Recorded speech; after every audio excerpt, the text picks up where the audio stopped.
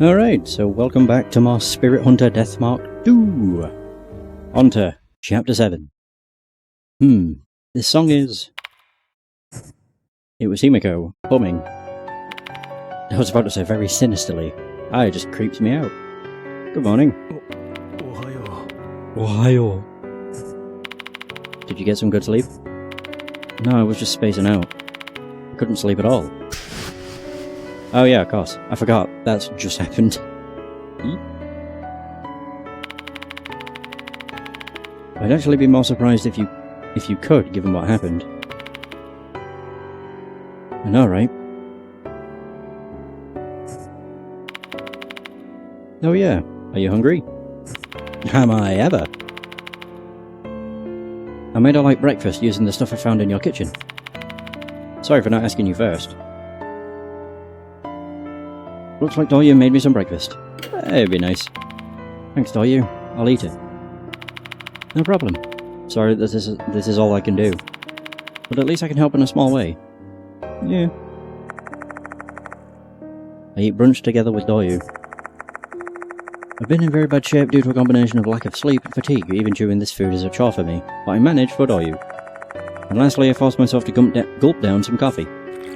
Give me a nice boost of energy. Doryu stayed in the guest room last night. I figured things would turn out bad if she wasn't at her dorm in the morning. When I asked her about it, she said she'd already received permission to stay out by lying that one of her relatives had collapsed. It's a lie that only someone who had the trust of the dorm manager would be able to get away with. By the way, yesterday you said you found an old book in the clock tower. What happened to that book? Oh. I pick up the old book that's been sitting on my desk. That's what drove us to kill, I think.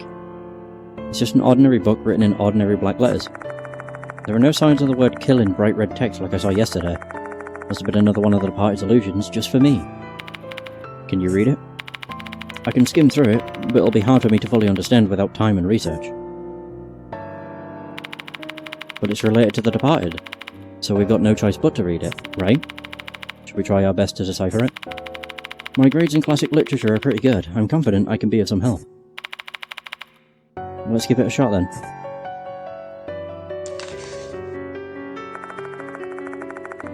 Doryu and I put our heads together and tried to make some sense out of the old book. However, my addled and wearied mind is unable to focus and I don't feel like I'm making much progress. I bet Doryu is feeling the same. She almost dozes off in her seat. Despite our less than stellar efforts, we managed to learn some new things. In the past, M-Town apparently used to worship two gods. The first was Lord Mushigami, who is mentioned in local lore, and the other was Lord Kabagami. Furthermore, M-Town had a special wedding ceremony tied to those two gods. Oh. And the name of that ceremony was... The Departed's Marriage. I thought it said wedding. Well, it's the same thing. It is the Departed's wedding.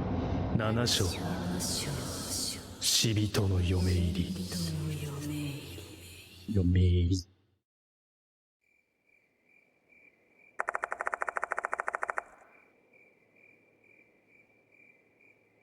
I look at the clock and realise it's already evening. Who could be ringing this late? Out of the blue, my phone rings.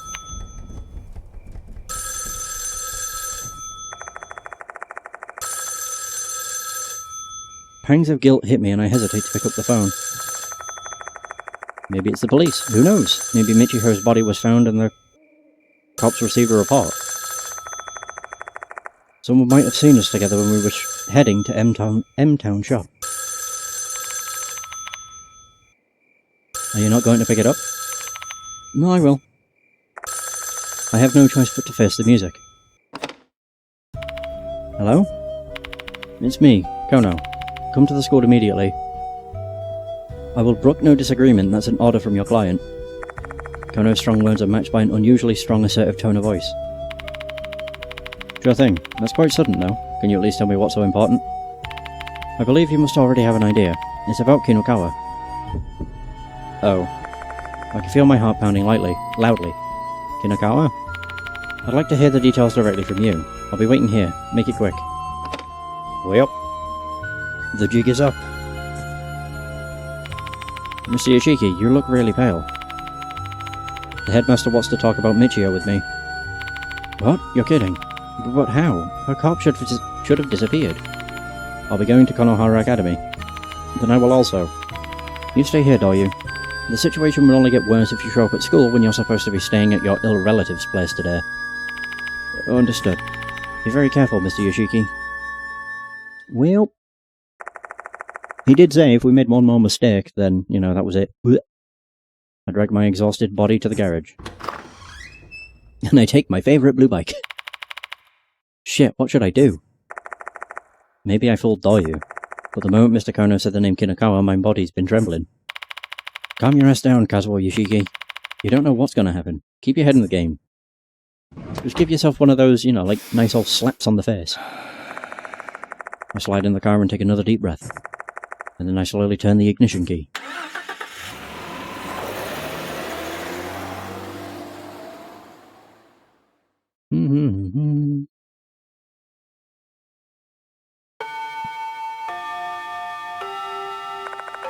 The chime rings when I arrive at Konohara Academy.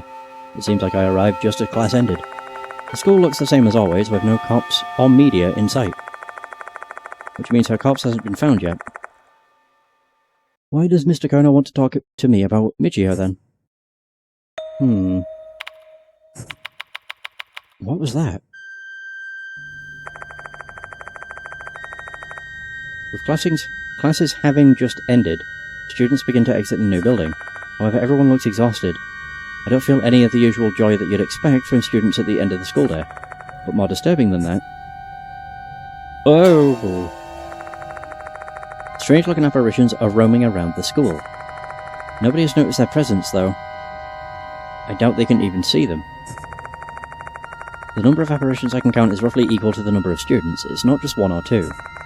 And the apparitions all look the same. Like a giant... like a spirit with giant insectoid legs and a human face. Ew. The spirits are simply clinging to the students without doing anything. Though I have a feeling that they must be the reason the students look so pale and lethargic. I can understand why they're being possessed by these spirits, but why is it happening now all of a sudden?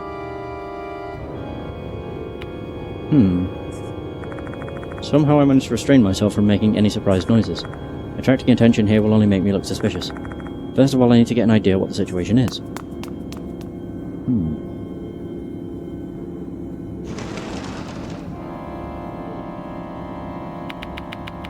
What in the world? All the students and teachers I passed on my way to the infirmary, every single one of them had a spirit clinging to their back. Wait, is it the same for me too? Probably not. I walk toward the wash basin in the corner of the infirmary. When I look in the mirror, there are no spirits clinging to my back. We're immune! Wash basin. I'm the only one who doesn't have one. Is this also the departed's doing? What should I do? My mind becomes a swirling miasma of confused thoughts and muddled emotions. Even if I were to try and explain the situation to them, I'm the only one who can see these spirits, so nobody would ever believe me. Shit. This is bad. I'm completely out of ideas. But staying here is pointless. I should make a move. Mr. Kono's waiting for me in the faculty room. May as well get this over with. I do have stuff.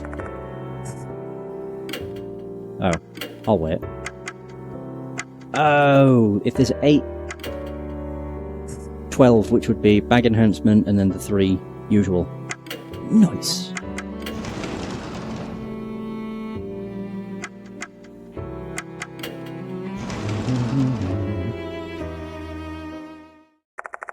When I enter the faculty room, Mr. Kono's already there with an exhausted look on his face. There's a spirit clinging to his back, though he doesn't seem to notice it either. Whoa! You finally arrived. Let's get on with it already. My body's feeling even more leaden than it was yesterday. I do recall that you mentioned feeling worn down yesterday as well. Is this fatigue being caused by these vengeful spirits? That means he may have already been possessed back then. Just the fact that I can see those spirits mean that the departed is getting even stronger. What's wrong? You seem like you're not quite looking at me. No, nothing. If I think he's better off not knowing, I'll just keep this quiet and not alarm him any more than I need to. So what's this about, Kinoka? Oh, what's this about Kinagawa? Oh, right. She left the dorm yesterday and hasn't returned. Do you happen to know anything about that? Nope.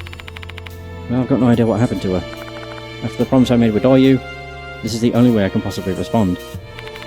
Alright, just remember, if you cause some sort of incident, it will reflect poorly upon me as well, since I'm the one who hired you. But this is a matter of the student safety we're talking about here. If you're hiding something from me, I won't forgive you. Okay. Should I be honest with him, since it involves mature safety? Even if I was, though, it's too late already. Telling him won't help anyone's safety. If you truly don't know anything about it, then we'll handle it from here. I suppose we should contact her family. These types of situations are frankly a struggle, without Sakamoto around to handle them. Is Miss Sakamoto not here today? Yes, and she didn't even call in. It's very unlike her. I wouldn't say anything. If she just weren't feeling well, everybody falls ill sometimes. But her absence has been troubling me since I found this thing on my desk. Here, read it. He hands me 5 sheets of paper bundled together with a paperclip. Looks like a write-up to me. Ugh. As soon as I read the first page, I groan. This is basically a formalized complaint against Kazuo Yoshiki, the temporary teacher. The paper is a laundry list of reasons why I'm unfit to be a teacher at this hallowed institution. And to no one's surprise, my unnatural close relationship with 2 members of the student council is a primary concern. Who cares about all that? Read the last page. What's this now? The 5th page is different from the others. The other pages were written with a stern, diligent hand, but this page is inked with sloppy, disconcerting handwriting. The voice keeps ringing in my head. They keep calling and calling and they don't stop. I will soon die, die, die. There's only one way to save my life. Go to the small room deep in the darkness. Goodness at long last. Fox Mushigami Kabagami. Fox Mushigami Kabagami. Fox Mushigami Kabagami. What the hell is this? Mushigami and Kabagami. It's the names of the 2 gods mentioned in the old M-Town book. This can't be a coincidence. How could Sakamoto have written this? A voice echoing in their head, guiding them a step closer to death. It reminds me of something. That's right, Izumi said something similar before he died. Oh yeah, the Departed was calling him. It's too late now, I messed up, the Departed hates me. I keep hearing a voice saying die, die, die, die in my head. I've got no fucking time left. I don't want to die. I'll definitely kill Hanako at the music room. Perhaps Sakamoto is also being targeted by the Departed. But why would Sakamoto... Why, you're asking? Don't you even realise it? You keep asking why, always why. Isn't it your entire job to investigate that? It's because of your slowness and incompetence that we have these mounting casualties. Mr. Kano raises his voice and glowers at me. Such a normally mild-mannered person lashing out that much, is this because of the curse, or is he just that stressed? People's lives are at stake here. We've had students perish already. Don't use our unprofessionalism as an excuse. Results are all that matters. It's entirely your fault that things have turned out this way. Have I made myself clear, Yoshiki? Right. I'm stunned speechless myself. The scholar lets out a sigh and his shoulders droop. My grandfather founded this school. I must protect it. I've been working so hard to do that, my heart feels like it's breaking now. The only thing I desire now is your report telling me that this case has been resolved. I don't want to fritter away any more time having this conversation. You are dismissed, Yoshiki. Damn. I mean, it's not my fault. Not really. The school will be closing shortly. All students, please promptly vacate the school grounds for today. As much as I want to inspect the clock tower, the door's locked in the evening. Wait, until the evening. Wait, the door's locked in the evening? That doesn't make sense, it's open in the evening. I'll wait in the infirmary until the sun sets. Okay. Yeah, it's just very odd. Because it's not locked at night. That's the whole thing. I go back to the infirmary and wait for nightfall.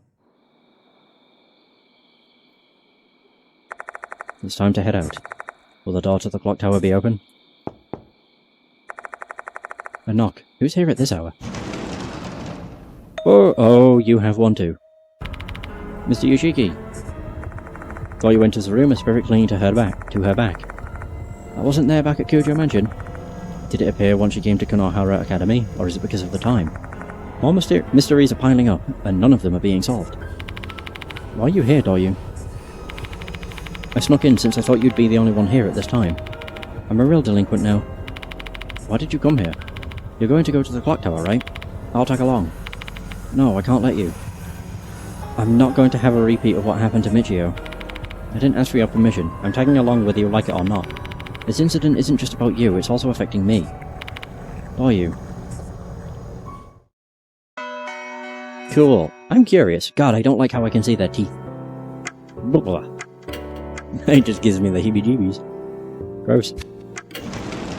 Does she have the bug on her back when we're looking around? They're just smiling for the camera. Hey, how's Wrath? How's it going? Oh, she doesn't have one.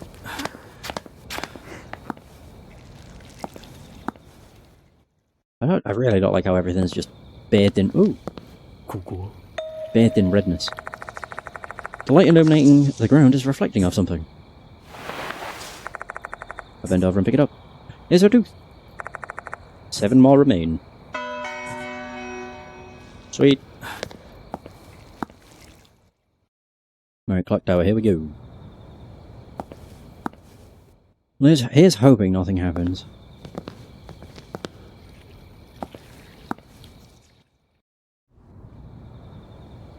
But also whether Michio's body's still there.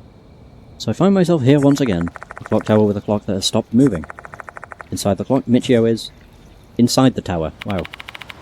Let's go, Mr. Yoshiki. Yeah. And... nobody. The door's half opened. That means we can go inside. Makes me feel like this is the Departed's work. Are you sure about this, Doryu? I can hear the sounds of Doryu trying to steel herself. What's going through her mind right now? Tension, or is it fear? In any case, her gaze is fixed forward. I'm ready. Alright, let's go. One hell of a creaky door. Jesus. Kinda made me jump. Nobody knew it. There's no trace of Michio's corpse in the clock tower. There's nothing left on the floor.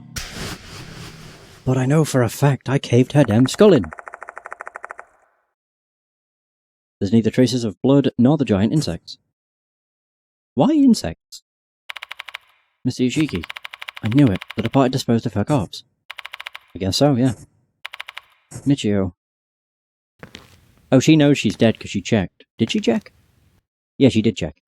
Her body hadn't disappeared at that point. Stumbling on her feet, Doryu walks toward the area where Michio collapsed. Oh god, I forgot about the bug. She turns around to me and begins to speak. Michio was the best friend I ever had. She might have seemed selfish to you, but she was actually a really caring person. Even when she decided to be the student council vice president. She only did it to help me out. She didn't even really want to be a student council member.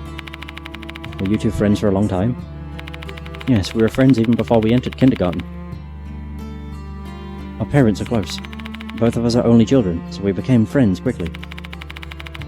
Because both of us wanted to have siblings, we often played sisters. I'd play the stubborn, fussy older sister, while she'd be the sloppy, yet kind, younger sister. She continues rambling until her voice gradually fades. I bet even Doryu herself has no idea what she's saying right now. It's not the time for action, it's time to just be there for her and listen, and nod silently. I shared everything with Michio.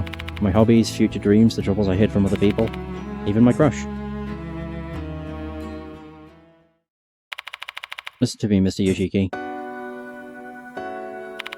Michio loved you. What? Did you realize her feelings? Vaguely. It was ever since I complimented her hair, I think.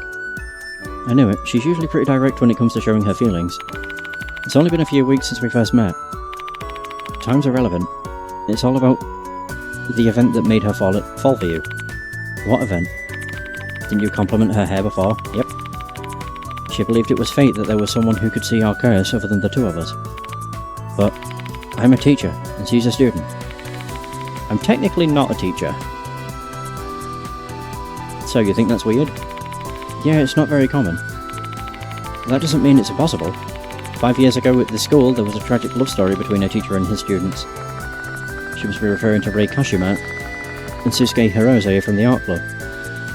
She probably heard it from Michio. Love can bloom regardless of your situation. It doesn't matter whether the love is accepted or not. Love, huh? I might be insensitive at times, but I think I understand the kind of love Daryu's talking about. It's a feeling young girls often consider precious. However, I am an adult and a teacher, albeit a temporary one. Though they might think they have adult feelings, Michio and Daryu are children at the end of the day. It's my responsibility to keep them that way. I can't accept those feelings, Daryu. Is that so? I'm relieved to hear that. You're still the same as ever. A teacher who harbours romantic feelings for their student is the worst. Daryu gives me a mischievous smile. Is this some kind of a test? It's not like I want you to accept her feelings. I just want you to recognise Michio's love. I think that's what she'd want too. Her love remained a bud until the end. It never had a chance to bloom. But now that you finally realise her feelings, I believe maybe her soul can rest a bit easier. Thank you, Mr. Yoshiki. I'm the one who killed her, you know?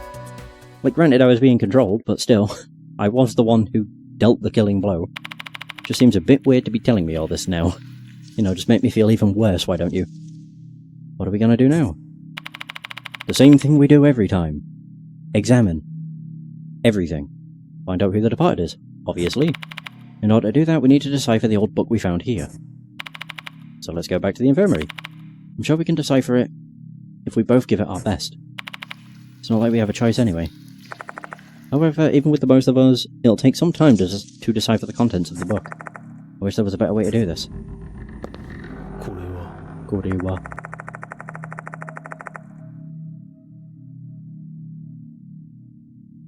A cabinet full of old books. There used to be a board blocking the door. I open the door and inspect other spots beside the upper shelf where the old books are stored. Everything is basically junk, like a mouldy mirror, a white mask, and some worm-eaten fabric. If only they'd been preserved properly, they might be valuable antiques. I find a familiar item among the junk. It's a tooth. Because of course it is. So that puts me at 6. Yeah, so I can get 2 items. Yo. Mannequin without limbs, has it always been clothed? Don't believe there was anything here. And then 3rd floor is where we had the box that had the crowbar and the other stuff. By the way, Daryu, you said you and Michio saw an altar where the doll was placed in the clock tower, right? But I don't see an altar anywhere. Yeah, I'm surprised myself. There was definitely an altar when we came here. This is strange. Were they hallucinating or something? I don't think that's the case because the altar was also mentioned in the school newspaper. It's absurd to think they were all hallucinating. In that case, it may have been something caused by the departed. No one knows which is the real clock tower. The clock tower we're in now, or the one you saw before, with the altar. I mean, this is open every night, so maybe it's a case of... like, this isn't real, it's an illusion. Maybe. I use the item inside here. Oh, I use the item inside here to... Yeah, don't think about that, Mr. Yoshiki. You have to focus on your investigation or else we'll fail. Yeah, I know. There's a small item lying in the corner of the box. Another tooth. I pick it up with my hand, it's an airy tooth. Oh yay! Wait, so that's 3. We have 5 left. What would that put us at? Level 9. Makes sense. Back to the infirmary. May as well just go quick.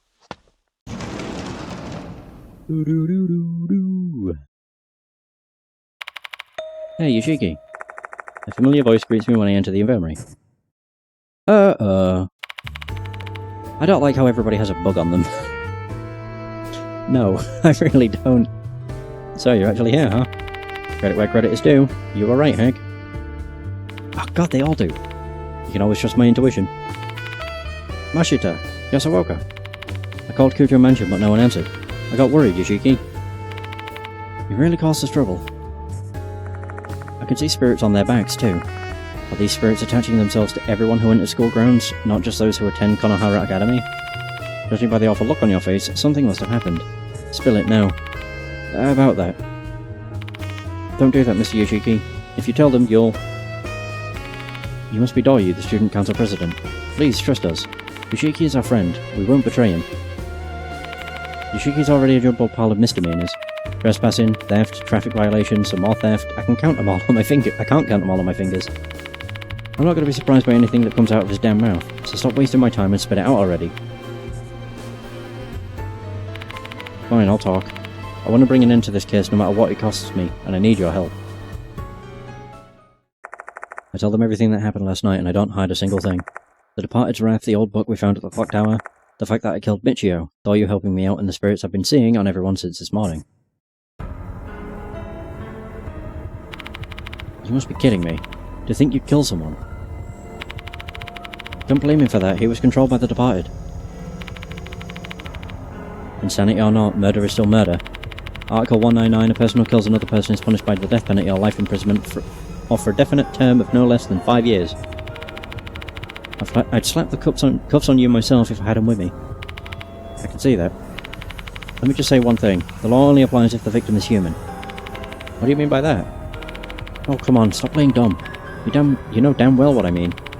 There's a definite chance Michio Kinukawa was the Departed. What are you going on about now? There's no way Michio was... You think there's no way? She's pretty suspicious to me. Doesn't her unnatural attachment and affection for you remind you of the Departed? Good point. Please, stop. How dare you talk about her love like that? You better watch your mouth too, Himiko Doryu. You're also a suspect. Both of you have something in common with the way you approach Yoshiki. Enough, you're being so cruel. While you glares at Mashita, her shoulders trembling. She's going to lunge at him at any moment now. Remain silent. Stop her. Calm down, Doryu. I'll deal with him. Understood. Yoshiki, here's my suggestion for you. Investigate Michio Kinukawa, determine whether or not she was really the Departed. But Michio is already... Even if her corpse is gone, the evidence remains. Search her room. You might find clues about the Departed there. Where did she live? The dormitory near the school. She's in the same dorm as you, right? Yes. It's a good thing we have someone who knows about the dorm with us. Will you help us out? Mr. Yoshiki, you telling me you suspect Michio? No. No, I'm only doing this to prove her innocence. Understood. I'll cooperate since I believe she's innocent. Thanks, Doryu. Hey, Yoshiki. You mentioned seeing vengeful spirits. Yes, in fact, there's also one on your back. I guess this must be why I've been feeling weird ever since yesterday. I wonder if the reason only you can see them is because you're the Departed's groom. What are they, anyway? The embodiment of the Departed's curse, most likely. Might be a result of their transformation, like the red lights in the school. Perhaps they all look the same because they were born from the same curse. It's not totally impossible that the fact that the spirits are part human, part insect definitely raises some questions. Considering one of the Japanese characters composing the name Lord Mushigami means insect, I wonder if there's a connection. The deities of M-Town and the Departed, they really might be connected in somewhere. What will happen if we just let them be? I don't know for certain, but I have a prediction. Those who are possessed by spirits will grow progressively weaker before they eventually die. I've witnessed it several times. No way, so everyone will die at this rate? Is there anything we can do to avoid it? Considering the number of the spirits, performing an exorcism is out of the question. Our only hope is to exterminate the leader of the spirits, the Departed. They're the cause of this disaster. Once they're gone, everything will go back to normal. Things have gone from worse to horrible at blazing speed. The damage has spread, but our mission remains unchanged. There's something that I'd like to ask you, Yasuoka. I check out the old book from my bag. Can you help us decipher the book? It's a book about M-Town, a formerly inhabited area near here. Maybe it can also tell us something about the Departed. Can you read it? You're really well versed in these sorts of things. Sure, I'll do my best. I'll try to decipher as much of the book as I can, until you all return. Hey! Shall we head over to the student dormitory? It's just across from the bus stop in front of the school.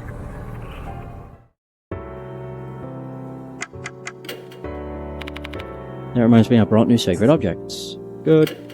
Yeah, there we go.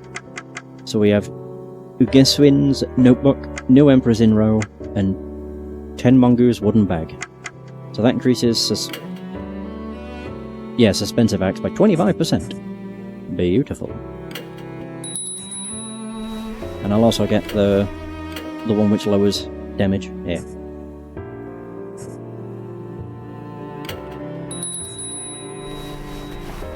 So I only require 6.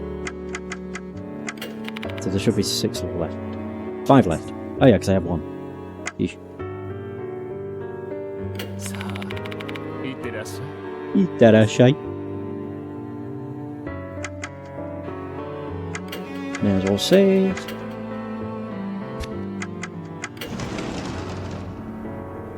Oh yeah, we have to go to the new building.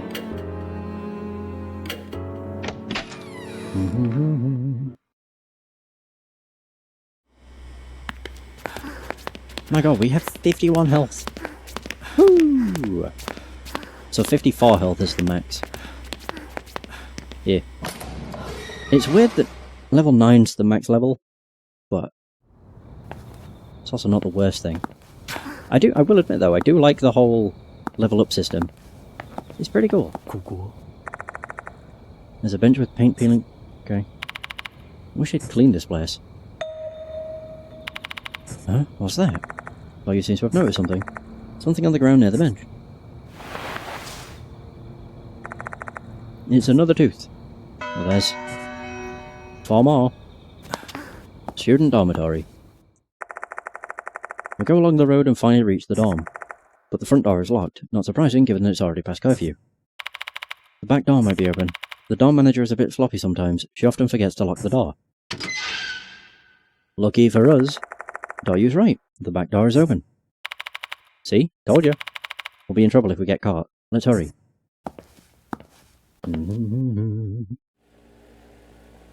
Oh. We're at the front. Fortunately for us, the dorm entrance is empty when we get here. I'll get there. Thank goodness the manager isn't here.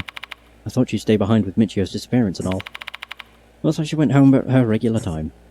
Well, what a loyal employee. Should we look for the key to Michio's room?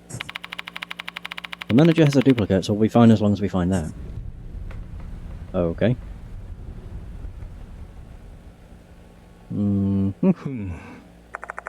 This is the administration office, where the dorm manager works. The key should be around here. Please wait a minute, I'll take a look. She really is a delinquent. Doryu enters the administration room. I'm the only one in the entrance now. This is bad. If the student happens to come in at this moment, I'm not going to have any good explanation. Not only did I barge in here without permission, but this is the female dormitory. There's no justification for me being here. Come on, get back here soon. My impatience is starting to grow. But then Doryu appears, granting my wish. In her hand is a key with a label attached. Found it. This is the key to Michio's room. So, it was that easy to find, huh? This dorm sure is unsafe. Easy access to keys, and the back door isn't even locked. The key was in a sturdy case with a combination lock. I only know the combination because Michio told me. Why did Michio know it?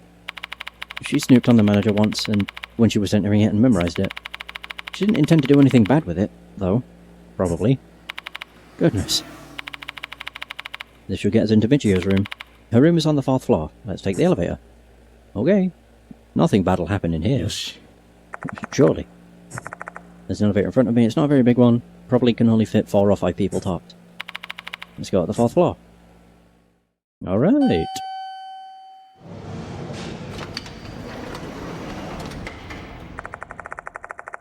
Once we arrive on the 4th floor, I let Doryu lead us down the hallway. We come to a stop in front of the door with the number 402 on it.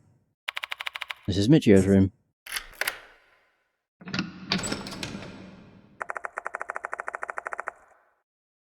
The moment Doryu opens the door, I duck into the room. Ooh. What the hell? I turn on the light to reveal the whole room. Is this a single room? I only see one bed here. I just sort of assumed you'd be sharing a room since this is a student dormitory. It's not really common, but yes, all the rooms here are single rooms. Well, now that I know this room only has a single occupant, that means that anything I see here is a reflection of Michio's personality. This doesn't look like a room that a terrifying spirit like the departed would live in. I'm going to see what I can find. Just wait here. I shall leave the investigating to you. I find it... Why is there so many frogs?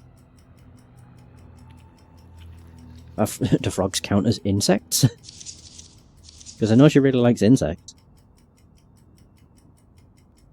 This is very weird. Yoshi. Aside from the small frog decorations, there's also a plastic fish tank on the shelf. Inside the tank is a dead frog. Because it died on top of a dry stone, its body's completely shriveled up. It's bone dry. What? Bring the little one. Frogs? Frog drives away bugs. What? A whisper suddenly invades my mind. This isn't the first time I've experienced this. A strange voice is speaking to me. Bring the little one, frog drives away bugs. Are they telling me to bring this dead frog somewhere? For what reason? I wonder to myself. But the voice in my head never gives me an answer. Sitting here and waiting for an answer will get me nowhere. What I need to do is make a decision. I've always chosen to follow the guidance of the spirit's whisper. Who knows? Maybe this frog has some kind of spiritual power. I obtained a dried up frog. Nice. The dresser is most likely filled with clothing. There's a stuffed frog doll on the top. Did I check her drawers too, just in case? I hesitate a bit, but then I realise there are bigger issues than decorum at play here. Or decorum.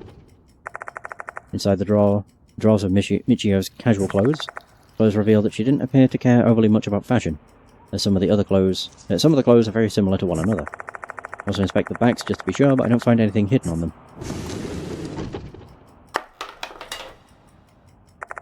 When I close the drawers, something falls down to the ground. I pick it up, it's an eerie tooth. Ew! She had a tooth in her room! My waist head loss also often seen in places near spiritual disorders. So why is this thing here then? That is weird. It's rather curious to find it here, though it's too early to use this as evidence against Michio.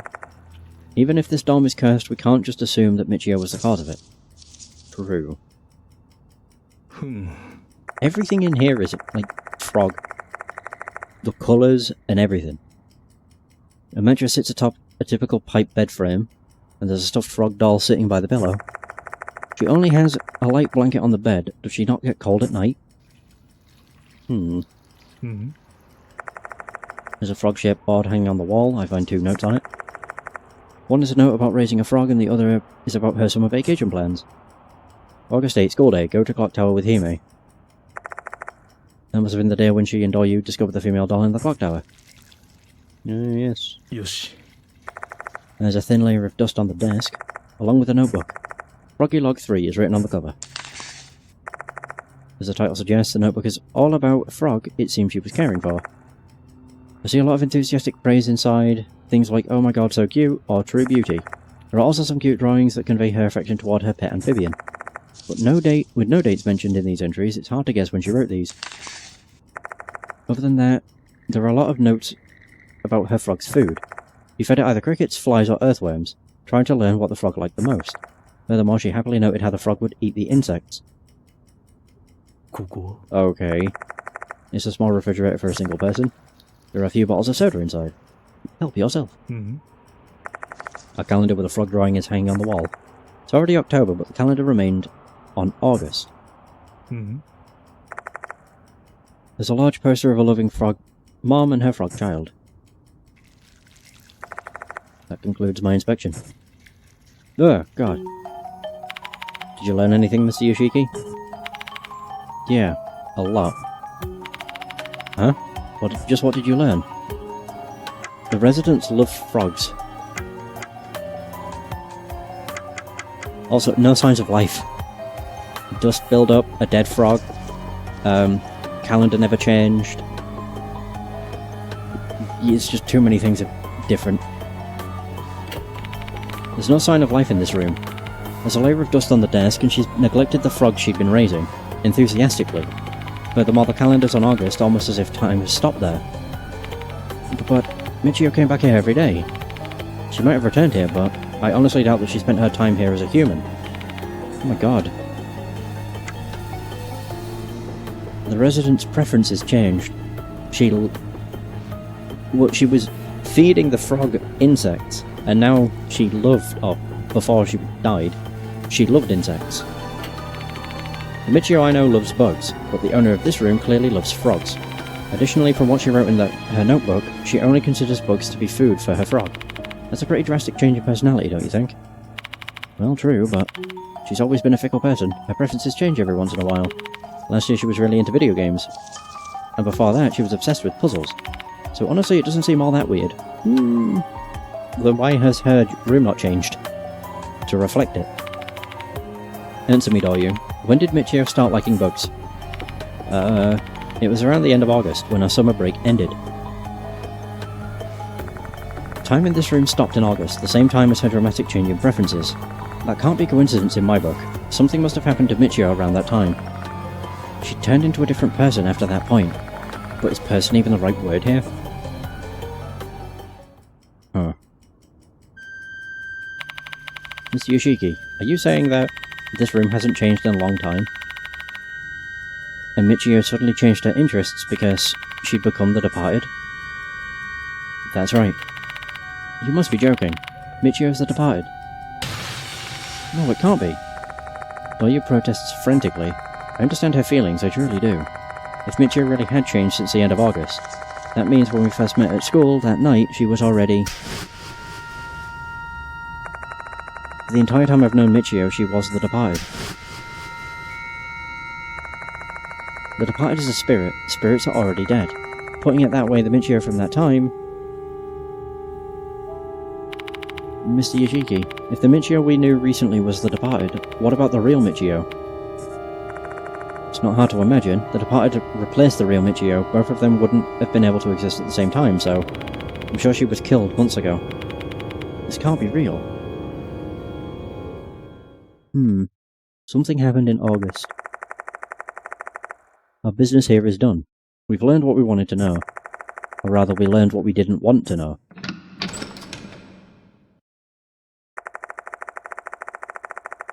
Ever since leaving the dorm, Doryu's had a blank look on her face. Can't blame her. She just lost her best friend a second time, but she's got no tears left to cry at this point.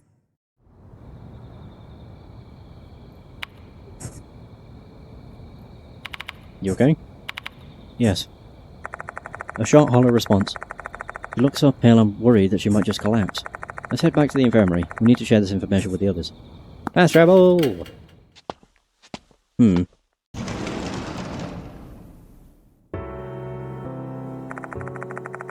Moshito and Yasuoka are waiting for me.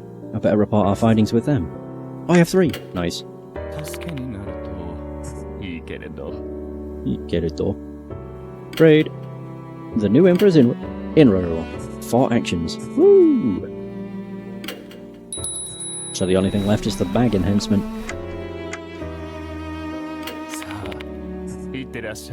You're finally here. What did you find? I told them the information I learned from the student dormitory. Knew it. Michio Kinakawa is the departed. And now the whole murder in the clock tower is also cleared up. That was just another one of the departed's tricks. Kinakawa manipulated you into killing her, into thinking you killed her. Why did she do that? Probably to destroy your mind with fear. She wanted to drive you insane. Maybe you being insane is one of the departed's marriage requirements. You're thinking like an insane bride deserves an insane groom. It makes some sense. Killing a student who's in love with you, it certainly would be something that could drive a person mad. My mind would have been shattered had Doryu not shown up that day. Say, Doryu, is the whole Avenge Michio for me promise I made with you still intact? Yes. This doesn't change the fact that the departed still harmed Michio. Alright, I'll do my best then. Yoshiki, there's something I'd like to tell you. I've deciphered the book you gave me. Appreciate it. This book details an ancient M-Town ritual. Allow me to give you the gist. I jot down what Yasuoka says in my notebook.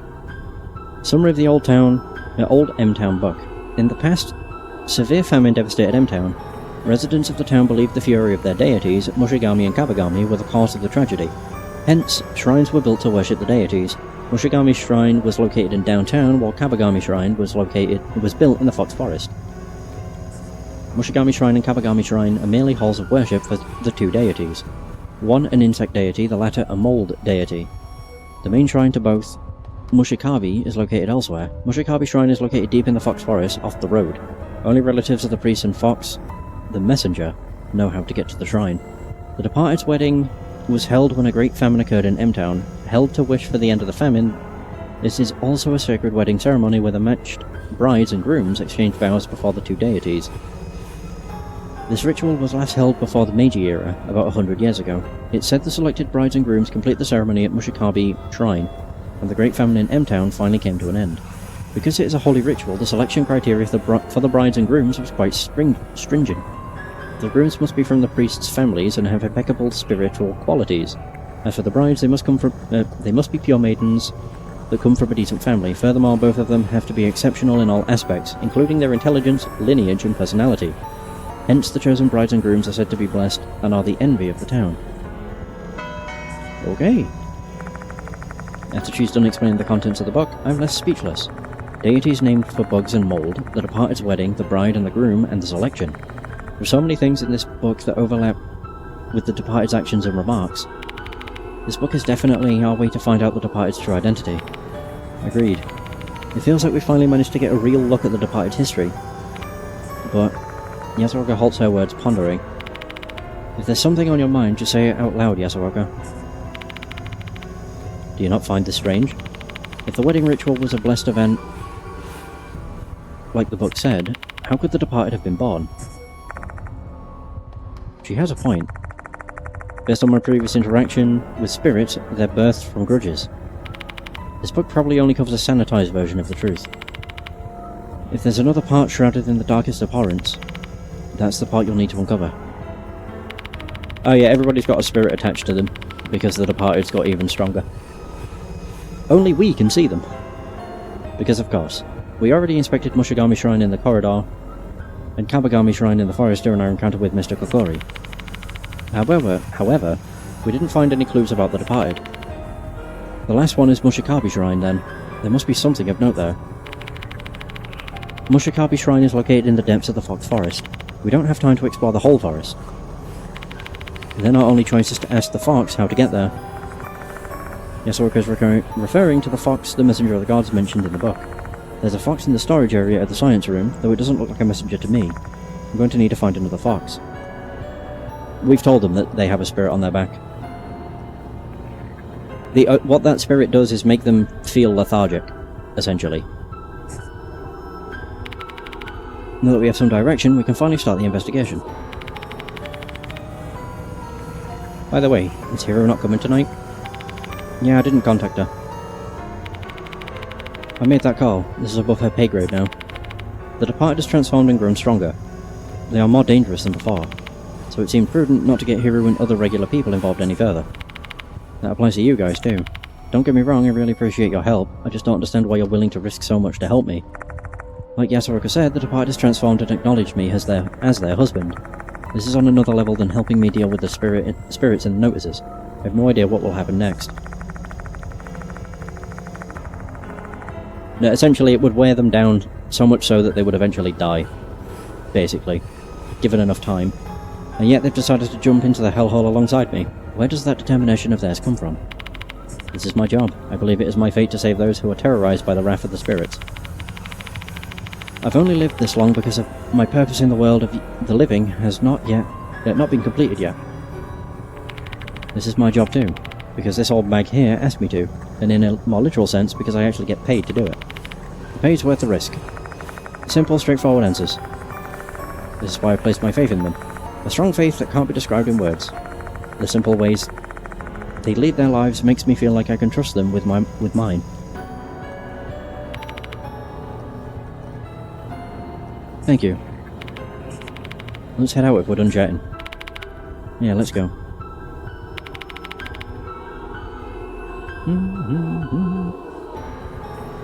Wait a minute, Mr. Yoshiki. Can I come with you? No. That forest is going to be dangerous. Stay put here, Doryu. But you look awfully pale, Doryu. If you collapse, you'll only make things more difficult for Yoshiki. Let's both wait here, alright? Understood. Doryu nods reluctantly at Yasuoka's insistence. Please be very careful, Mr. Yoshiki. Let's bring it into this stupid game, Yoshiki. Oh yeah. Alright, replacing. Okay, cool. Oh, howdy. God, look at how many fingers they have. Each. So, like all the other victims, Michio's corpse disappeared from inside the clock tower. I asked Mashita and Yasuoka to help me out. Mashita suspects Michio might be the departed given their similarities. I need to investigate to see whether or not this theory is true. We needed information about Michio to determine whether or not she was the departed. Upon inspecting her room, I learned she used to like frogs instead of bugs. Though you told me she changed around the end of August.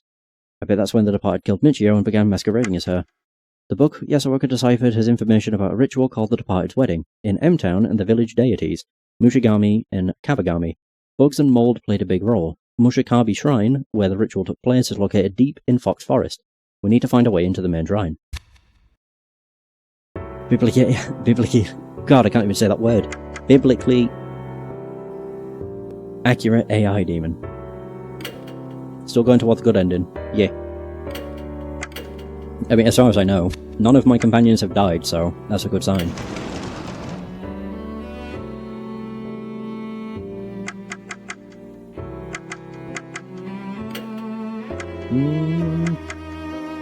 Corridor.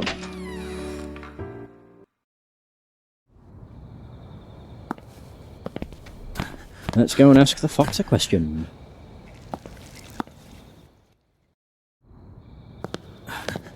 What can you tell us? The massive statue in the Guardian Fox stands here. It's darkened, which gives one the impression that it's been here for quite some time. A Guardian Fox, huh? I guess this could be called the Messenger of the Gods. We might find a clue to the location of the Mushikabi Shrine. We better inspect it. Bet this fox was originally put here to protect Mushigami Shrine. While the fox is usually known as the messenger of Inari Shrine in other parts of Japan, I guess it's different in this area. I can't seem to find anything unusual about this even after I thoroughly inspect it. It's not like this fox is just going to start talking. What do we do now? Why are you going to keep staring at that statue? You tried checking the pedestal? Oh, you're right. I direct my flashlight toward the weathered pedestal and inspect it, as Mashita watches with a look of annoyed disbelief. It looks like there are some letters written on the bottom part of the pedestal. This might lead us to the location of the shrine. Let's try to read it. Read! Try reading the letters on the bottom of the pedestal. However, damn, I can't read anything with all the mold covering it. The hell? Just brush it off then. I tried, but it didn't come off at all. It must be stuck on good since it's been growing undisturbed for so long. We need to get some mold remover. Damn it, we're encountering some really shitty things on this case. So where should we get some? Most stores are already closed for the night. Let's look around the school. They must have that kind of thing for cleaning. Though I didn't find any mold remover in the broom closet when I was investigating Hanako's case, and searching the entire school would definitely take some time. Better ask someone who's familiar with the school first. Worst case scenario, we'll head all the way back to Kujo Mansion and grab something that'll do it.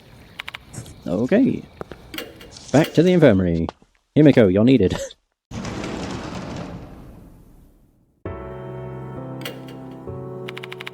What brought you back? We've encountered a bit of a problem and need your help. I tell her about the mold on the pedestal and ask if she knows where we can find some mold remover. Mold remover? I'm pretty familiar with the school, but I have no idea where they kept that. My apologies. At this rate, I really will have to go back to Kujo Mansion to get mold remover. Sorry for sticking my nose in, but is there any bleach around that you know of? Bleach? Mold remover and chlorine bleach have similar ingredients. Do you happen to know where the bleach is, do you? There should be a bottle in the student council room. I don't exactly remember where it is in the room, though. Okay. So we need to go back.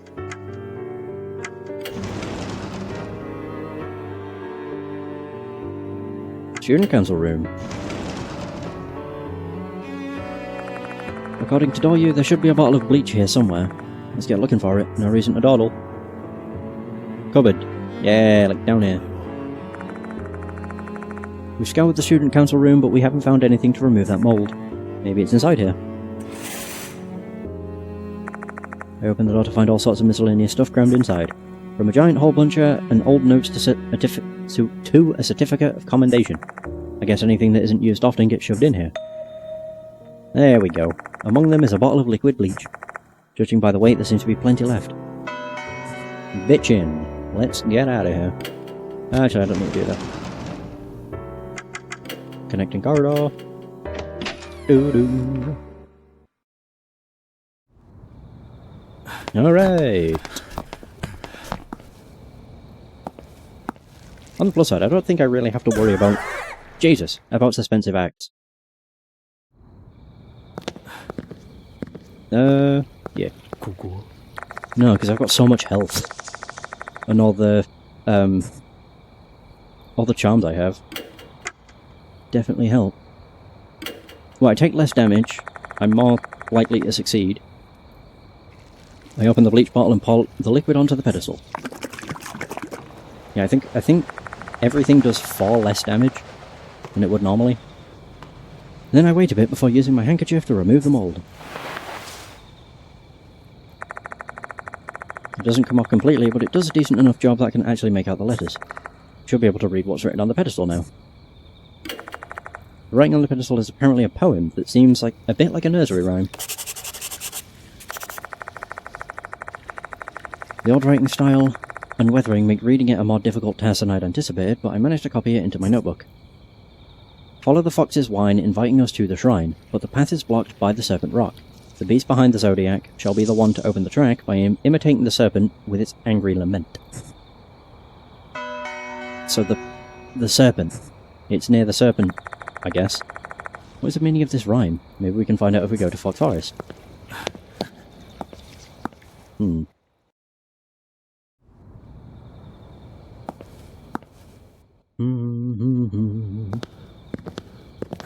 Oh yeah, whoops.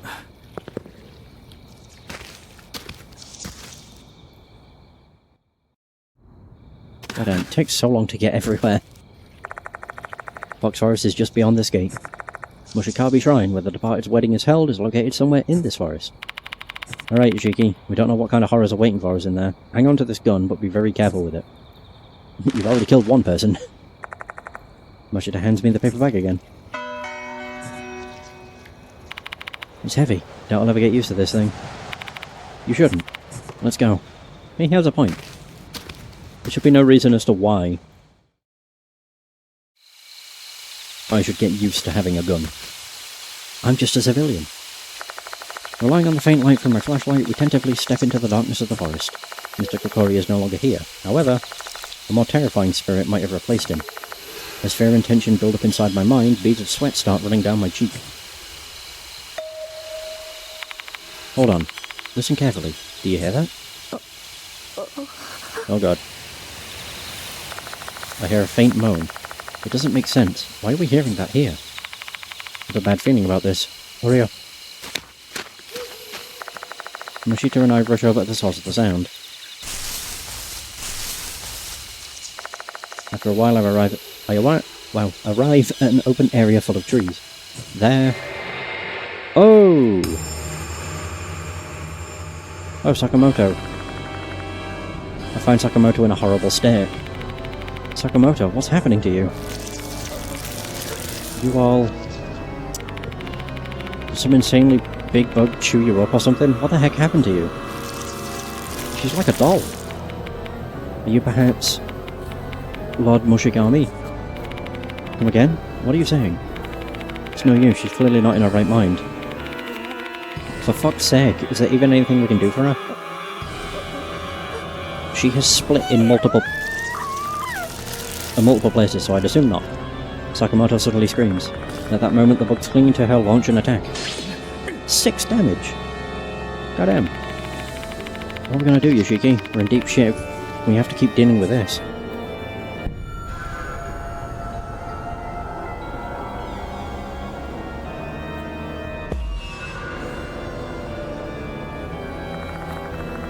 Well, I think she might be too far gone to save. I hope we can at least do something for her. Whether what's happening to Sakamoto now is a paranormal phenomenon or a mere hallucination.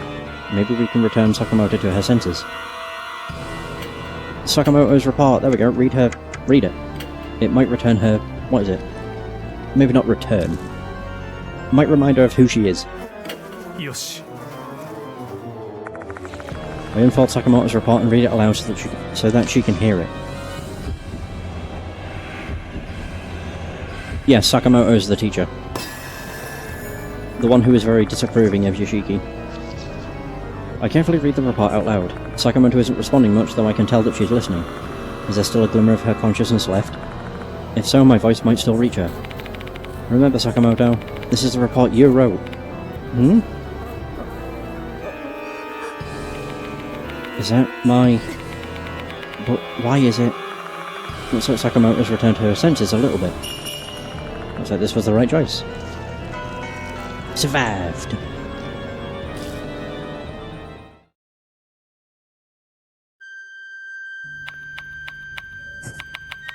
Why am I...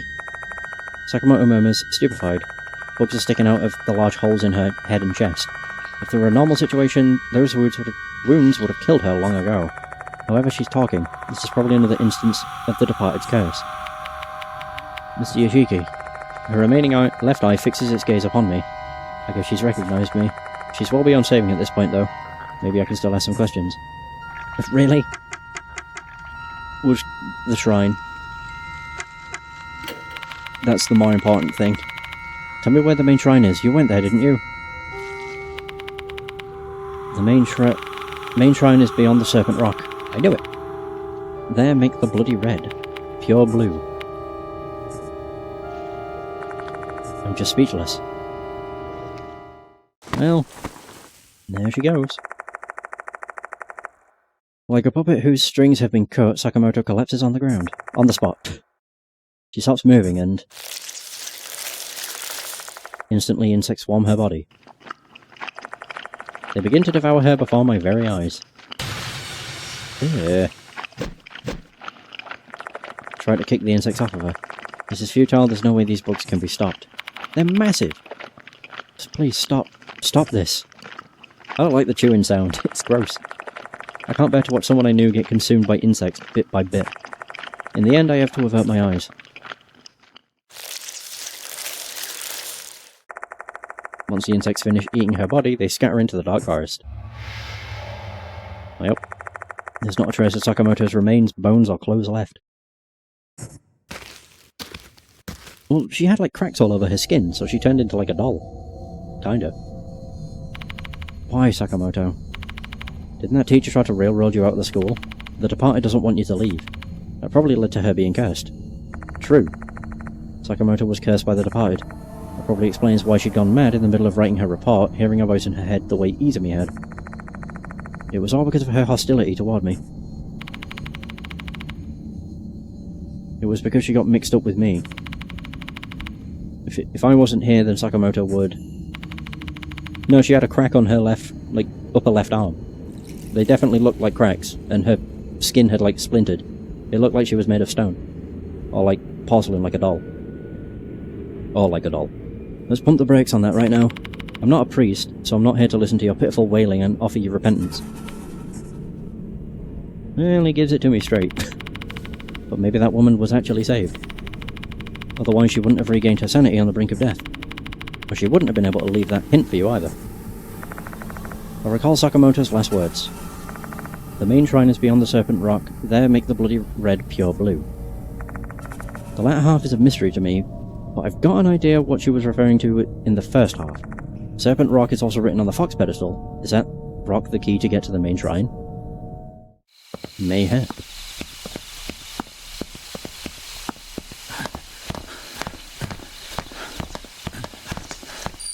Oh. Oh god. Know your resentment. Whoa, whoa. Ooh.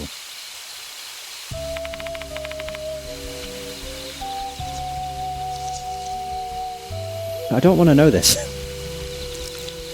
I'm doing the true ending route, so I'll find that out on my own. I don't want telling.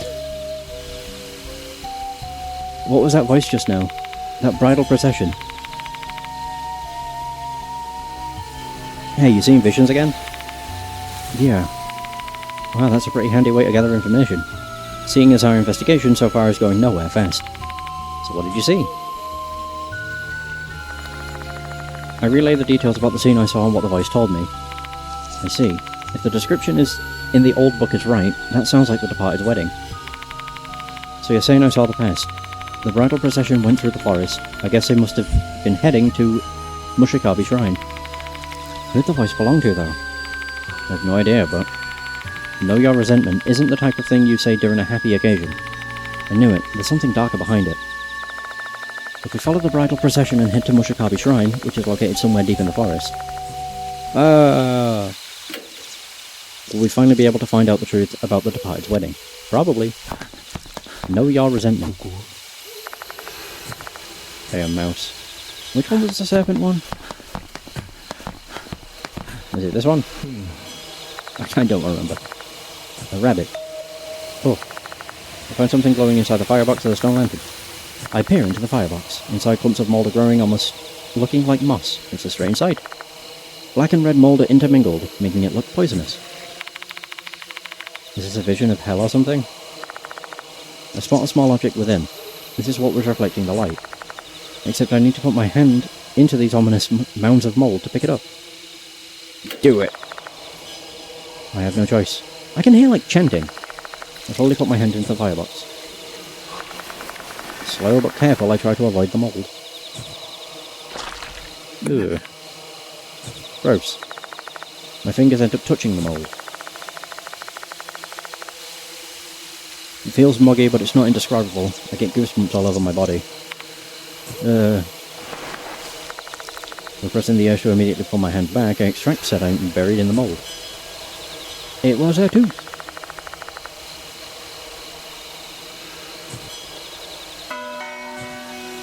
I doubt it's anything like that. I wipe my hand thoroughly with a handkerchief. I make a mental note to wash both my hand and the handkerchief later. Considering the way it seems... Ah, there was the serpent path. I'm curious. That was the rooster path. Then we had the bar path. And then we had the shrine. Can we go and give Mr. Kokori a visit? No, it was probably a forced wedding kind of thing. And that's why they have resentment, I would assume. The shrine ground looks the same as before. This used to be Kabagami Shrine, not the Mushikabi Shrine we're looking for. An unpleasant flapping sound surrounds us. It's bugs! Look at all these insects. Look at all those chickens! Mashita waves his hand trying to drive them off, but the flying insects show no sign of scattering. They're so fucking annoying. Let's get the hell out of here, Yoshiki. Agreed. It might not even be a contract wedding. We walk back to the path nearby. Like, the women for the wedding had to be they essentially had to be perfect. Pure and perfect. I feel something hard beneath the sole of my shoe. I lift my foot and look at the ground. There's something sitting there. So I'm assuming, like, anyone that was pure and perfect was just forced into doing it.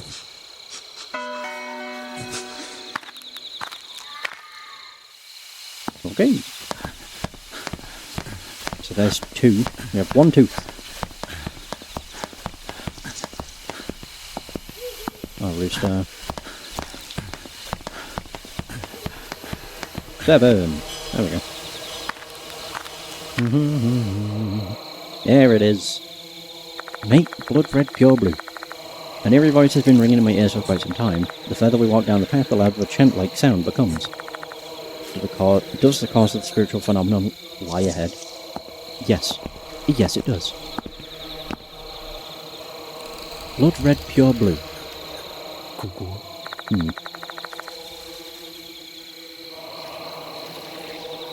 A gigantic rock is sitting in front of us. A thick sacred rope is wrapped around the rock. It's not resembling a snake head. This might be the serpent rock Sakamoto was talking about. But what do we do now? Rock and serpent, serpent rock. Now that I think about it, serpent rock was also part of the rhyme written on the Guardian Fox's platform. I open my notebook and check the rhyme.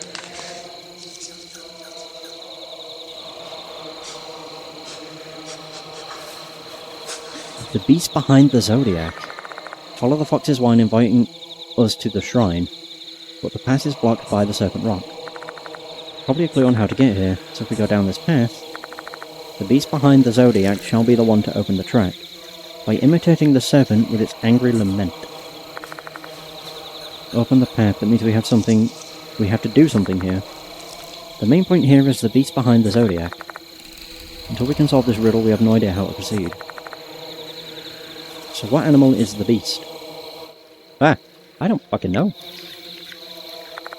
This is bad, I can't come up with anything. Even a shot in the dark has a chance of hitting the target. Just gotta take a guess. Yeah, I was thinking it's something, whatever's behind it. But I can't remember what that was. Isn't that rabbit? Dragon. He's behind the zodiac. Yoshi. That was the rabbit. Yoshi. Tiger. And then a cow.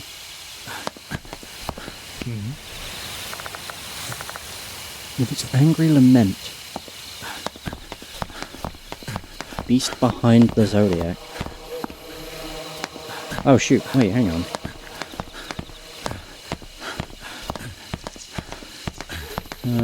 Right, how many are there?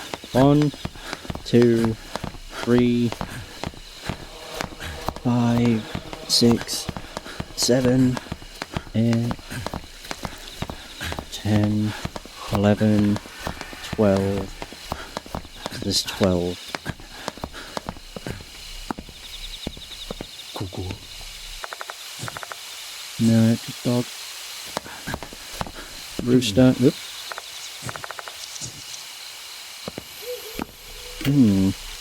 Oh shoot.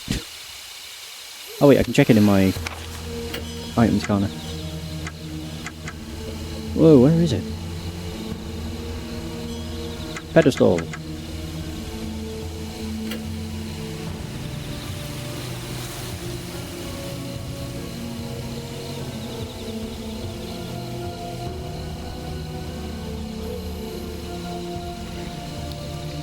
Imitating the serpent. I have no idea.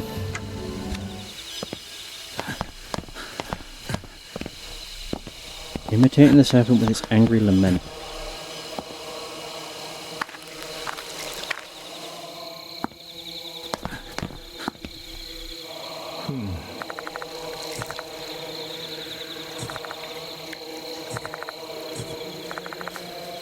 I keep checking the rhyme. The beast behind the zodiac.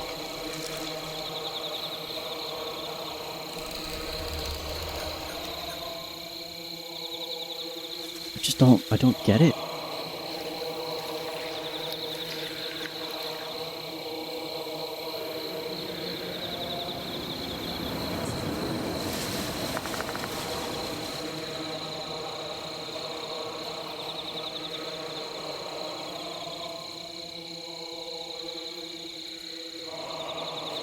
You've got boar, rooster.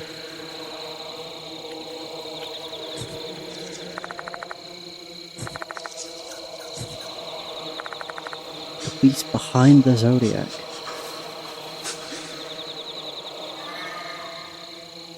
What chases the snake in Chinese and Japanese myth? I don't fucking know. I'm not an encyclopedia.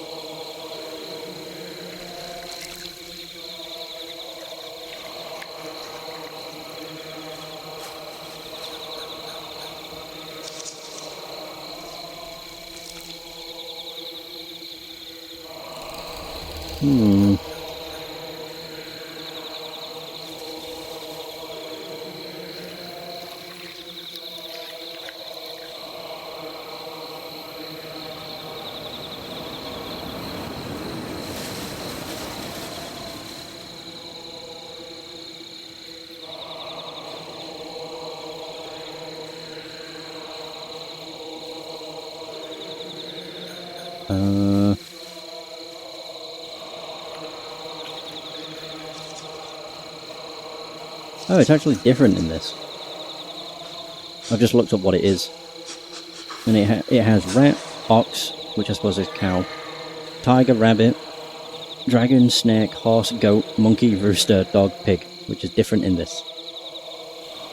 But then again, what is it with... Oh, they mentioned it was Chinese zodiacs, though.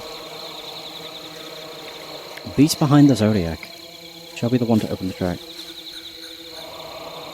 With its angry lament.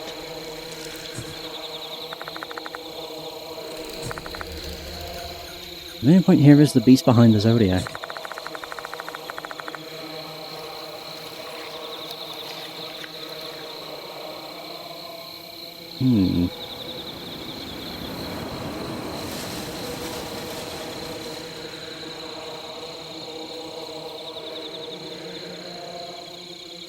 Beast behind the zodiac. What animal is the beast? Which animal is the beast in the rhyme? Dragon? I'll just brute force it. I tell Machita the answer I come up with. I don't think so. What would make that the beast behind the zodiac? What do you think then? Hold on, I'm thinking. Ooh, maybe he'll give me a clue. Machita takes out his cigarette and lights it. He then starts pacing back and forth. This must be what he does when he's thinking hard about something.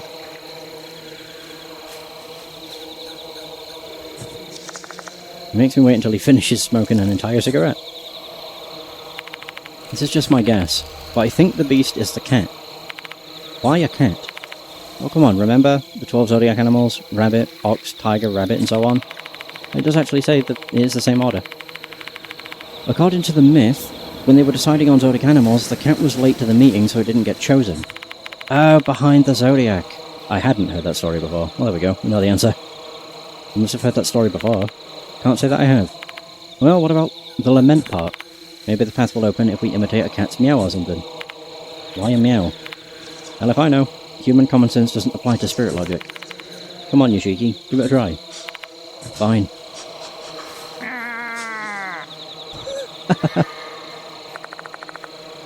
Doesn't seem like it accomplished anything at all. I see. So simply imitating a cat isn't enough. The path won't open without a cat's meow that sounds like it's imitating an angry snake. I don't get it. What we need is the sound of an angry cat that is trying to imitate a menacing snake. Yeah, that's not helping me. Can't imagine what that would sound like. Seeing my confusion, Mashita shrugs his shoulders dejectedly. Like this. Okay, Mashita solved it for us. What? Yoshiki. And no, there isn't a hint to that. Unless you knew the Chinese mythology story, I guess. This place is... Are we back where we started? Kind of, but the mushrooms are lit up. The atmosphere here is different though. Spider lilies are blooming prolifically, mushrooms glowing faintly. Everything looks surreal. As far as I can tell, I'm alive, but I feel like I'm lost in the afterlife. We perhaps made it to the hidden path to Mushikabe Shrine. What are you spacing out for? Save all the brain work for later. We won't last long at this rate. Yeah. The area is filled with the curse's powers. Where's the source of this power? I need to get rid of it immediately.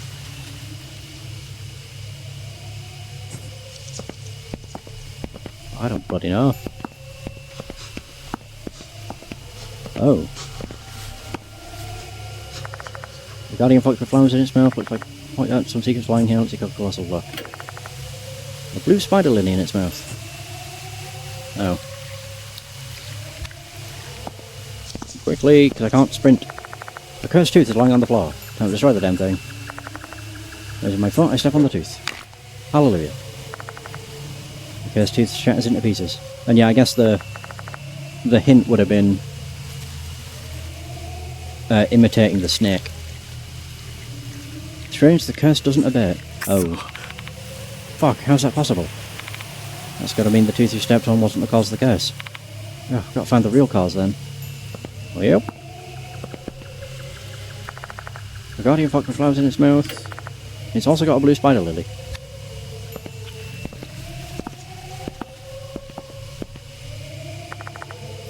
Flowers in its mouth, looks like one in the schoolyard. The guardian fox has a blue spider lily in its mouth. I see traces of animal tracks near the bushes behind the guardian fox. There might be something ahead. Fox path. Whoa. The severe chill and overwhelming pressure instantly vanished. Is that because the curse is no longer active? What is this place anyway? A mysterious area filled with blue flowers and a rustic-looking tomb in the centre. This has to have some important meaning. I'd better inspect it thoroughly.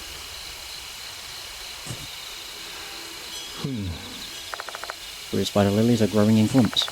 Spider lilies are usually red. There are white and yellow varieties. However, blue spider lilies don't exist naturally.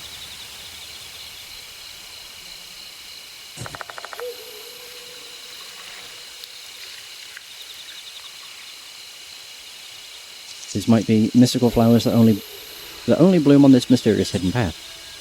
Bring a single flower. I pluck a blue spider lily and put it in my bag. Yoshi. 2 headstones with some words carved into them. The etching on one grave has weathered so much that it's basically unreadable, but at least it still has a few letters here and there. The other has scarcely any trace left that it ever said anything to begin with.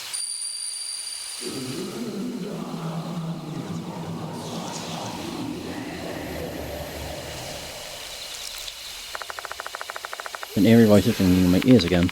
Know your resentment. Could this voice belong to one of the spirits resting here? Whose graves are they anyway? Or are they though? If only we could find out who the owners of these tombs are. Let's investigate. Inspect.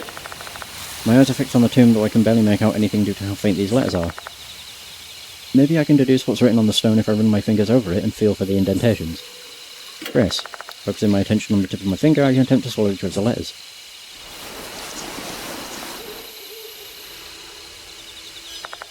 I see. Oh. On the left is gr, and the right one is probably n, or maybe an n. Groom, perhaps? Pretty sure this is a word. What could it be? Grim, groom, green. Groom. This must be groom. I give an answer in my mind. Oh, Jesus. I guess I was right. What?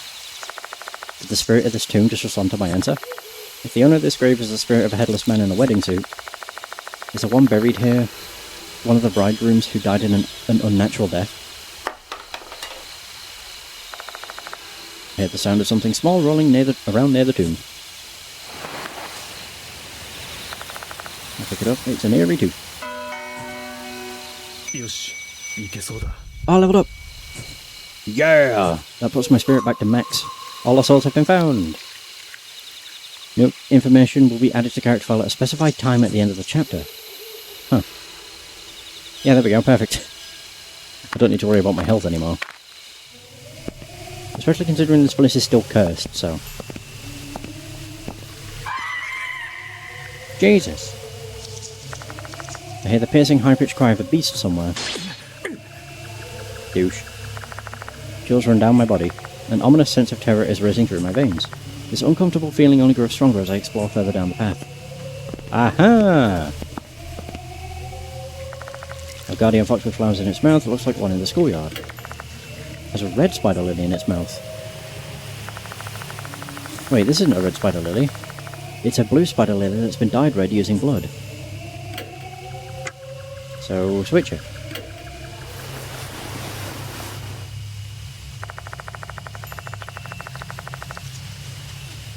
I replaced the bloodstained spider lily in the fox's mouth with a blue spider lily. Was that the cause of the curse? Oh, it was. The malicious spirit phenomenon in this place has subsided. Well, what do you know? The shrine. Oh. Well. At the end of the hidden path I find the grounds of a shrine surrounded by trees. Unlike the shrine on the main path, which was completely gone, crumbling remnants of this shrine remain. Is this the main shrine? The Mushikabi shrine?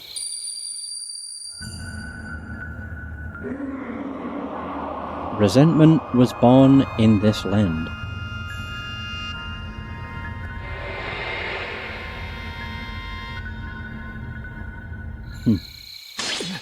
God damn. I keep getting hurt. I feel the blood drain from my face. When I hear that admonishing tone, the same voice I heard at the forest entrance and at the tomb. Will we uncover the owner of that voice if we investigate this place? Maybe? The crumbling shrine's remains are at the back of the grounds. The darkness of the wood makes it apparent that this shrine was built a long time ago. If this place really is Mushigami Shrine, the departed's wedding took place here, right? Yeah. Here where Mushigami and Kabagami were enshrined. The chosen bride and groom held a sacred wedding as they wished for the famine in M-Town to end. Probably guessed it, Yushiki, but doesn't it seem like the departed is actually the spirit of a bride? I mean, obviously. They're obsessed with marriage, they must be tied to the wedding ritual. My guess is, something happened during the ritual that is the source of her grudge.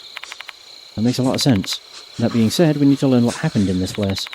We'll never be able to exterminate the departed unless we learn the truth of what happened in the past and the origin of her resentment. Let's hope there are some clues left. Hope? Don't make me laugh.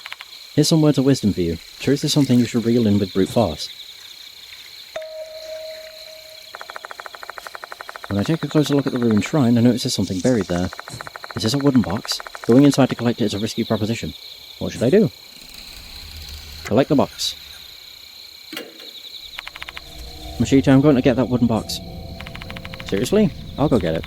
With your reflexes, you'll be trapped in there if the roof collapses. Okay. I'll leave you to it then. Mashita steps into the shrine via a gap in the fallen roof. Cautiously avoiding the decaying pillars and floor, he proceeds slowly.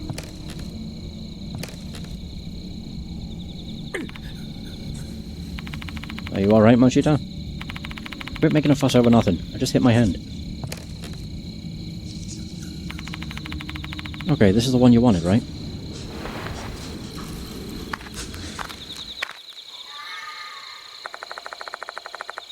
Mashita returns with a Polonia box in his hand. He then puts it down on the ground. Oh god, I forgot you had the bug. That's happened too many times. This is the only thing that stood out to me. Everything else in there is just broken pots and altars. Hurry up and open it, Yushiki. Oh! Inside the box are a vermilion ink palette and a bundle of paper. While the ink might be old, the container was sealed so it should still be usable. The paper's yellowing, so it must have been down there for quite a long time. There's some red stains on it as well. Those look more like blood than ink, though. Blood-stained papers. There's something written on the paper. Read it. I can't read it quickly. It's written in old script, and I can't make it out. We'd better have Yasuoka do it. The hell? You're just gonna keep me in suspense? How about the stuff on the first three papers? Aren't those names? Fine, I'll read it. Toolbox. Mushigami Groom. What? Kabagami Groom. Oh, headless. Suguo Kitajima, head. Jiro Uchikoshi, head. The part mentioning heads is stained with blood, making it difficult to decipher. The heck is that head part? No idea. I'll read the second and third sheets. Kabagami Bride, Mikiko Mayamura. Mushigami Bride, Michio Mayamura. Are they sisters? The ceremony will be held on year XX, month XX, day XX. Mushigami Shrine Priest, Ujiteru Izumi, and 6 others. There are thumbprints next to the 3 names. That's what the vermilion ink must have been used for. The priest's last name is Izumi. Is that just a coincidence? Mikiko Mayamura and Michio Mayamura. Are they the brides of the departed's wedding? If this ceremony is the genesis of the departed's resentment, one of them might have died a horrible death and become the departed. Which one of them, then? Uh-oh. Oh, no. Know your resentment. Why were the... With us brides. Why were the groom's heads cut off? 11? Jesus!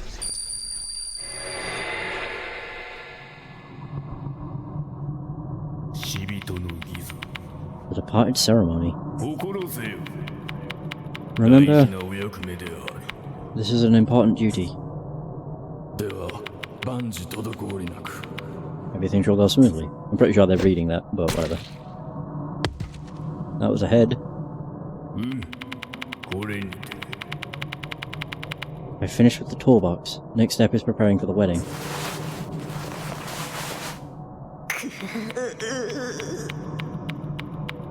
Pained woman's voice. 怖いよ Big sis. お姉ちゃん Oh no! A vision is projected into my mind. Whoa! Whoa! What the fuck? Several men are holding down 2 women in a dimly lit room. Those men are putting horrifying insects and mold onto the bodies of the 2 women. And in the back, there's a small offering stand with the heads of 2 men placed upon it. Ooh! The women let out pained groans. Keep your makeup on now. The men continue to apply the disgusting makeup in silence. The woman on the left is covered in mold, while the one on the right is riddled with bugs. Their porcelain skin has been made filthy. The women scream and then caught. Ooh. However, the men prevent them from escaping. Do not struggle, do not scream, your stamina is essential for the ceremony. Hours, days, weeks from now, we shall paint you with the colour of bugs and mould, so you shall be suitable brides for the deities.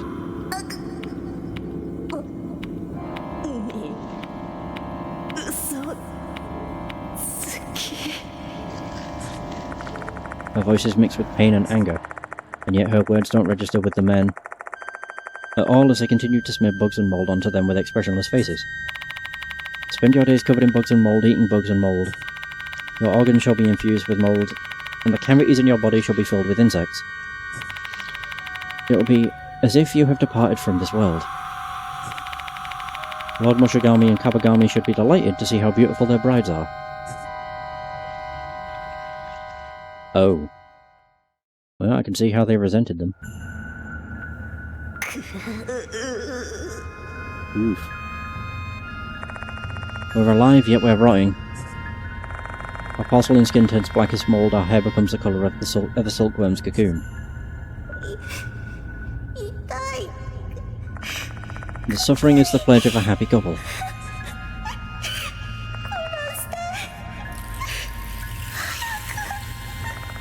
This isn't the pledge I hoped for.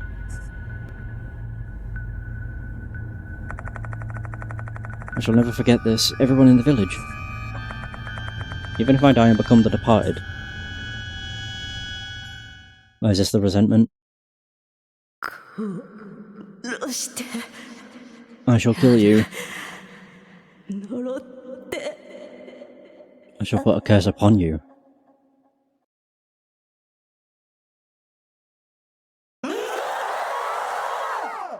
Oh dear.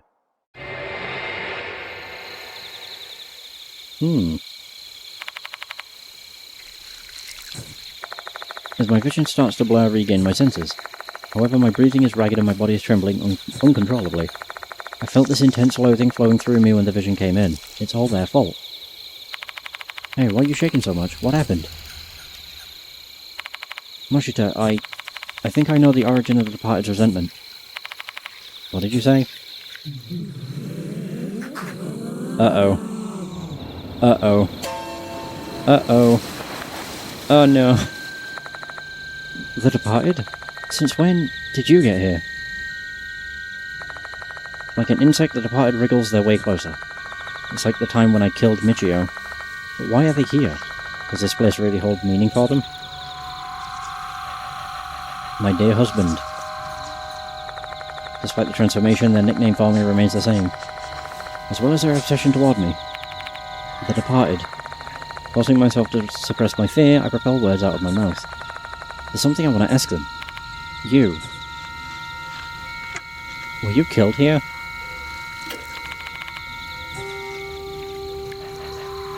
So you saw the ugly part of me, Were you Mayamura in your past life?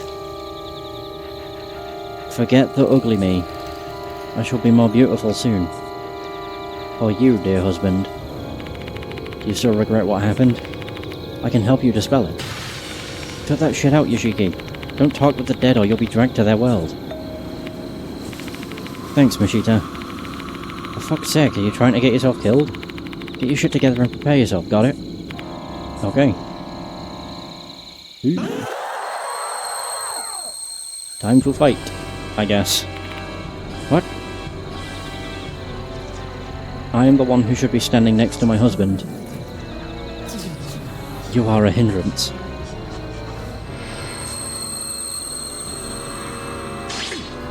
Ooh! That went straight for Mashita. Mashita clutches his chest as he lets out a painful groan. Are they going after Mashita? Mashita? Fuck, they're really messing with me. The departed harbours hostile feelings towards Mashita. Mashita will be in danger if we confront the departed now. Then again, our opponent for this battle is the departed. There's no way we'll be able to run away from them easily. Yeah, they have like 3 times as many legs as we do. If we're gonna run away, I need to create an opening.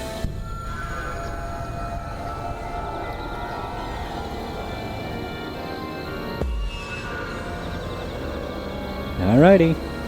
How do we take advantage of the departed's feelings in order to create an opening? Team up. The bag. Shoot the departed.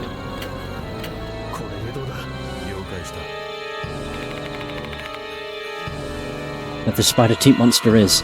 Yeah, it has, oh, it actually has 8 of them.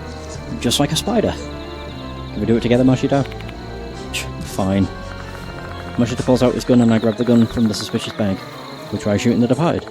There's no guarantee the gun will have any effect on the departed. We have 89% chance of succeeding. Yeah, we're good. Pointing our guns at the departed's huge body, we swiftly pull our triggers. Ooh! The bullets seem to hit the departed's body. Nice one. They might like me a lot, but maybe that love isn't strong enough to survive an attack.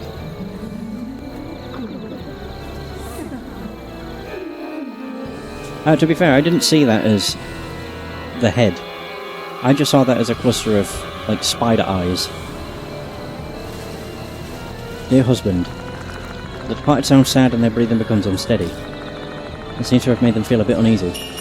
Looks like they were the right choice. Did you do something bad in your past life or what? This shithead is clearly head over heels in love with you. I guess they are. What is this bastard trying to be sexy for?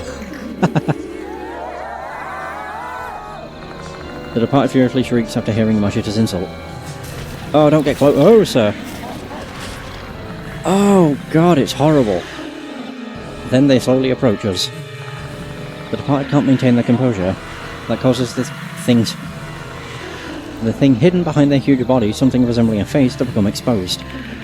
Damn, well, we managed to get them riled up, but now they're closing in. True, except their target is apparently me.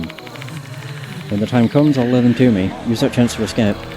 That's madness. If you do that, you'll...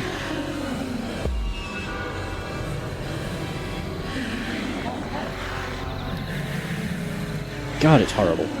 We need to create an opening to escape. Team up. Shoot the face. The ankle. The face. Why the hell would you shoot the feet? I won't do anything. Can we do it together, Mashita? Yeah. Take aim at the departed's face. Boom, boom.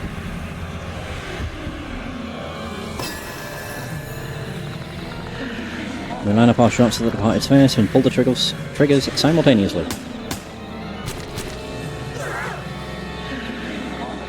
The bullet seems to hit the departed in what appears to be their face. Nice shot. Can't imagine anything that would set someone off more than being hit in the face, especially by their beloved. The departed is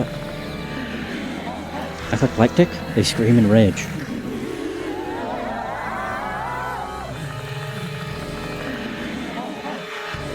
I wanted to make them really distraught, but I think I pissed them off instead. However... Oh, good. What's happening? Unable to control their emotions, the departed lets out a scream that pierces the sky. They stagger backwards, trying to hide their face. Dear husband, liar,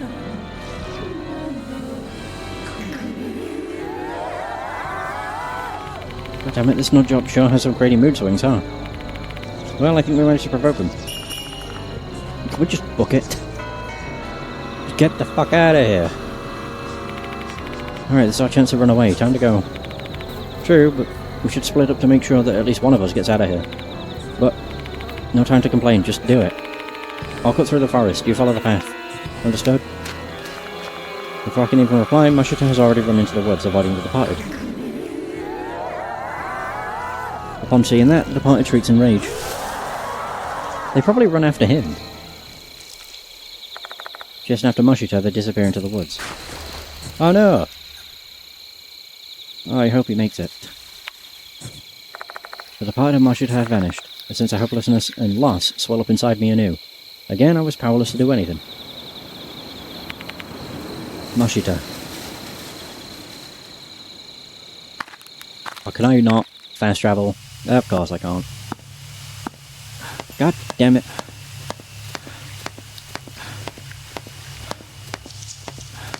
It's just a long walk. Oh. What? Oh. I was about to say, that was weird. God, I've got so far. Yeah, I have to go out of the shrine, left again, then into the connecting corridor, left into the new building, all the way to the left so I can get back to the special building, and then I can get to the infirmary. Sheesh. Doo-doo-doo-doo. Or maybe I'll be fine to fast travel now. I doubt it, though. Ugh. Yep, I can't.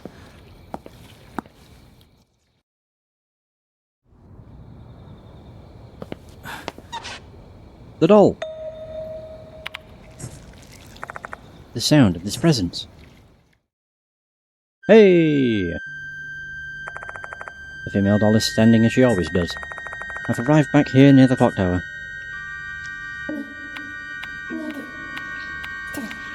Hurry. Run away. It's all over, the school, you, everyone. Attacked by Mushikabi, bitten by them, eaten. Like us. What do you mean, like us? You remember? That day we were eaten by Mushikabi. We became one. Mushikabi, scary, scary. Wait, what did she say just now? They were bitten by Mushikabi.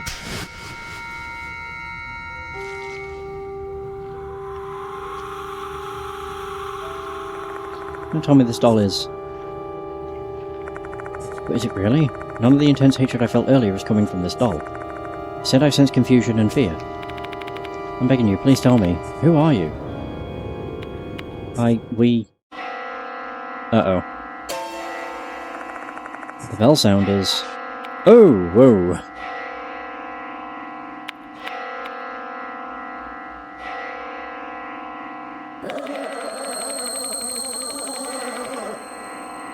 I don't like how she went cross-eyed. And gone. God damn it. Female doll screams and disappears. Cool. I recall what she just said. It's all over the school, you, everyone. You'll be attacked by Mushikabi, bitten by them, eaten. It sounds really ominous, but what does it mean? I have a bad feeling about this, but head back to the infirmary immediately. I still can't fast travel. Dang it.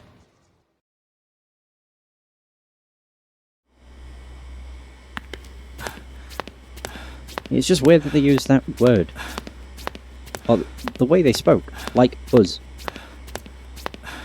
It's true, it could mean the younger and the older. To be fair.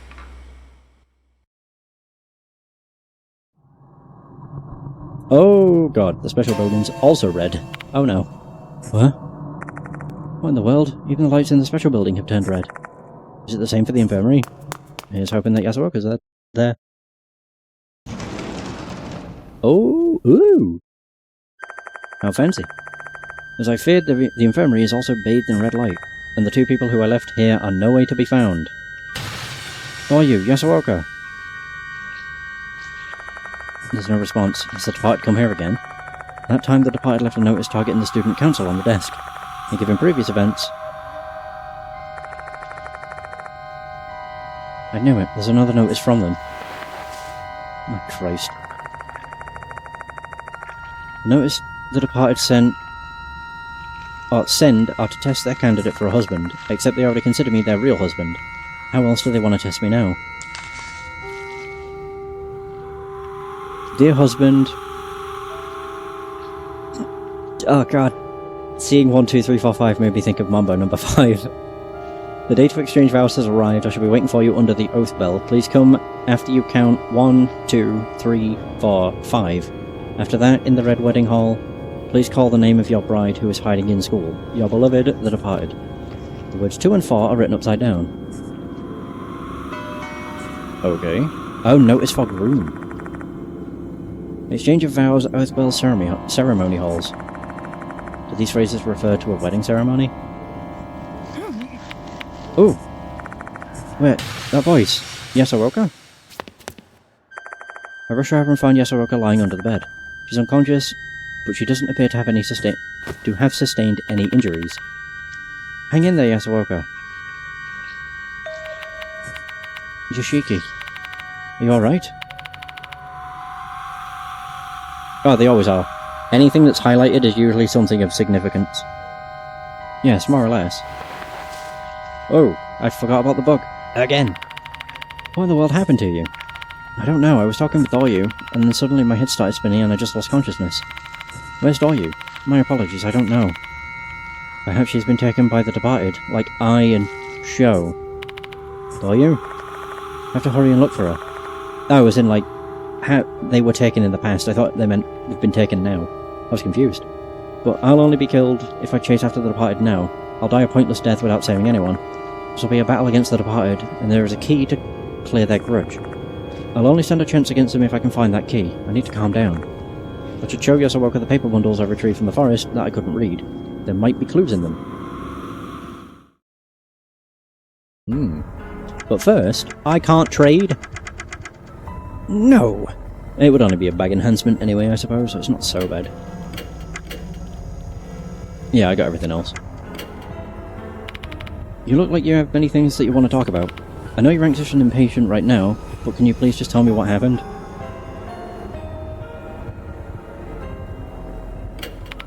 Where's Mashita, by the way? Why are you alone? About that. I tell her about how the departed targeted Mashita, and they both disappeared. Oh, I see. Because of me, Mashita is... Do not blame yourself. Mashita was simply living life according to his own rules. He shouldn't have any regrets. What rules? To live the life of an officer. Even after he quit, he couldn't run away from his destiny. Mashita's a tenacious man who would do anything to solve a case. Despite that, he never allowed himself to forget his past life as a cop. Those were his rules. Then that means... I get it, Mashita. I'll give it my all and focus on solving this case. That's what you want, right? The red light's in the special building. Yasoroka, when did the light here turn red? I noticed it as I started to lose consciousness. The departed's curse seems to have enveloped the entire school.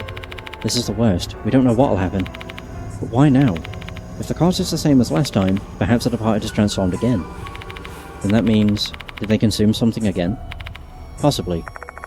What did they consume then? Say, Yasoroka. Can you decipher these papers for me? I believe this is about the departed's wedding, but it's an old script. It's in an old script. And I'm sure this has something to do with the departed's grudge. Sure. There's not much here, so it shouldn't take long. Wait a spell.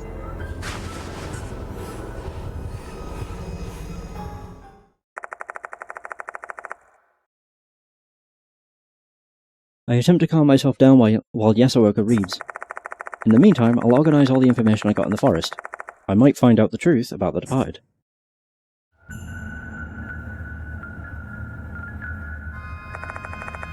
The departed's wedding, a sacred wedding ceremony that was held in an attempt to end the famine. The brides and grooms were carefully selected based on their intelligence, lineage, personality, and spiritual strength, which is why the chosen ones were thought to be blessed and envied by many. The truth is, those chosen brides and grooms actually believed they'd have a blissful marriage. The two chosen brides were Moyamoras. They were obviously sisters. On one beautiful night, the gorgeous bridal procession advanced deep into the forest. They were headed towards Mushikabi Shrine. However, the marriage ceremony held at that place was far from the happy occasion they'd wished for. Yeah, both of the grooms got executed. Instead of marrying their grooms, the brides were paired with the deities Mushigami and Kabagami. Before their beheaded grooms, they were prepared for their wedding to the deities, and that preparation included being given a makeover with bugs and mold. Over time, their skins were consumed by insects and mold. To keep themselves alive, they consumed both the insects and the mold. And that's how the women who resembled corpses were made worthy of becoming brides for the deities. Ugh. For a long time, they had to suffer with bugs and mold slowly eating away at their bodies. A brutal betrayal for brides who were deceived into thinking they were destined for a happy marriage. Such an incident is cruel enough to have borne myriad grudges. True. I'm done reading. As you presumed, this was indeed about the departed's wedding. I shall give you a summary. Alright, what pardon me. What Yasuoka says in my notebook. Right, so that's the same, and the same, and the same. Summary. It was a note about the religious oaths and the departed's wedding for the grooms, brides, and priests. Looks like residents of the town forgot the ceremony procedures given that it had been 100 years since it was last held. The chief priest of Mushikabi Shrine secretly wrote this memo for them. During the wedding ceremony in M-Town, the two grooms shall present their brides with red threads and smear lipstick on their teeth. The ceremony is unique to M-Town, where silkworm and safflowers flourish. Previous brides have been overjoyed to be proposed to in such a traditional way. However, the departed's wedding is different. Instead of the grooms, Mushigami and Kabagami, men from the town shall present the brides with insects instead of red threads and smear mold upon them instead of lipstick. This betrothal ceremony shall last for several days. During this time, the bride shall eat bugs and mold to survive. Their bodies shall continue to be consumed by insects and mold until they have turned into the departed, brides worthy of wedding the deities. Jesus. Yasuoka's summary of the papers confirms what I saw in the vision. Although I've only learned maybe half of the truth of the situation, that much is enough to make my skin crawl and my stomach retch. Gross. Very gross. I said everything I wanted to say to Yasuoka. And with that, I have all the keys I can possibly prepare.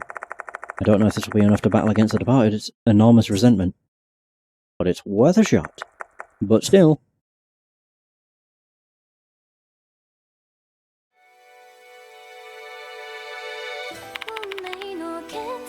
Are you going, Yoshiki? Yeah, the departed is calling me. I have to bring an end to this night. As much as I want to come along with you, I'm afraid I would only get in your way. My feet have been have been hurting after I fainted. I'm unable to run in my condition. It's fine, you can stay here. If I fail to come back, please take care of the rest for me. Understood? Do you know where the departed is? It's written in the notice. The clock tower, right below the oath bell. I see. Hear me out, Yoshiki. Mashita risked his life for you, as did I, Sho, Diamond, and Hiru. Everyone wanted to help you out. That is what they believed. Faith is a weapon to battle against fear, and that's how they were able to challenge those spirits. You're right. It's thanks to them that I'm here at this crucial moment. So Yoshiki, you risk your life to pursue these spirits, but what drives you to do it? My motivation. Spare me talk of a sense of responsibility or obligation. Tell me what you hope to accomplish by hunting spirits.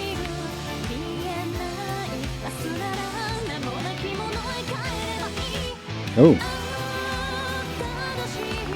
What made me start chasing spirits? Initially it was because I didn't want to die.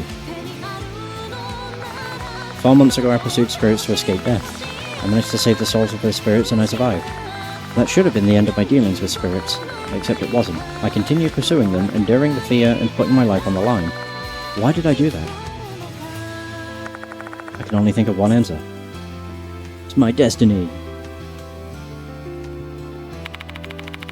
I just can't ignore those who have stepped into darkness. Not only those who are targeted by spirits, but the spirits who are bound by their regrets who also want to be saved. I simply want to do what I can to help them. So you want to save everyone? I'm not a saint, I know I can't save everyone, but I want to reach out my hand as far as I can to as many as I can. I don't care if that makes me sound like a hypocrite with a martyr complex. You sound like a doctor. Maybe because I'm the spirit doctor. In that case, you should hang on to that hypocrisy. so that everyone, both the living and the dead, can be saved and rest peacefully. Yeah.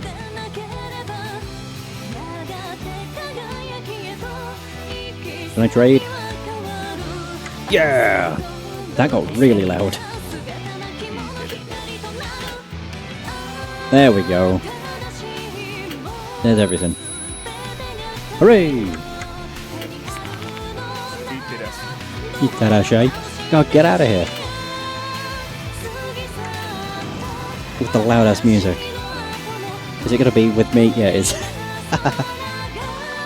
It's time to go to the clock tower. The departed awaits. Oh. Connecting corridor. I wasn't expecting the music to stay with me. Oh, there we go. No, it's disappeared.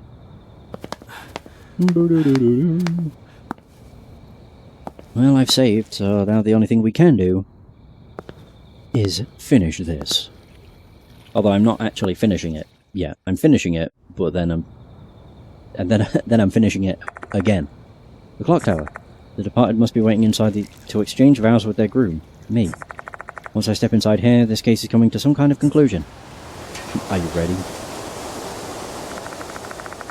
So there is one matter left that I need to resolve before I enter this place, and that is the true identity of the departed, who has been hiding here in Konohara Academy. In the Red Wedding Hall, please call the name of your bride who is hiding in the school. Reading the notice, it seems like they want an answer. I won't have time to think about this once I'm inside, so now's the only time I'll have to think it over.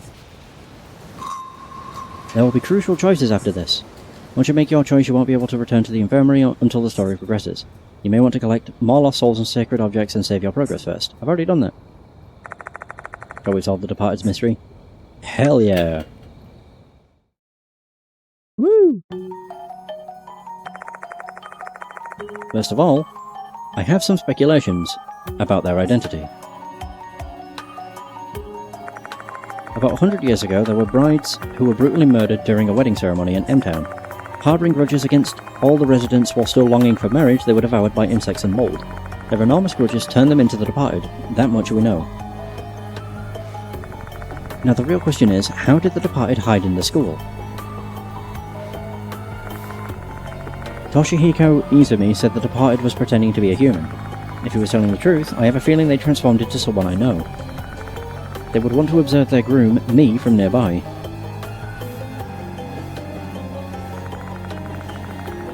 People of Konohara Academy who interacted with me, many of them were victims in the spirit cases. Naomi Horikoshi, Shinichi Kakuta, Ritsu Sakamoto.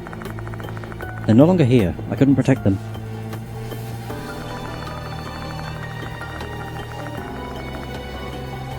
The ones who are still alive are the headmaster Saizo Kono, Himeko Doryu, Hiroki Abe, and Saki Marahashi, and Michio Kunikawa, whose status is unknown. Michio died at the clock tower last night, but if she was the departed, her death would not prove her innocence. There's also the matter of things we noticed at her dorm room. There's clearly something odd about that room. It's safe to say Michio Kunikawa is a prime suspect. Let's start deducing. Whoops. Let's start deducing now. Assuming the departed is among the ones still alive, we can exclude Mr. Kono and Abe. The departed is said to be a bride, and the ones who hold the grudge are female, so it stands to reason that they transform into a girl. This is still just conjecture, obviously, but without solid evidence, I'm going to have to make some assumptions to narrow down the suspects to the most likely candidates. What about Marahashi? I didn't meet her until Mr. Kokori's case. Before that, the departed attacked both I and Sho after learning about my friendship with them. Marahashi doesn't know that they're my friends, so the chances of her being the departed are slim. Which leaves Himeko. Doryu is rather suspicious. Together with Michio, she's been helping me from the very beginning. Additionally, she knows all about the case and is quite interested in me. We can assume Himeko Doryu is a suspect. This is just a possibility, but if Michio or Doryu are the departed, their smiles when they called my name and when they told me they believed in me, it all came from the dead. Ooh. That reality would be a bitter pill to swallow. However, there's still another possibility, and that's the fact that Izumi might not have been telling the truth. Izumi was going insane at that time. He might not have intended to tell a lie, though that's not to say that he didn't lie either. If we consider that possibility, the female doll would seem suspicious. We were eaten by Mushikabi. Her last words matched the ritual scene I saw in my mind, especially because the word "we" could refer to the two brides. Two souls with the same resentment turned into a single spirit. And that spirit is the departed. The possibility is there. We can assume the female doll is also a suspect. The doll has done nothing but help, though. Unlike a detective novel or a police drama, we're not just going to turn up definitive evidence in a spirit case like this. Despite that, I still have to make a choice. Among the three likely candidates, which is the departed? I can't afford to make a mistake.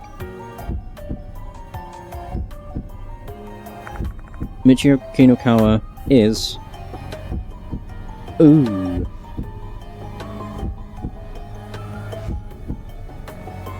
Yep. Himiko Doyu is... Yep. I doubt it's the doll. The female doll is...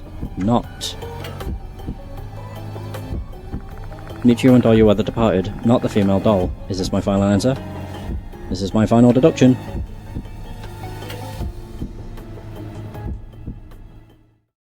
Yeah, it just... the dolls helped. And I can't imagine the departed would be helping me to take them out. But if that... it does mean that Himiko and Michio were the departed. But for how long? Would it have been... it possibly from before we even started the game? I know my answer. Time to go to the clock tower. Everything will be clear there. The one thing that's weird about those two, though, whether I like it or not... yeah, the one thing that's weird is the fact there was a notice that targeted themselves. The door to the clock tower is open. The departed is waiting for me up ahead. I can't really imagine what will happen next. Nothing good. I inhale the clear night air and breathe it out. Then I push the door open. But no, it's just... Michio for certain was suspicious considering the time stood still from August onwards in her room. And that's why, yeah, it's just weird. Oh, what the hell?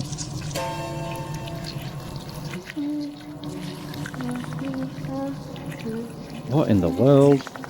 There are red handprints all over the wall. They're red mould, not blood. The same type of mould as on the notices. The tower wasn't like this before. The clock tower has changed. Is this also the work of the departed? Ugh. What is this dreadful sensation filling the air? The power of the curse is overwhelming. I have to put an end to it quickly.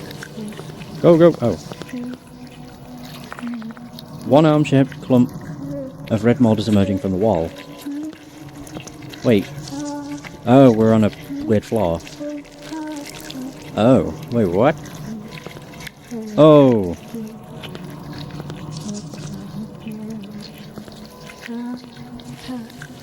Uh-huh.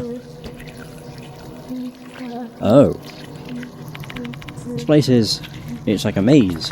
Doesn't make sense. Why am I back in the room filled with handprints? Something beyond my comprehension is happening right now. Shit, this is bad. The curse is slowly eating my body. My body won't last if I don't put a stop to this right now. Okay. So if I go down here...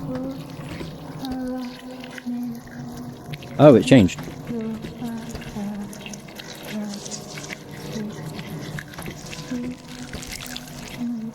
Oh!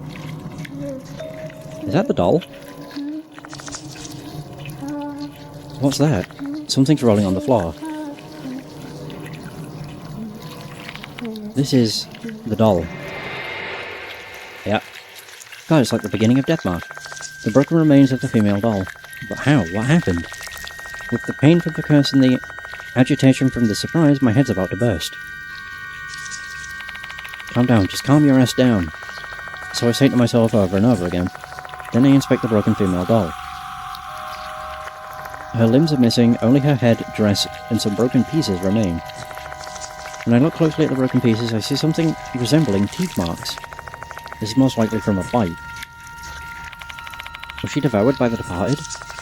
The departed grew stronger after devouring the doll, which turned the lights in the special building red. It does make sense. Oh god, you're alive. I hear a faint voice. Is this the doll's voice? Take me.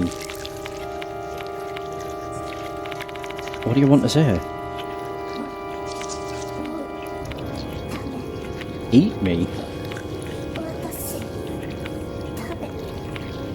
Eat me, protect you. From red curse.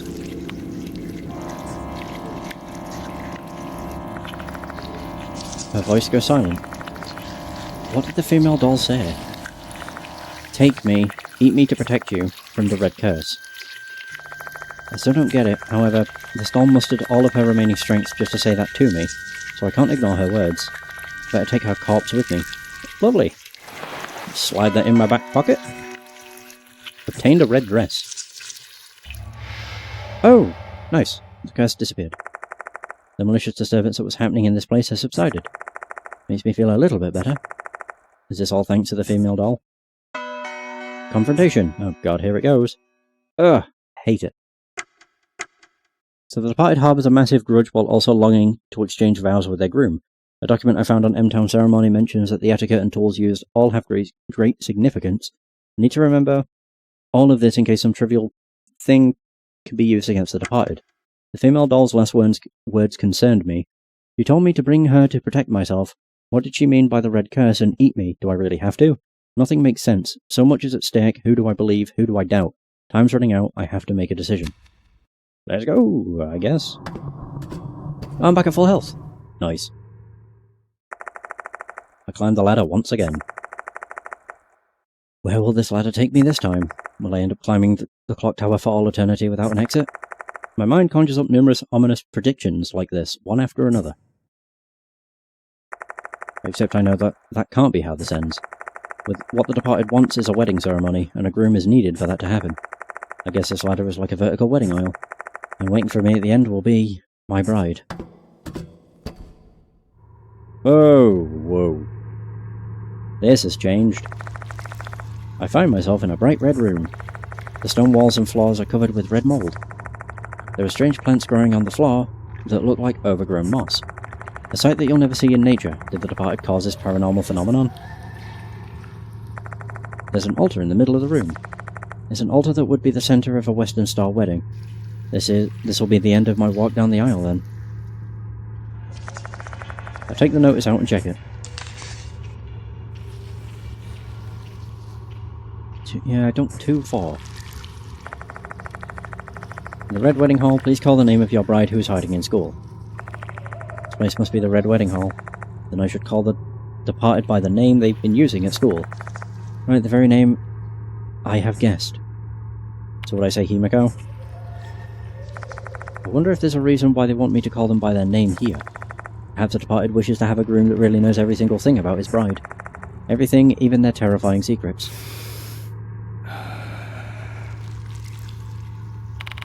The departed who has been hiding in Konohara Academy, your real name is Michio Kinukawa and Himiko Doryu. My voice echoes throughout the room. There's no answer at all, only the heavy silence filling the air. I expected nothing less of you, my dear husband. I believed in you. Oh. Oh. Oh, hi. Two people appear before my eyes. Doryu, Michio. I was hoping I was wrong. However, my guess was on the mark. Dear husband, we've been watching you while hiding in the school the whole time. So that explains their curse that no one can see. Yeah. Like the mark on her face and I think it was the white hair. Dear husband, we've tested you to see if you're worthy of being our real husband or not. Both of them sound dead. Their eyes are lifeless. They don't look like the Doryu and Michio I came to know. You two are the departed's brides. The Mayamura sisters, Mikiko and Michio Mayamura. Right, sisters was the key to unlocking the truth. The Departed wasn't just one entity hiding at the school, it was two. I had proof that Michio was the Departed, which meant that the person who received the curse at the same time would also be the Departed. Doryu, bearing that mark on her face, is displaying the evidence that she's indeed the Departed as well. Then, are you the ones who caused all those spirits to appear? That is correct. So the spirit I saw clinging to Doryu's back was fake. The groom only needs his bride, the bride only needs her groom. Everyone else is unnecessary. If they're allowed to keep using the dead to cause more casualties, the damage will be incalculable, as their victims become new spirits. More and more people will die until the bride and groom are all that remain. That's the ending the Departed desires. I have to stop this twisted madness at any cost. Dear husband, you have shown us your brilliant intelligence. You managed to learn the truth about us without being deceived by sympathy or fake deaths. Dear husband, you have shown us your impeccable lineage. Due to your bloodline, you were able to see, hear, and face the spirits. You have shown us your stunning personality. Having formed an emotional bond with us brides, you mustered up the courage to push through your fate for us. You're not like those weak, fragile, beheaded men, or the coward who fled from the notice. You're different from those fake grooms. Dear heavens, you truly are our real husband. What are you going to do to me? We are the Departed's brides and groom. Let us exchange our marriage vows in this red wedding hall, and spend our days in this Mushikabi chamber forever after. That is the happy ending we long for. But, Mikiko, dear husband looks delicious. I can't control myself anymore. Oh god. Dear husband, can I eat you? Oh, can I bite you? No. No, you can't. Ooh. Whoa, whoa. Oh god, she looks like a bug. Michio's face changes before my eyes. How terrifying. Is this the Departed's true form? I wanna bite husband. Every time she speaks, the insects coming out of her mouth move their legs. Ugh. What is that black liquid dripping from her mouth? Is that her saliva? Does she see me as food? I'm completely disoriented. My mind can't process everything before me. I feel like the last thin thread of my sanity is going to snap. Do not rush, Michio. We must exchange vows first. Days, weeks, and months from now, our husband's body shall be dyed in Mushikabi's colour. His organs shall be infested with mould and he'll be filled with insects, making him beautiful. We need to wait until that time, alright? Wanna bite. What a troublesome child. Dear husband, you are a bad man, because you really do look delicious. Oh great. Are you turning too? Wait, so she was the insect one, which means the other one's mould. Right? Can I bite you? No.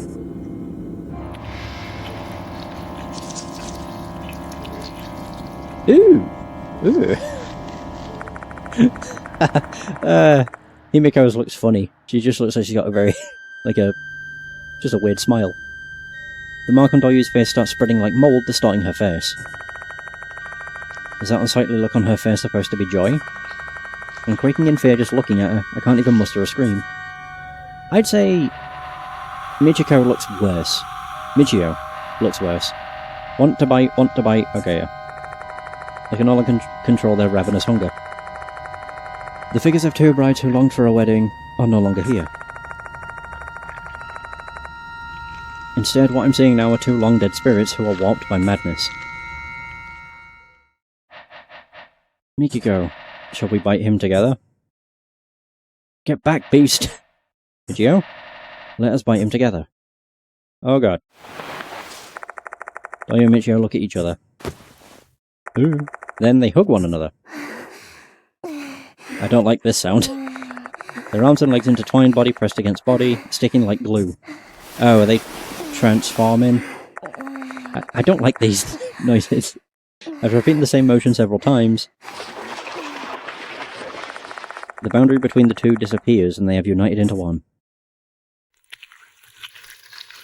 Did we get a cutscene for this?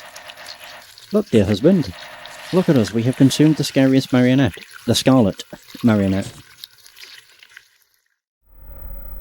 Aha, there's a cutscene. Whoa.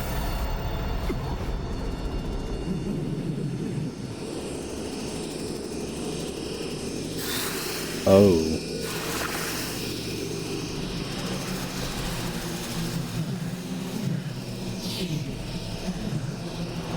What the hell?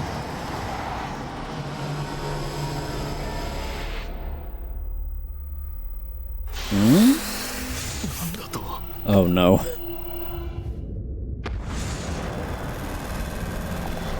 Ooh, whoa. Oh, cool. Ooh. Oh, whoa, whoa, whoa, whoa. Jesus. And when the candlestick is relit. Dear husband, am I beautiful? Now? No. You have a head sprouting from the nether regions of one. Sheesh. My mind and body are overwhelmed by fear, like I'm a toad being hypnotized by a serpent. The departed has gained a new form from the swirling red mold. A grotesque-looking demon coming out of a doll's bulging belly. Ah, that makes more sense. I can feel her intense emotion as her four eyes stare me down. And that emotion is desire. The scarlet desire to devour their beloved and usher them to their demise. Is it even possible to save them?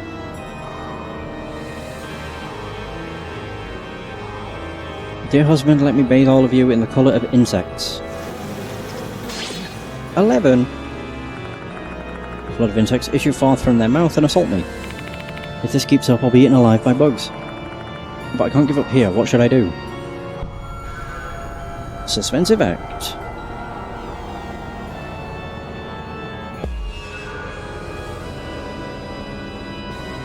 What should I do to fight the departed? The frog? Grasp. Hold toward the insects. How's that going to help? Maybe they'll just avoid the frog. I hold up the dried up frog to cover myself from the attacking bugs. Yeah, there we go.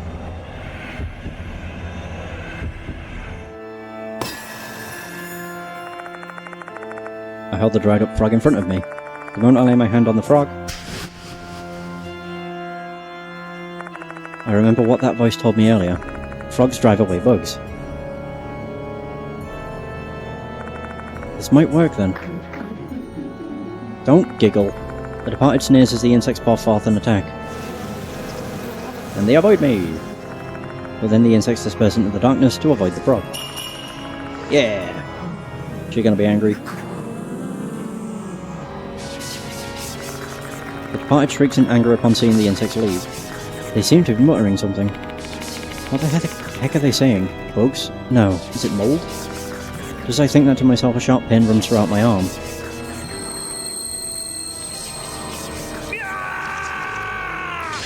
Ooh! Oh, the curse! Mold starts growing on my arm.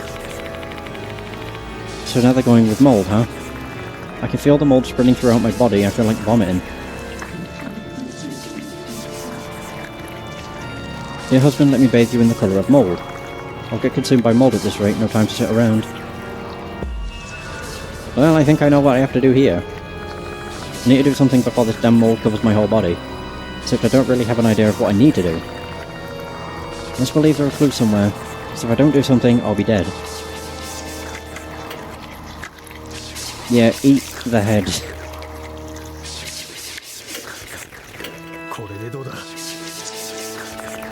Grabbing the female doll's head, I try eating a piece of it. Delicious.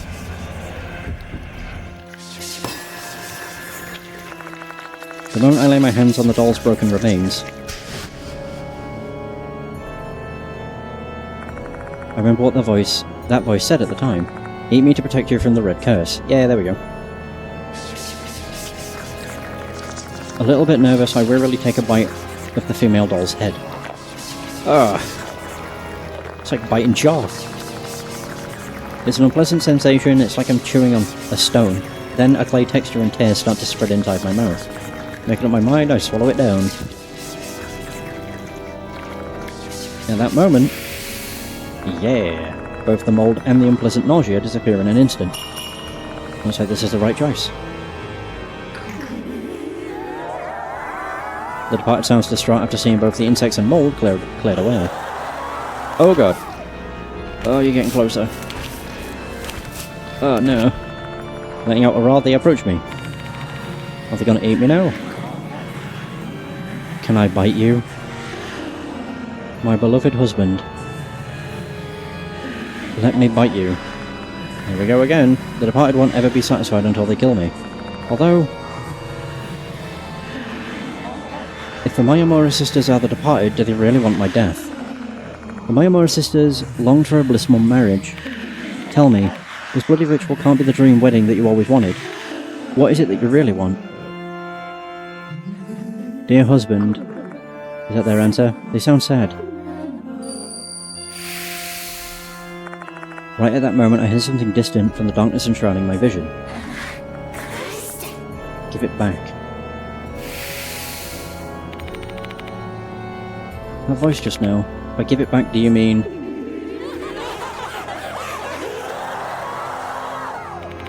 Shit, it's not working, huh? I'm pretty sure the voice just now was the departed's true feelings, but they've returned to being their mad monster form. Can I bite you?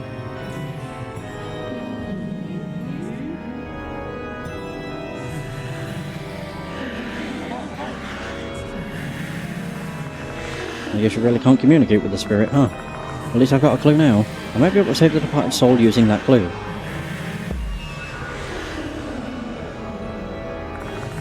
There's something I need to give back to them. It's probably something used in a celebration, given that this is a wedding. The dress. The wedding ceremony was scarlet threads and then lipstick.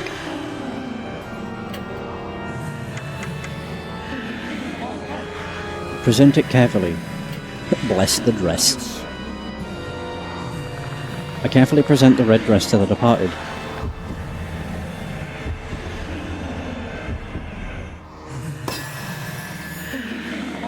Holding the dress with both hands, I get down on my knees and offer it to the departed. I shall give you this dress. Vermilion thread. Give. The departed mutters something with a smile. Did they just tell me to give them vermilion thread?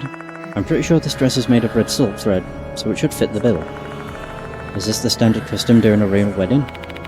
Is this a celebration you want? The departed stares at me in silence. They seem somewhat bewildered. I guess this is evidence that I've stirred something in their heart. Yeah. The departed takes a slow, deep breath. Perhaps the departed longs to experience a traditional M-Town wedding ceremony. Remember the true vows you long for.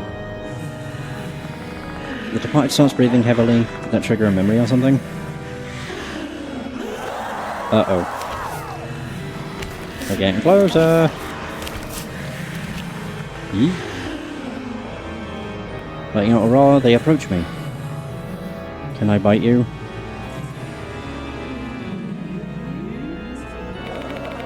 Shit, guess that's not it. The departed's gone insane once again. They're on the verge of devouring me. However, there's no way I can give up here. Think, damn it, there must still be something I can do.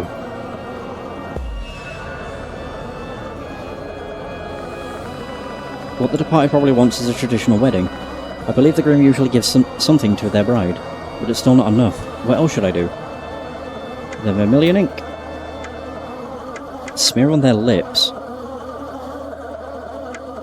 Oh, I don't like the noises. Lips, teeth, or nails? I'll assume teeth. Yosh. Considering they've got lots of teeth. I open the vermilion ink container to apply it to the departed's teeth.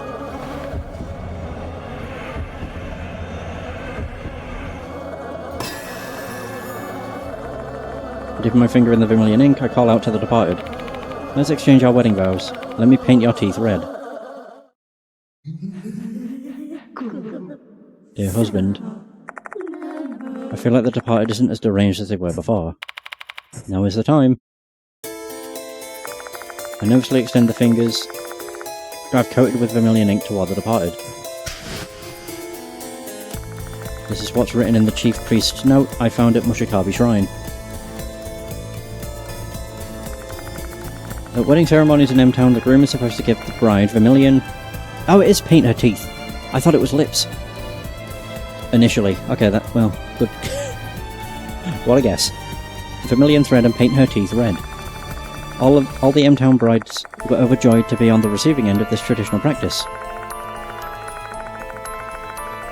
Using what I've got, a dress made with red silk thread would equate to giving the bride vermilion thread, and smearing red ink on their teeth aligns with painting their teeth red with lipstick. So if I were to do that now, I gently smear the vermilion ink on the departed's teeth, giving them a blessing. The departed, this is the blessing that I, your groom, give to you. My bride.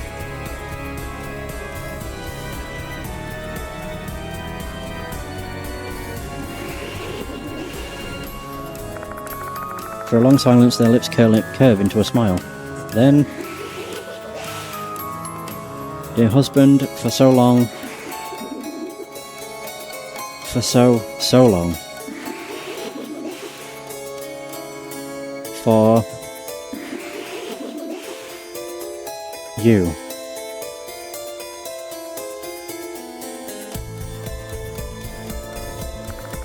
After muttering such a thing,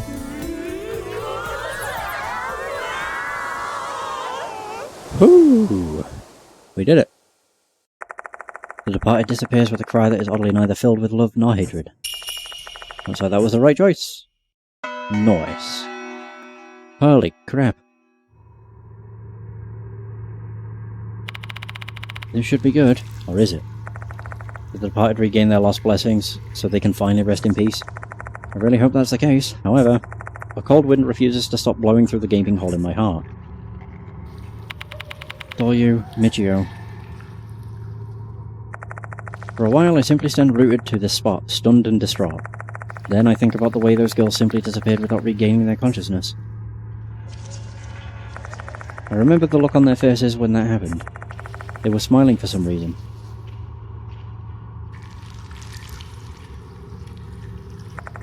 It's time to go.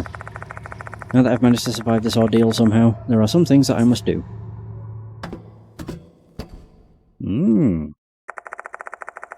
As I descend, I notice that the red handprints on the wall have now vanished. I assume that all the other strange phenomena have ceased after the departed's departure.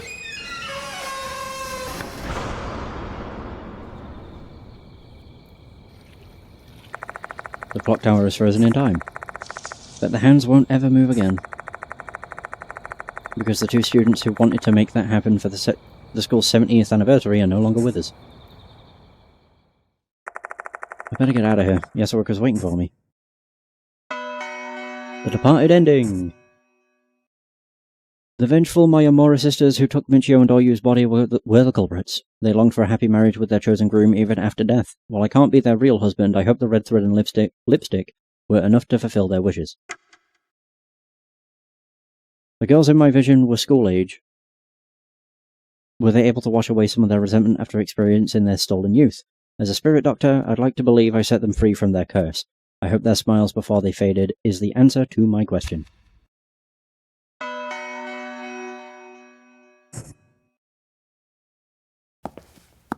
I don't think true ending's not going to take long.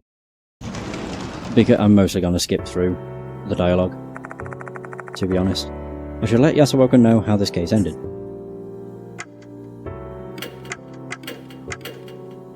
I thought it'd be Chapter 7 End. Welcome back, Yoshiki. The spirit that was possessing Yasuoka is gone now, and the light in the infirmary is no longer red. Is it over? Yeah. You did well. Where's Doryu? Yoshiki? Yasuoka looks at me with gentle eyes. She then follows with a slight, knowing nod. Things happened. I see. Just tell me whenever you're ready. No rush. I'm sorry. Want me to answer that? No, it's fine. I'll do it. Hello? Oh my god! He survived! Try being a bit more cheery, will ya? This annoyed tone and these harsh words. You're alive, Mashita! Yep, I failed to die. I lost my phone so I couldn't call. Took me a while to find a working public phone. Thank God you managed to escape. I was sprinting through that damn forest so hard I wanted to puke the whole time. They almost caught my ass several times, but luckily for me, they disappeared midway through the chase. They probably decided to go be with their husband rather than playing tag with me. How'd it go on your end? It's over. The departed have vanished. Oh, okay. Then, did you save the departed? I think so. I think I did. And why do you sound like you're at a funeral? Back the fuck up, man. Mission accomplished. You should be proud of yourself. Nobody thinks you're cool for doing what's needed to be done. Sorry, but I'm not really in the mood for that. Yeah, not surprised at all. I'm heading there now. Give me the details once I'm there. Bye. That was Mashita, wasn't it? I'm glad he's safe and sound. He said he's coming here. Shall we leave once he arrives then? I think you should rest, Yoshiki. I'll contact the headmaster for you. Thanks, Yasuoka. I'm touched by Yasuoka's thoughtfulness. Since the last scene is still so vivid in my mind, I don't think I can deliver a professional report to the headmaster right now. By the way, Yoshiki, why are you holding on to that? Oh, you mean this? The doll head? I haven't even realised it, but I'm clutching something I picked up in the clock tower. It's the female doll's head and dress. They saved my life. There's no particular reason. Maybe I'm just feeling sentimental. Boo-doo-doo-doo. H 市の空を Oh. 冷たい秋の風が吹き抜ける。その夜、誰もいない学園から鳴り響く鐘を何人かの近隣住民が耳にした。鐘の音はすすり泣くような寂しく悲しげなものだったという。弔いの鐘。A funeral bell. とすれば、それは他がためのものなのか。Oof. 怪異に奪われ殺されたこの事件の犠牲者たちか、あるいは死人にその身を奪われた姫子と道穂、遠い過去に死人の嫁入りで生き絶えた哀れな娘たちか。いずれにしても死人を取り巻く一連の怪事に終わりを告げる鐘なのかもしれない。だがこれで全てが終わりではない。仮にも怪異化を名乗るとすれば、魂の想念に触れたものとしてそれぞれの死をさらに深く見つめなくてはならない。たとえそこにいかなる恐怖や困難、痛みが待つとしても、あの日心に刻まれた印に、そして愛する者と亡き者たちに柔らかな日が差すその日まで。Yay! Woo! We beat it. Yeah! Nice.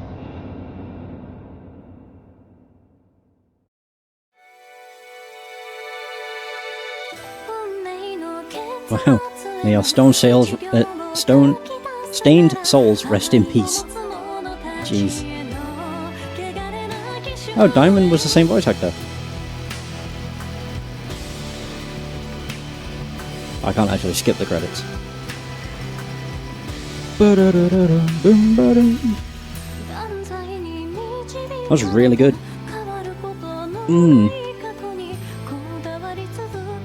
In all fairness, we didn't have all that many casualties. No, I think we had 4? Well, 5. Including Sakamoto. Well, technically 6. Because Takai was killed. But that was before the game began. So you had Takai, Izumi, Horikoshi. I always forget her goddamn name. I don't remember. Manabe, I think? Oh, it was more than 5.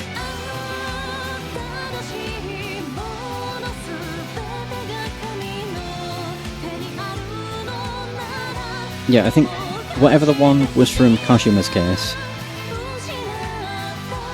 And then we had Kakuta. He died in chapter 5. I don't think anyone died in chapter 6. Well, Michio did, but she was already dead, so that doesn't count. and then Sakamoto. So 7 people died.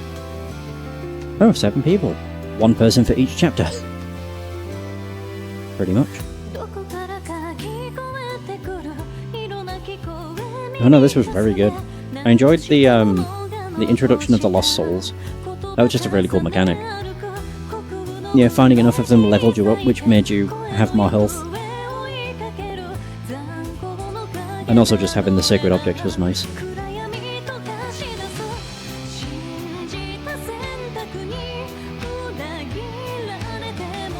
Funny thing though, I'm pretty sure with the first Death Mark, they wanted to do the same thing. So they wanted to have kind of like RPG elements, but for the first game it didn't happen. It also didn't happen with NG either.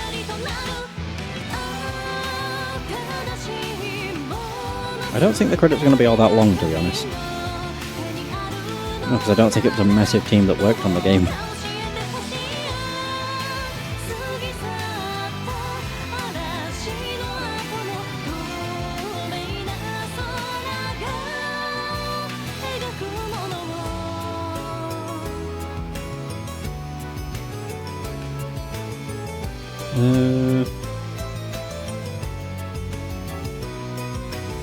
Boom, boom, boom, boom.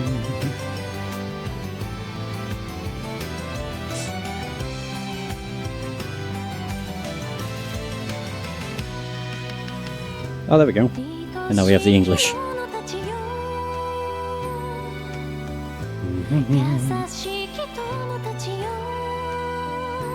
Yeah, I liked a lot of this, to be honest. The first game was decent as well, in how it was presented, because you had fairly large areas that you would explore in a first-person perspective. This had very few first-person investigation scenes. It also had less jump scares than the first game. But the jump scares in the first game weren't everywhere, but they were also subtle. In this one, the jump scares would always happen at predictable points.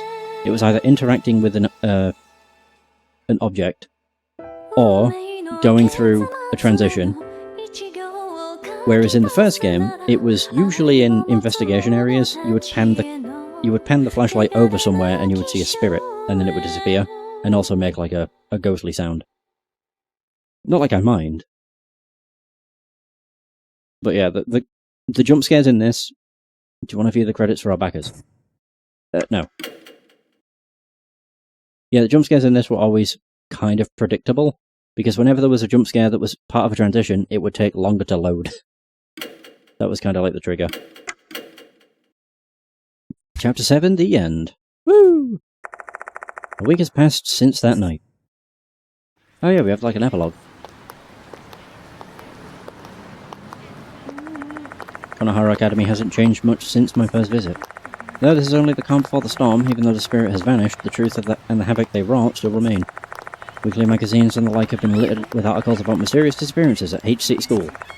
It's only a matter of time before the press descends upon the school. When that happens, students will lose their normality once again. There's nothing I can do about that.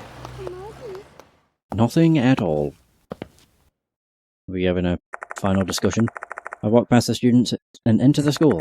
Unlike my first visit here, the bell doesn't ring. The bell never rang. It doesn't work. Oh, you're here, Yoshiki. Apologies, I've been quite busy lately. Had my hands full with parents and police asking for explanations about the students who have disappeared.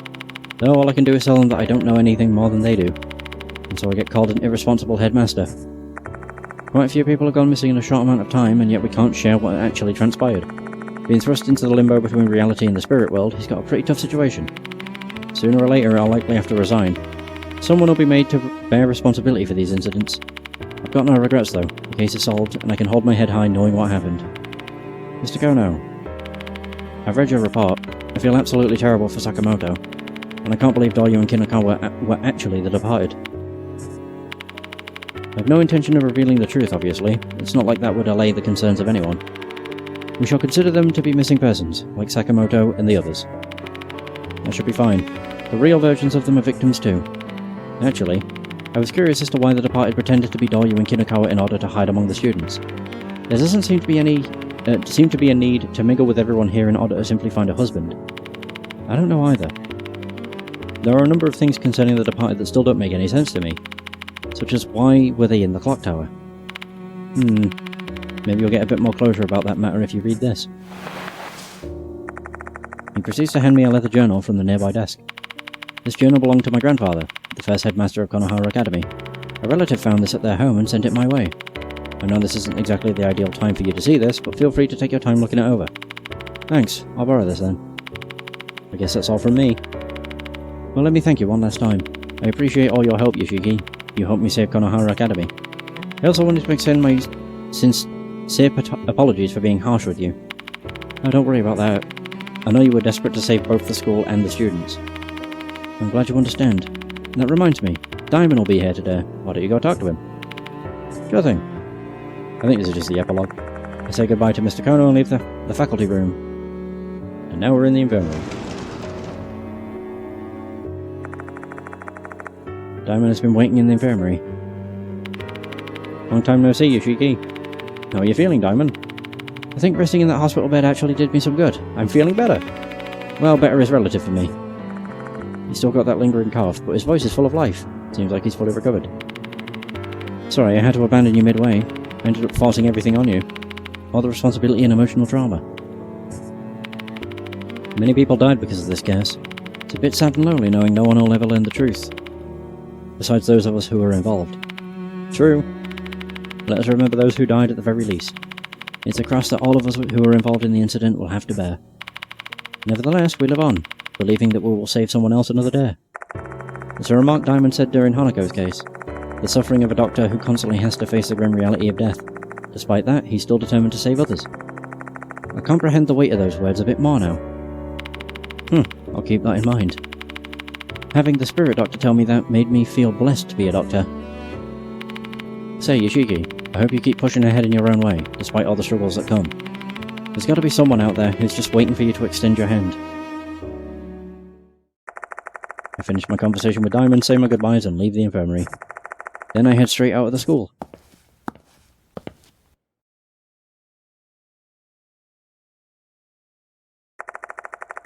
I find myself at the front gate. School's been over for a while, so there are a few students still milling about. Oh, Yoshiki. Girl's voice. Oh, is it? It's I. Hello. What are you doing here, I?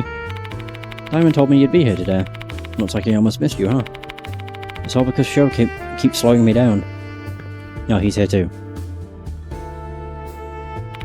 Oh, shut it with your bullshit. You're the one at fault here. What's the point in making me dress like this even though the case is over? The case is over, but we're still going to stick out like a sore thumb if we wear casual clothes to a school. Plus, this is another great chance to wear the Konohara Academy uniform. You look good in that blazer, Sho. Yeah, stop it, you give me the creeps. I would have passed if I'd have known it'd be like this. Hiru? Yep. The gang's all here. Yeah, totally. I worked 7 days straight and I finally got a day off. I just want to lay on the couch and drink. Both of you complain way too much. Looks like I invited both of them here. It feels like it's been an eternity since we all saw each other last. I have some of the others too, but apparently they already had plans today. Glad to see you're doing well, old man. Because you looked like a zombie when we were on the case. Is that so? You got some bags under your eyes though. Have you been staying up late? Oh, you mean this? I've been doing some work at home. Sometimes I get too caught up in my work and by the time I realise it, the sun's creeping through the blinds. You still living that kind of life even after the case? You're one hell of a night owl. Rest is just as important as work, Yoshiki. Should we go and grab something good to eat? I like that idea. I know a good ramen shop. They pile on the pork and green onions. Why ramen? Cake is much better, right, Yoshiki? No, You don't have to work hard today, right, Yoshiki? You're gonna collapse if you don't take a breather once in a while. Let's go drink! And you're not good at that. Fine. Oh.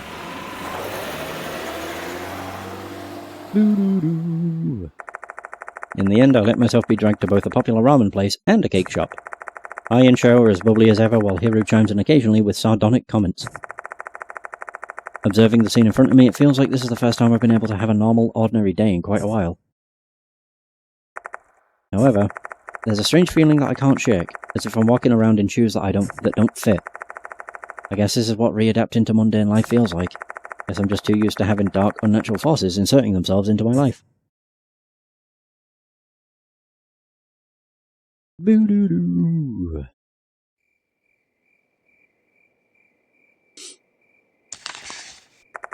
I skimmed through the first headmaster's journal that Mr. Kono loaned me.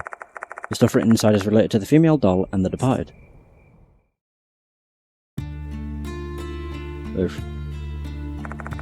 The first headmaster knew about M-Town's horrific ritual, the departed's wedding. He apparently learned about it from a former M-Town resident. He wanted to offer condolences to the victims of the ritual and those who were claimed by the departed's wrath. He particularly pitied the Mayamura sisters, whose dreams of a happy marriage were betrayed. Inside the clock tower that was built to celebrate Konohara Academy's 10th anniversary, he built a room as a memorial service, complete with an altar where he offered a Western doll. That doll was the female doll in the scarlet dress. He got it from someone who dealt in spiritual items. It said the female doll was made to be an offering for a pitiful soul and had hidden spiritual power. Learning that, the headmaster believed the doll could soothe the souls of the Mayamura sisters. He then dressed the doll in a beautiful bridal gown. In his mind, he was being thoughtful to the sisters who had their matrimonial wishes twisted into a grotesque ritual. His love for antique things was probably what led him to choose the red dress over a now traditional white gown. The first headmaster may have thought he was helping, but romanticizing the tragedy of the two brides eventually led to this disaster. Ew. The deep-seated grudge of the Mayamura sisters remained in the Konohara area, and that grudge began dwelling inside the female doll. Eventually, the departed was born. And that's where the journal ends.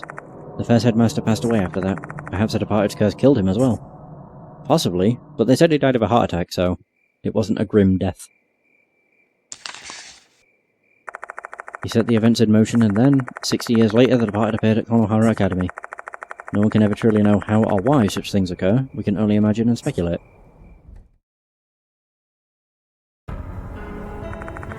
After the first headmaster's death, the female doll disappeared. It was taken from the clock tower, or at least the part normal people could access. The place the doll ended up must have been the Red Room, somewhere only the departed could access. They were awaiting a new vessel other than the doll, one in which they could make their dream of a happy marriage come true. The replacement finally came after so many years, in the form of one summer break. 2 female students visited the clock tower. So yeah, that's why Michio's, everything in Michio's room stops after August, because that's when the last thing on her calendar was to go to the clock tower. I think it even mentions going there with Himiko. The students were the real Michio Kinokawa and Himiko Doyu. They were there for the clock tower renovation project to commemorate the school's 70th anniversary. The departed brought them to the altar room and killed them.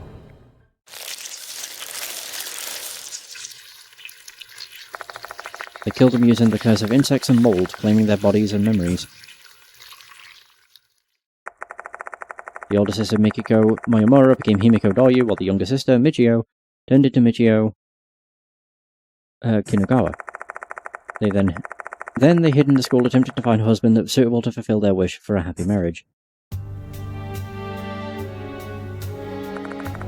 The rest is history. The departed used other spirits and notices as tests for their groom candidates. The Doyu and Michio I'd come to know were fakes. Everything was an act. A bloody good one. Despite that, both of them looked and acted far too human. Their warm words, their gentle smiles and innocence. They really need to go so far just to test me to see if I was worthy of marriage. Why did they do all that? This is just a hunch, but maybe when the departed stole Doyu and Michio's memories, they might have noticed there were other ways to satisfy their deep, unrealized wishes. Doyu called that possibility love.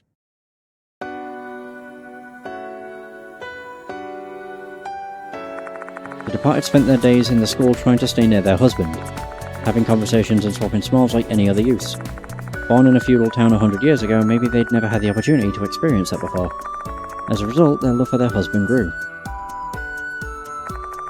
This would have been something that they truly treasured. That might have been how they could act so naturally, protecting that glittering youth. Who knows? Maybe they even wished they could just continue living in that way.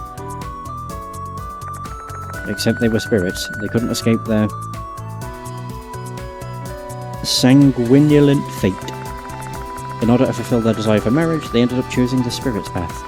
Perhaps it was the only way they knew to get what they craved. Dear husband, for so long, for you. I wonder what the departed was trying to say at that time. Did it have something to do with love? Even their intense resentment disappeared just by imitating M-Town's traditional wedding. Was that also because of their love? If that's true, my strange life as a teacher and the time I spent with them was not so in vain, because that way the memories we made together are what ended up saving those girls. The Departed, a terrifying spirit that killed a lot of people in the last 2 months. Though considering their grudges and wishes, they were also poor victims themselves. The terror and sadness that filled them, after learning both sides of the coin, I want to forgive them. I mean, they were victims. In the end, like, yeah, they did some fucked up stuff, but they didn't it's not exactly like it was a... They went through hell themselves.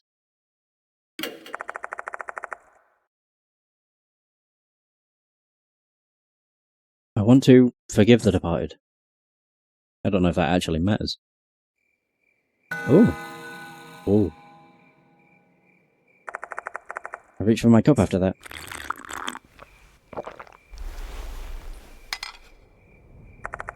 Chugging down the liquid inside, I get up from my seat and check the time. The day has already changed. Late at night, guess it's time. Time to start working.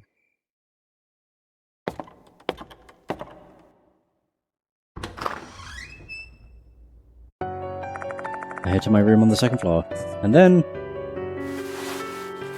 I take a shower. I think he actually does. Alright, all done.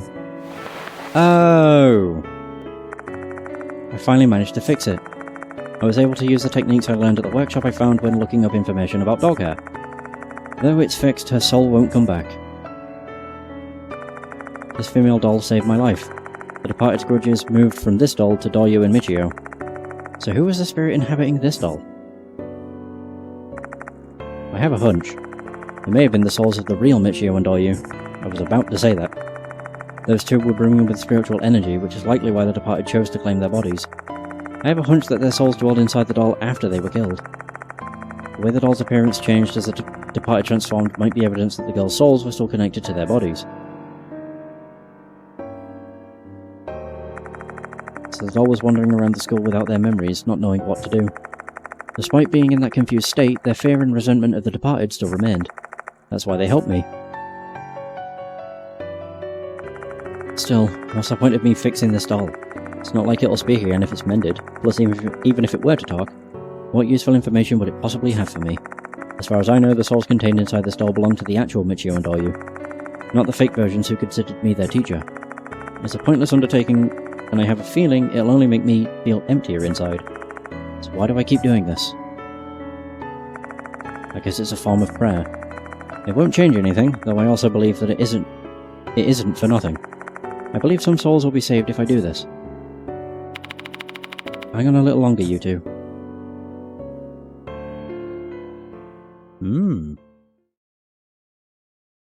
Sensei. Oh, Mr. Yoshiki.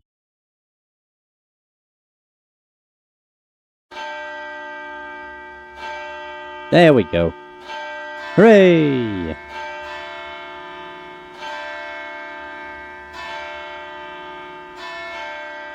Very nice. Very, very nice. So now, the game is finished. Character female doll. Alright, so now what? Title screen? Yeah. There we go. Cool. Whoa. Start, continue. Is that always there? Can I do this? Use a save to unlock additional content. Start new game in 4. What?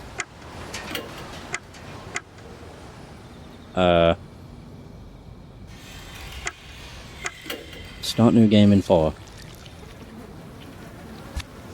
Hold up. Extra content. I don't like how it says start a new game. That's what's, like, scaring me. Sure. Extra rumors of Princess Mark. Start extra rumors of Princess Mark. What the hell is this? Extra content. The story takes place after the end of the main story, where all mark bearers are alive. However, your level, total souls, and number of sacred objects you have may differ from the main story. You can't save your progress when playing the extra content. Oh, good.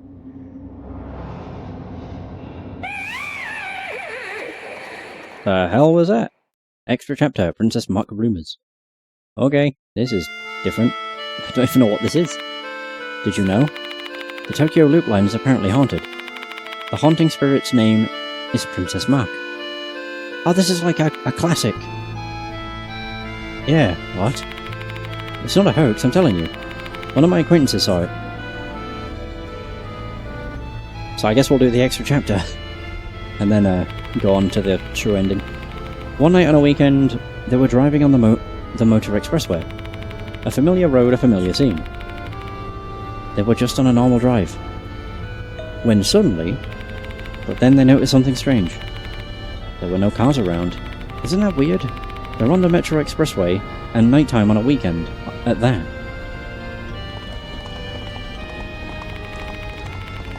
They then heard a strange sound over the sound of their engine. It sounded like the clop of a horse's gallop. Crazy, right? They timidly peered into the rearview mirror, and saw... Do you know what happened next? Nothing good. Oh, what the hell? They saw a huge horse running their way. A feral horse that could even devour humans. Wait, so it's the spirit? The person on the horse, or is it the horse? A high-pitched, piercing voice echoed down the expressway. Was it the voice of the one riding the horse? It was too dark to tell. All they could see was the train of a dress illuminated by the streetlights. The horse's footsteps were getting closer and closer, and now they could hear its rough breathing. The horse was going to overtake them at any moment. My friend used to join street races back then. They had confidence in their driving skills, and yet they couldn't pull away from the horse. They didn't know what to do. Should they continue driving, or should they hit the brakes and give up? They felt like they'd die if they made the wrong choice.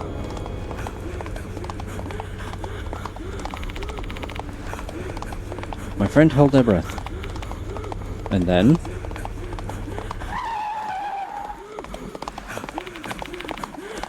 they stepped on the brake.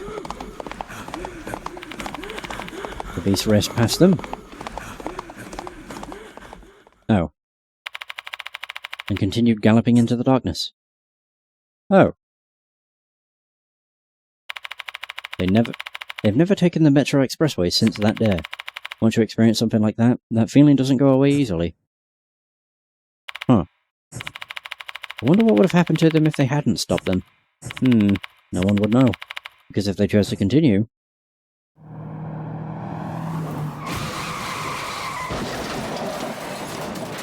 Is that to say they would have crashed? Rumour has it they'd have died in a terrible accident. Oh. Oh dear. Oh, who the hell are you? Girl in a hoodie. And that's how the Princess Mark rumour goes. It was featured in Oop Arts a while ago.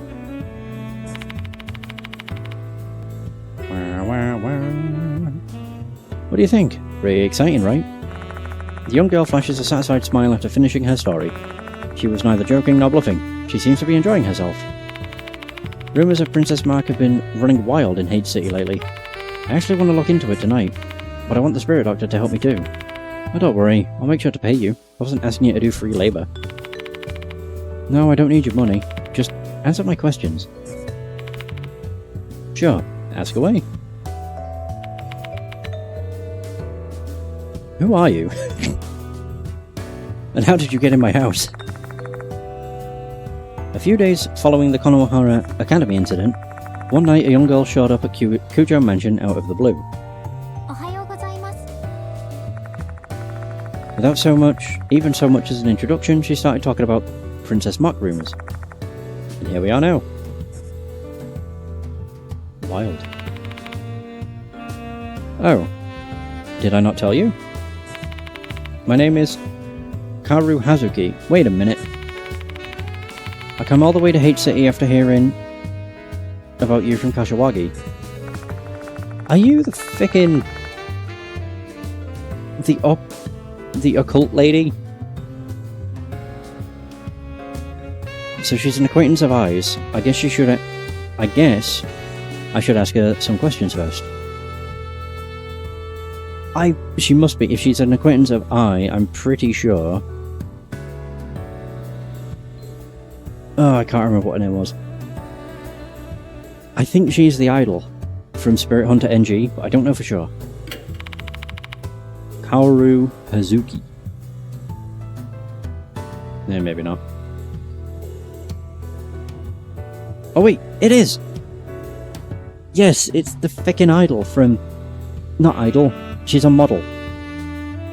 She always wears a hat and then has white hair when she transforms into her persona, or whatever it is. So it is her. I thought it sounded familiar.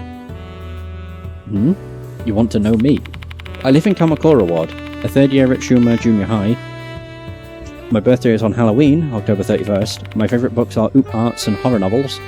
My hobby is going to haunted places at night. I love nighttime. There are thrilling things you can only see at night, like spirits, UFOs, or the beautiful moon. Between what she's told me and her hoodie, it's obvious that she's into occult things. You see, I once wondered, what would I do if I was abducted by a UFO when I was taking a night stroll? Would they perform body modification surgery on me? She has quite the imagination. Her and I. You seem to know Ai. What is your relationship with her? We're represented by the same agency. I'm an idol trainee. I haven't made my debut yet, though. She was an idol. Okay, I could not remember. Ai's so beautiful, don't you think? Not only beautiful, but she's also good at singing and dancing. Her performances are top-notch. No wonder men are obsessed with her. She's also got great fashion sense. When the hell did I cover Spirit Hunter? It was a while ago. Oh, Deathmark. NG. Jesus. Judging by the way she gushes about Ai, she must look up to her. It was after I got the Switch, I think. So it wasn't that long ago. Like within the last year. That's what brings her here. I heard about you from Ai and read your featured article in Oop Arts. I came here because I'm interested in you. I'm the type of girl who can't hold myself back once I've decided to do something, you know? Why does it have to be this late at night, though? Nighttime's the best time. I'm busy. I have school during the day and practices during the night. And the Spirit Doctor is a night hunter, so I figured it's best to meet you at night. A night... what? I know your true identity. You're actually a skilled exorcist who hunts spirits lurking in the darkness of the night, aren't you? Come again?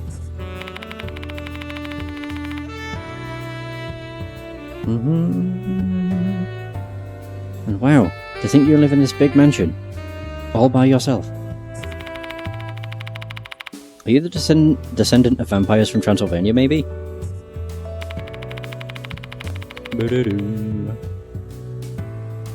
It'd be awesome if you truly were. Give me your autograph, please. Oh, there we go. I covered Spirit Hunter 8 months ago.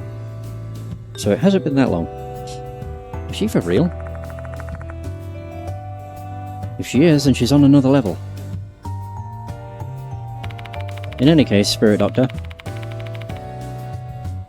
I plan to investigate Princess Mach tonight.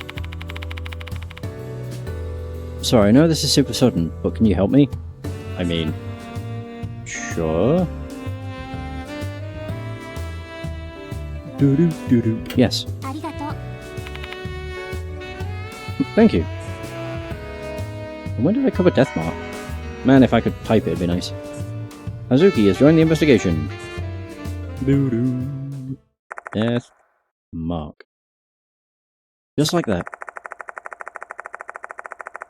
Ah, because I searched death marks, bloody NG pops up. I decided to help Hazuki investigate this Princess Mark who has supposedly been haunting Hate City. Oh wow. Death Mark was a while ago. It releases this year. And it's using my old thumbnails. Sheesh. It was 2 years ago. Goddamn. Hey Hazuki. Do you have any leads? Of course I do. According to Adam Love... Adam who? What? A frequent commenter in the occult forum. They wrote about Princess Mark. Oh, so Adam Love is a person's name. That's a weird name. I mean, all forum usernames are like that. By the way, Adam Love said Princess Mark tends to show up at haunted spots. Like where? Dunno. That's why I'm planning on hitting up all the haunted spots in HC. If you hadn't come, I'd have had to walk to them all on foot. To think this girl would be touring H City in the dead of night, going on nothing but this unreliable piece of information. This girl's absurd. Do you know any haunted spots around here, Spirit Doctor? Please, take me to them. A few places come to mind. They're places I investigated during previous cases. Fine. We'll end the investigation if we don't find anything. That means you give up and go home, are we clear? Okay, let's go! Oh, cool. Do we actually go back to the same place? Hanahiko? I don't remember the manhole one. I do, but in bits and pieces.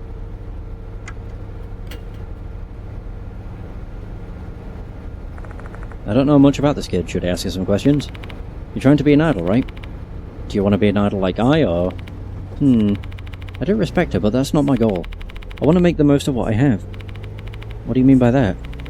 I want to be a mysterious yet charming idol like spirit phenomena and UFOs. I want to be an occult idol. Occult idol, huh? So you're going to pretend to be a ghost in white clothing or what? Yeah, and that's the problem. There's a lot of ghost stories out there. Ghosts, aliens, UMA, Tsuchinoko. I don't know what theme I should go for. That's why tonight... What are you going to do tonight? It's nothing. Come on, let's hurry to the haunted spots. Oh, okay. I wonder if this is actually what led her to become... how she was in Spirit NG. It's seeming like it, to be honest. Well, yeah, because in Spirit Hunter NG, she was always wearing that same, occult clothing. Oh my god, it is! A ruined school building stands in the darkness. That building used to be H Elementary School. Don't tell me this is the place where you and I fought spirits. Well, yes. Oh yeah, we came back here twice, didn't we? We had Hanahiko, and then we had the piggy lady. I don't remember what she was called. It was Miss something. Weren't some crazy animal experiments performed here? Meat and organs were splattered all over. Dark red blood stained everything. That room really exist? Yeah, that was something I never want to experience again. Spirit Doctor. Talking about meat and organs made me hungry. I'm craving yakinaki now. Yakiniku now. Can we go eat something after this? Let's look for places that serve thigh meat. You're one strong girl. Oh, Mr. Yoshiki. It's Moe! Good evening. Why are you here, Moe? I'm here for work. What are you doing here? With a girl at that? This is also work-related. Moe might know something about Princess Mark. She knows a lot about spiritual stuff, after all. May as well ask her while I'm at it. Introduce Hazuki to Moe. Huh, so you like occult stuff too, huh? I can sympathize with you. And you're an aspiring idol at that. You're gonna get big in no time. Whoa, what an honor to hear that. I never expected to have Moepi say that to me. Do you know Moe? Why would I not? She's a popular high school journalist who made a brilliant debut through Oop Arts. It's not that big of a deal. I only got my own corner in that magazine because the editorial department pitied me. No way, you're amazing. I mean, your article from last month. What about it? The occult maniacs become fast friends and are talking merrily. I'm glad they're having fun. I think they're talking about zombies and black magic. I'm here to take photos. The editor-in-chief asked me to take photos of an abandoned school at night. But if you think about it, what kind of person would ask a high schooler to do something like that? You'd probably get caught in some kind of regulations. But it's fun, right? Well, yeah, going to a haunted school at night is exciting. I'll let Moe know about our situation and ask her about Princess Mac. I know of her, obviously. She's been featured in Oop Arts before. I never knew she haunted H City, though. Apparently, the information's posted on an occult forum. Don't you visit that kind of forum a lot? I haven't been able to lately, though. I'm pretty busy. Sorry. But my editor-in-chief, or the readers, usually bring things up to me if the rumours are good. And I haven't heard anything from them. It might be a hoax. You know, there are people online who like to make up stories just to get attention. Could be the case. I'll keep that in mind. I guess that's all the information I'm going to get from Moe. I write down all the things we talked about after parting ways with her. Okay, so Moe has a corner in the monthly magazine Oop Arts under the name Moebi. Moe and Hazuki both love occult stuff, so they get along well. Neither Oop Arts editor-in-chief,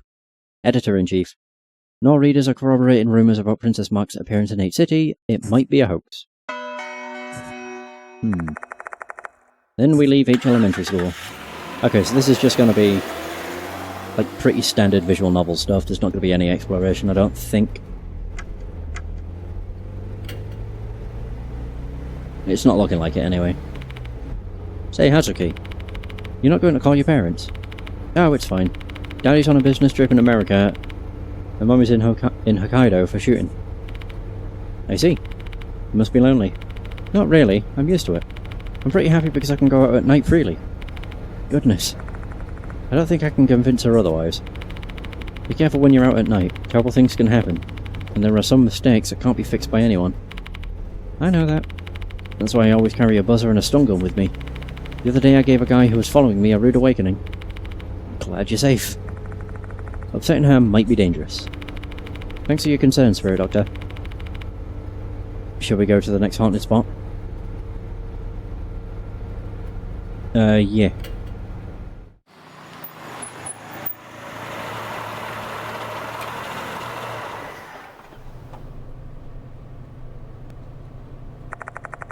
The roadway— oh, it is! This is the one that took us into the bunker. I do remember this. The road we're taking at the moment is called Manhole Street. As we can all see, there are an unusual number of maintenance holes in this street, hence the name. Oh yeah! No need to tell me, Spirit Doctor. There's an underground vault down here, right? You sure know a lot, huh?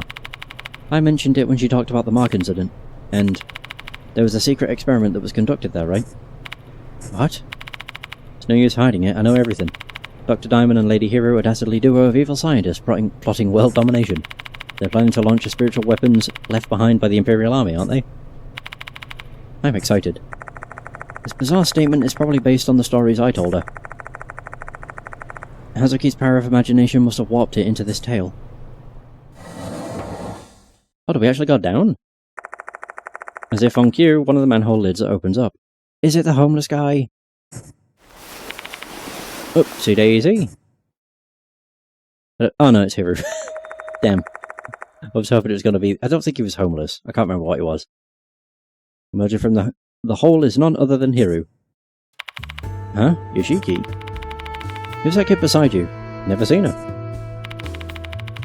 So after your escapades with high schoolers, now you're on a night date with a middle schooler.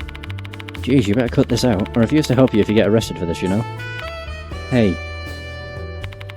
White coat, glasses, a lady. Are you perhaps the evil scientist Lady Hero? I'm a fan. Give me your autograph, please. What the hell is wrong with your diet? She's I's friend. Her imagination is stronger than others. Just let her be. She doesn't mean any harm. I don't get it. Youngsters are scary. Anyway, what brings you here, Yoshiki? As a general rule, Hero doesn't really care about spiritual stuff. I doubt she knows about Princess Mac. Doesn't hurt to ask, though. I introduced Hazuki to Hiro. I see, so she's like Moe. This kid's got more screws loose than her, though. By the way, she stares hard at Hazuki's chest. Do you have any complaints? Well, I'm not as big as I. I'm not talking about that.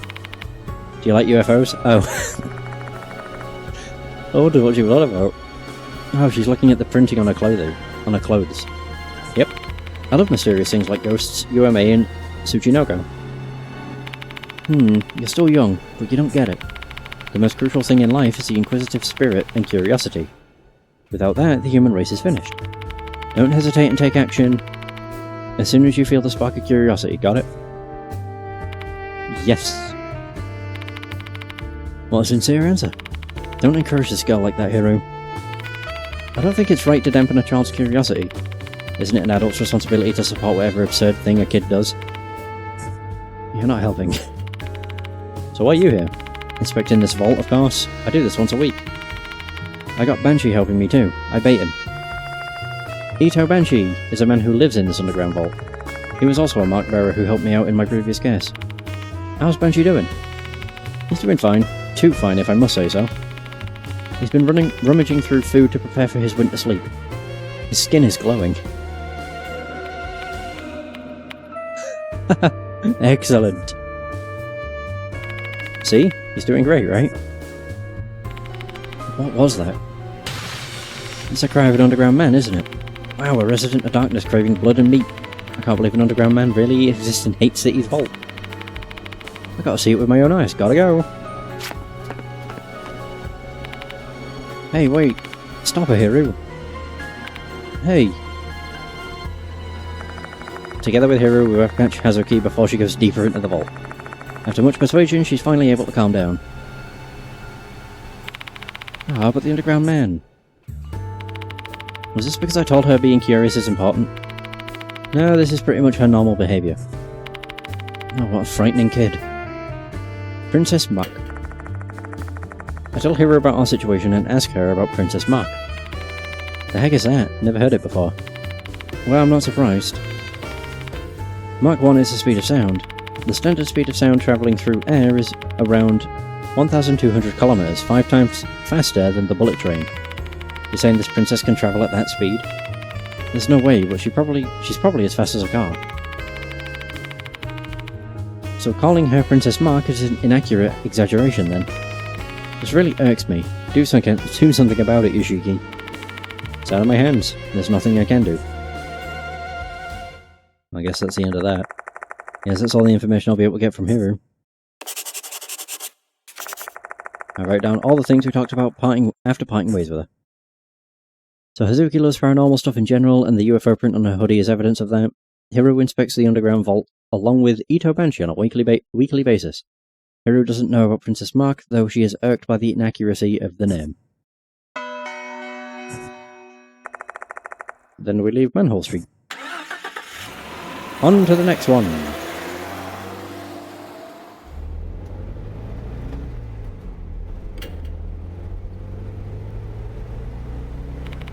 I'm so jealous of you. You've been able to meet so many spirits. Hazuki starts talking before I can even open my mouth. I want to see a spirit too. Maybe I'll know what kind of theme I want to have. Spirits aren't just some kind of hobby. They can kill. But still, I know you might be confused by what I said. But I'm serious. 100,000% serious. Hazuki. I feel like I've gotten a little bit better understanding of her. It seems like her pursuit of the idol career she wants is what drives her to do all these crazy things. Risking her life for her own goals. She reminds me of the mark bearers who challenged all those bizarre incidents. Time to go to the next place. Let's believe we will meet a spirit next time. I hope we don't. Yeah, because we're going back to the bloody academy. While waiting for the traffic lights to change, I jot down all the things Hazuki told me. So an idol trainee who's trying to debut as an occult idol, because her parents are rarely at home, she's free to traipse around at night. Hazuki is trying very hard to find a good theme for her occult idol concept.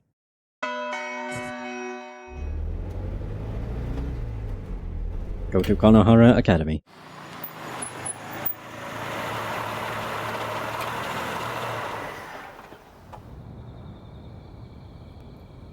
It's very dark.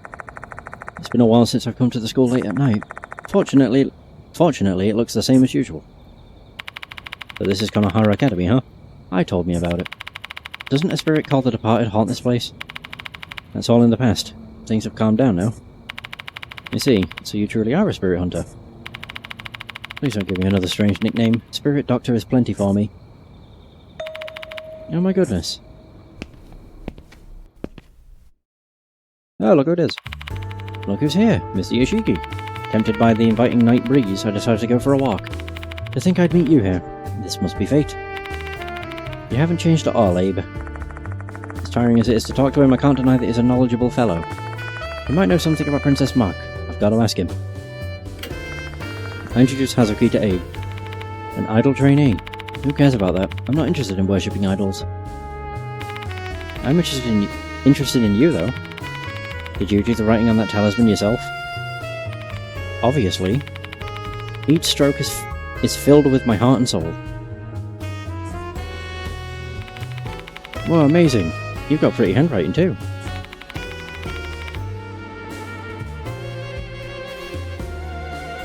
I actually write down Heart Sutra once a month. But my handwriting is so ugly, it's basically unreadable. That means your devotion is lacking. You need to believe the spirits living in the tip of your brush will drive away the bad spirits before writing the sutra. Only then will your handwriting naturally improve. Oh, I see. From what I can tell, you should be able to see things. I have high hopes for you, young lady with the galactic disc on her chest. Yep, you better trust me. Is it just me, or people who have imaginations that run wild tend to be compatible with each other? Like I said before, I'm out on a walk. There's no better place to meditate than the calm darkness that suffuses the night. Going on a night stroll sounds nice. Did you happen to see ghosts or something? No, this neighbourhood is pretty quiet, because Mr. Yoshiki just exorcised the worst one. You really are amazing, Spirit Doctor. True, the Spirit Doctor is the greatest of all. Both Hazuki and Abe are staring at me with awestruck gazes. This is really uncomfortable. I want to turn around and run away. I tell Abe about our situation and ask him about Princess Mach. Yes, I've seen the post. If I remember correctly, Adam Love claims that Princess Mach is haunting HC. Is that post trustworthy? If I'm being completely honest, it's difficult to tell, because the person didn't provide any evidence to back up their claim. However, the person who made the post is none other than Adam Love. Care to elaborate? Adam Love is a frequent commenter in the forum. They know a lot about the Mach incident. They even know some strange things that aren't included in OOP Arts. It's possible this Adam Love is someone who's involved with the case. Someone who's involved with the case. Like the Mark bearers, the only ones who go to online forums are Moe and Aita. Or they might be someone who's heard such stories from the people involved, like myself. I guess that's all the information I'm going to get from Abe. I wrote down all the things we talked about after parting ways with him. Hazuki and Abe seem to get along well, because they're oddly similar to each other, aware of Adam Love's post about Princess Mach's appearance in HC, but saw no evidential basis to the claim. Adam Love might be connected to the Mach, which could mean that they're actually Moe or Aita. Abe and Hazuki also know the Mach story. Then we leave Konohara Academy.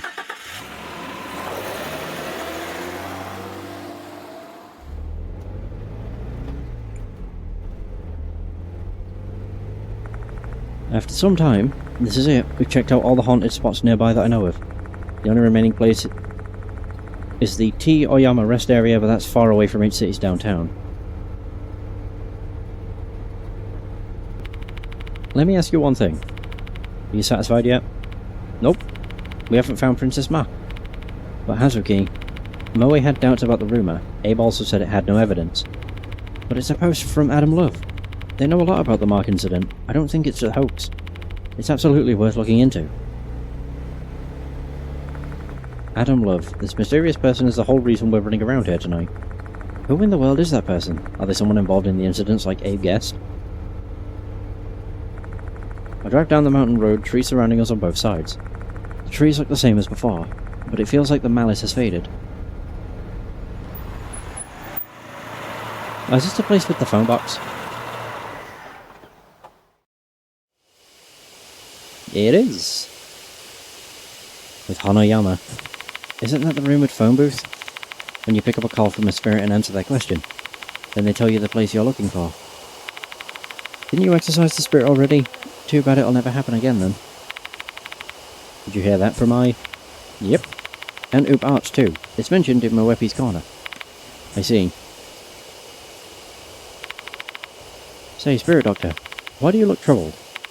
Oh, I just feel like it's time to identify who this Adam Love person really is. What? Aren't you interested, Hazuki? Well, of course I am. Here's my deduction. Oh.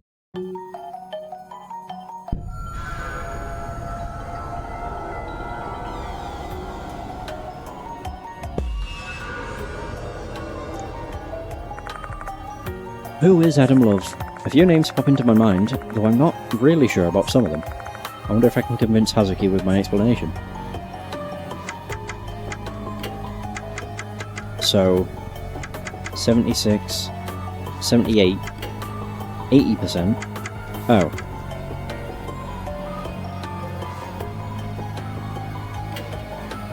Go with whichever has the highest. I try to defend my conjecture that Adam Love is Kaoru Hazuki.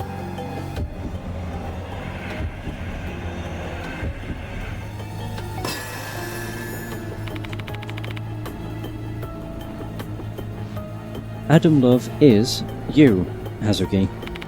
Huh? What makes you think that? Abe said Adam Love knows a lot about the Mark incident, and you seem to be quite knowledgeable of it. I mean, I heard it all from I. You made the Princess Mark poster as Adam Love, then you used that as a foundation to ask me to investigate it with you. That's my guess. My guess. What do you think? Intriguing. It makes sense, though. Hazuki remains composed, though she seems convinced by my theory. Okay. Well, a possibility is a possibility. Is there any clear evidence that connects me with Adam Love?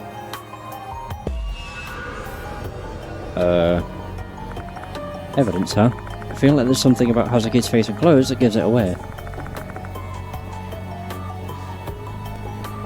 How should I explain it to her? If I'm able to give her a rational explanation, Hazuki might just break down and confess. 76-83. Oh. Oh. I don't know.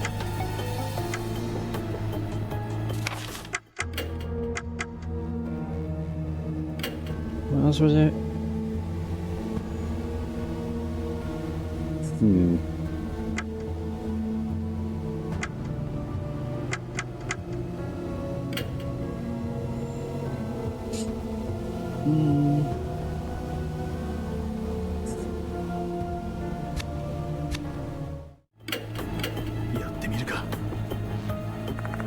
I focus in on Hazuki's hoodie.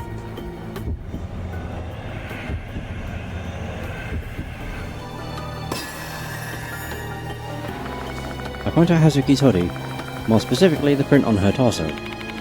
The letters under the UFO read Adamski type. An Adamski model. If I remember correctly, that's the name of the disc-shaped UFO. Crap. Adamski Adamsuki. Is that... okay, yeah. Is that why your name is Adam Love?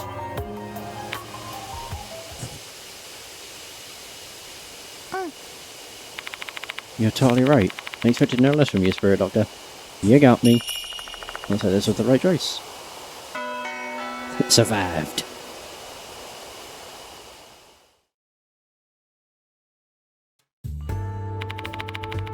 You were the one who posted the Princess Muck rumor on the thread, right? Did you really witness what happened in H-City? It's all a lie. I posted it because I wanted to get your attention. Well, why did you do that? Because I really want to see a spirit. You have a connection with spirits, don't you? So I thought I'd be able to see one if I toured the haunted spots with you. Is it perhaps because you're searching for a good theme for your occult idol dreams? Yep.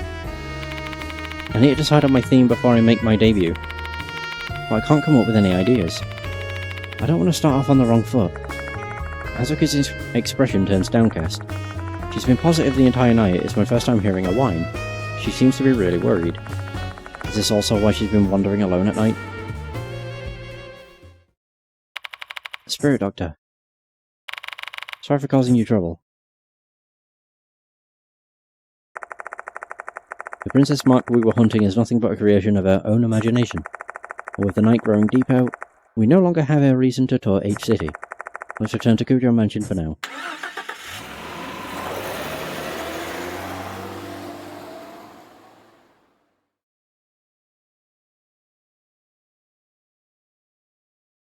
You feeling better, Hazuki? Yeah. The trains have stopped running. I'll take you home. You live in Kamakura Ward, right? Thanks. Hazuki remains disheartened. She only has herself to blame, but she must have been desperate. I don't really have the heart to blame someone who went to such great lengths. Is there any way I can cheer her up? You want to see where I work, Hazuki? Workplace? Hideout. Do you have, like, talismans, a fire altar, and demon swords? No, I don't have any flashy things like that. Just tools to make dolls. Dolls? I think I'm interested. Oh! This is totally where she gets the inspiration for her outfit idea. Because she looks exactly like Mary did. I just remembered. Mary had the hat on the side and wore that, like, black dress thing. And so, we head to the second floor. I open my own room and invite Hazuki in. So this is your hideout, huh? It's cleaner than I imagined. Are those doll-making tools? Yep, those are my carving knives and chisels. Where's the doll? I told me there's a talking doll in this mansion. Sorry, but I can't show her to you. The female doll Mary is currently sealed in the mansion's storehouse. The other female doll I got from Konohara Academy is in Yasuoka's care. She wanted to inspect something about it. Oh, what a shame. That reminds me. If you want to see how she looks, you can look at the framed picture over there. For real? There, yeah, it's exactly it. I never realised. So this is the rumoured... Hazuki's intently staring at the photo. She remains expressionless as if her soul has been sucked into the picture. Hazuki? Feeling worried, I call out to her. However, she doesn't respond.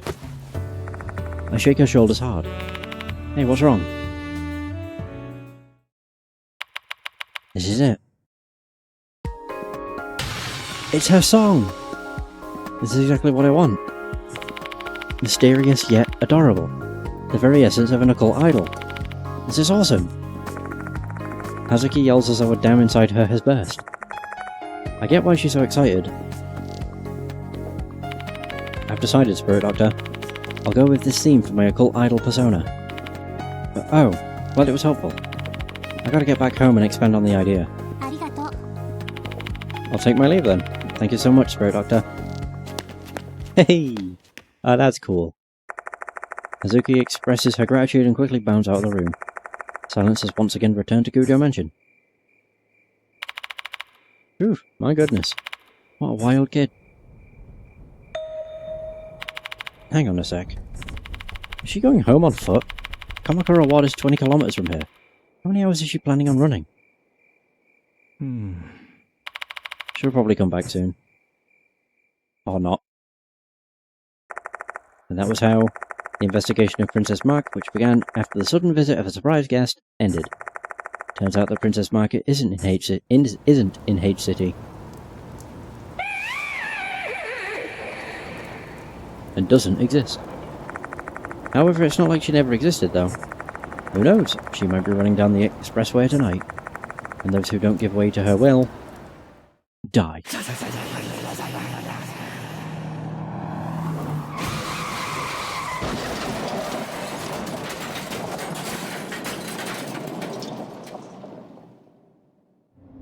There it is. That was nice. That was cool, because it actually kind of explains things about NG in a little bit. It mostly just tells you how she became her character from the second game. So that's cool. Also, one thing I never noticed, until I think 2 sessions back, right next to Kazuki... Is it no, Yoshiki. Next to Yoshiki's face, there's Taika. Yeah, it's her bloated... her bloated spirit. Right, so what do? Continue. But true ending. Chapter. Choose save data for chapter selection. Load save data chapter 4. Oh no.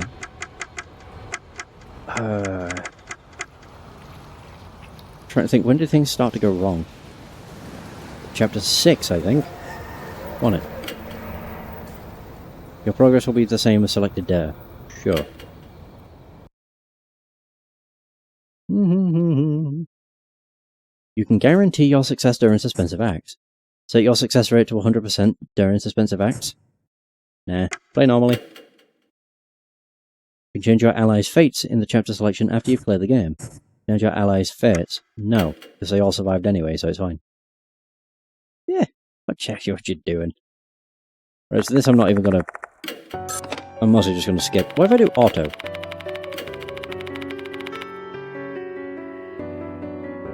Auto is way too slow. Now I'm just gonna skip everything. Whee! And just like this, the game will last... the chapter will last all of like 5 minutes. Right, save. New slot. Boom. Alright, so we got the faculty room.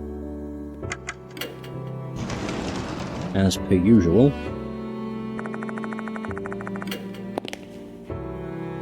Whee! Oh, shoot.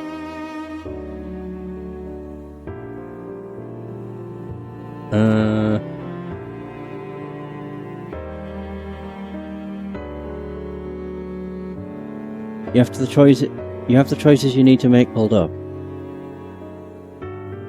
No.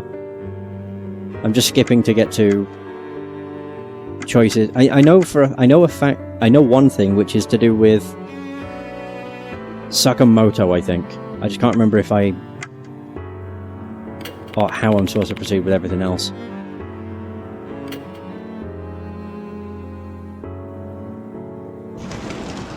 Yeah. Clock tower. Boo-doo-doo-doo.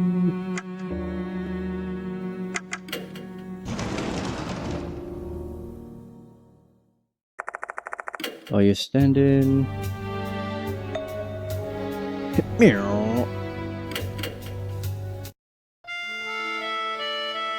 Man, it's crazy how quickly you can go through the game when you don't read any of it.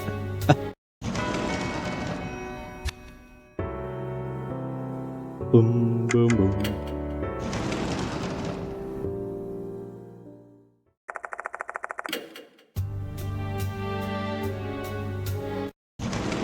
Oh yeah, so, Maruhashi was in there because she didn't want to be near the shrine anymore.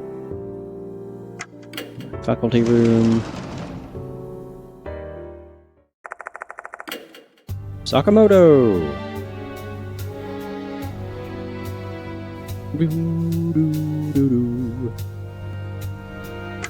The Doryu and Kinakawa thing. Good to know you understand it yourself. I still don't understand... Okay, whatever. I don't know what kind of nonsense you concocted in Scullios, but I'll show you there's nothing going on. I have no intention of doing anything untoward with any of the students. And yet an incident can still occur even without a teacher having such intentions. Just like in Mr. Hirose's case. Yeah, the art teacher... I've warned Doryu and Kinakawa not to get close to you, but seeing them defend you so fervently, the situation is getting dangerous. That's what my intuition as a woman is telling me. Sakamoto chided Doryu and Michio because she believes in their intuition. Aha! That wasn't there before. Try to convince her. Hold on, there's a reason why both of them are defending me. Among all the teachers, I'm the only one who's taking their concerns seriously in pursuing the departed. This departed nonsense again. Really? You really think you have carte blanche to do anything just because you're investigating the departed? Takai, Izumi, Horikoshi, and Kakuta, 4 Konohara students who have mysteriously disappeared in a short period of time. I'm sure you realise how unnatural that looks, don't you? I'm not asking you to believe in spirits, but you need to understand that I'm the only adult here trying to do something about the students' disappearances. Mr. Yoshiki. And they're just trying to help me. They want to bring peace and normality back to the school, and they're trying to help in whatever way they can. Ironically, he's saying that without knowing that they are the departed. That's all that's going on.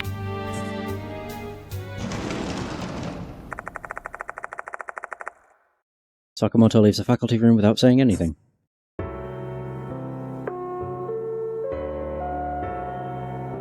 Oh, that's the end of the school day. Hooray!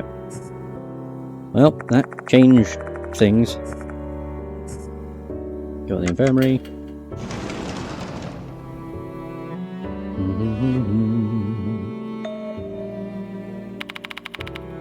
Welcome back. Yeah, I'm just skipping everything.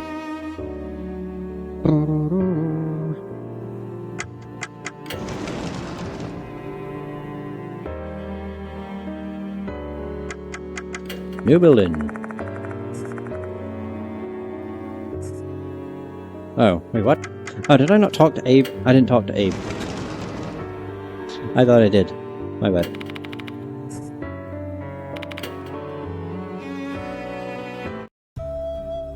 Yeah, because he tells us everything about the Departed. The Departed's wrath. It is crazy how quick things go. Meow. Now I go to the main gate. There we go. Sweet. Do I have maxed? Oh no, I'm back to level 6. Oh, good. But there won't be any lost souls, I don't think. If there are, I don't care. I don't need them. New building.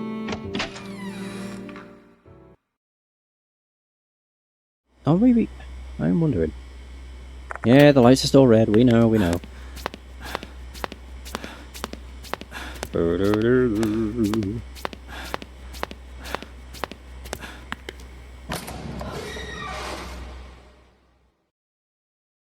Mm-hmm.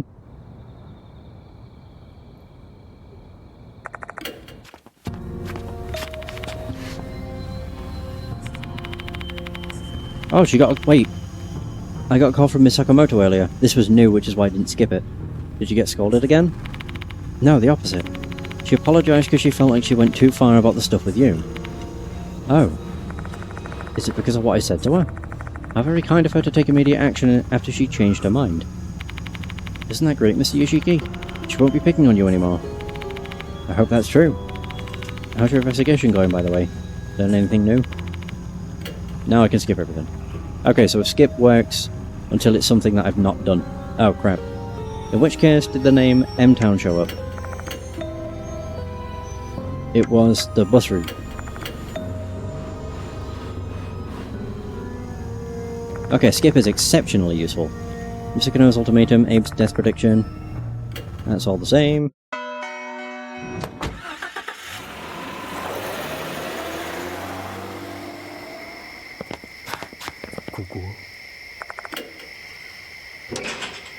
God, it's insane how fast things go.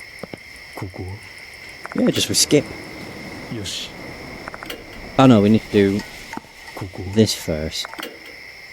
Yeah, then we talk about the morning, we hear the voice, and now we interact with the door several times.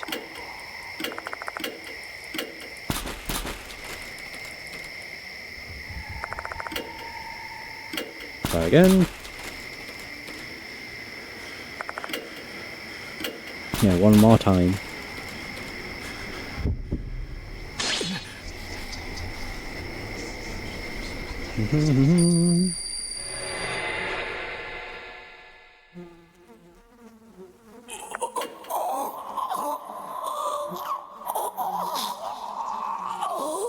I'm very curious to see how Chapter 7 goes then.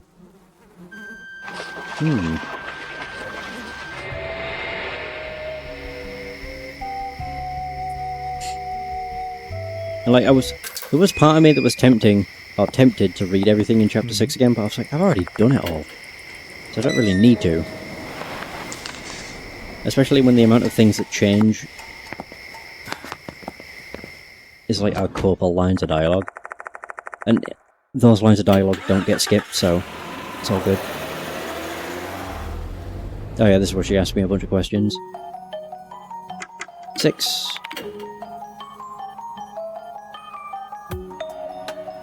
That was Izumi. And this is where she says, I want to eat you up. This is when she was very close to, like, just showing that she was the departed.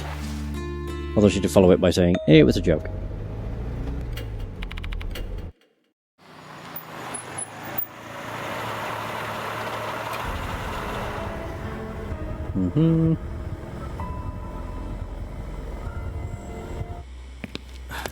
Yeah, screw it, I'll get the souls again.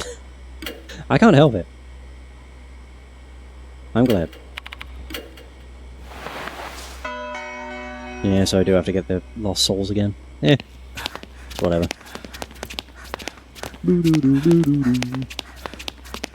It's more so the fact I don't want to lose too much. I don't want to miss out on too much health, is mostly my thing. Then again, items. Butterfly wings. 2 dexterity bot accessory shop. Oh yeah, it is +3. Maybe chapter 4 would change, so maybe I don't need the lost souls. -3 damage. It's not much different. Library. And it was this.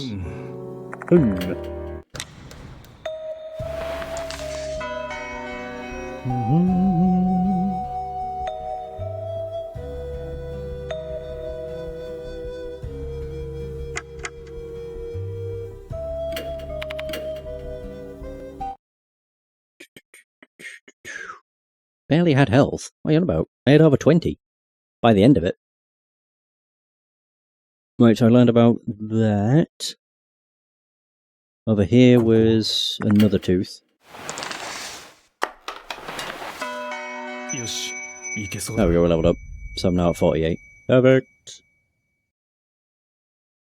Right, now go to the connected corridor.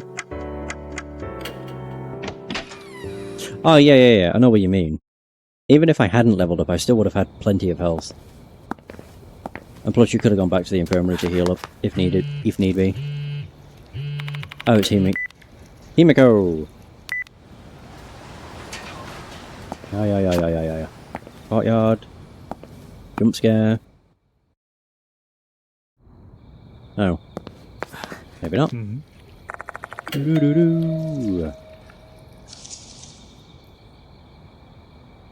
Let's give it a shot.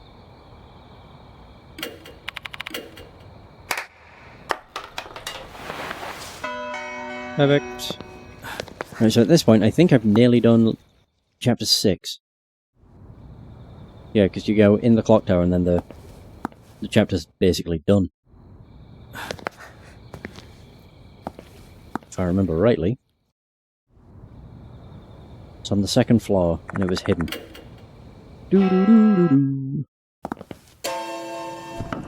Oh yeah, this is where she goes outside. Alright, go up. Tooth is on the 2nd floor. There. Get a wrench and a crowbar from the box. Man, skipping through the chapters. Oh yeah, I forgot about that. Yes, I know, kill. I know. Yosh. Yeah, skipping through the chapter, you proper. Just zoom.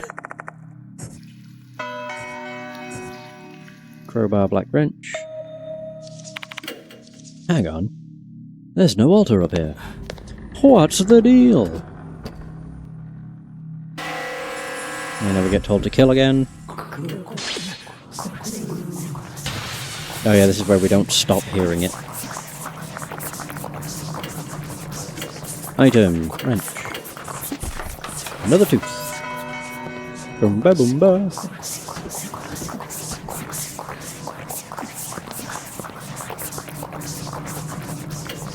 I just need to remember to do defensive actions. Yeah, threaten to throw the wrench and take a defensive stance. I'm curious to know whether this ends the same way. I have a feeling it probably does.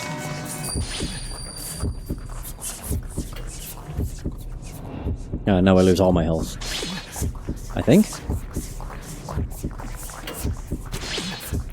3. Yeah, and then it does 30 damage. Boom! But who? Howdy!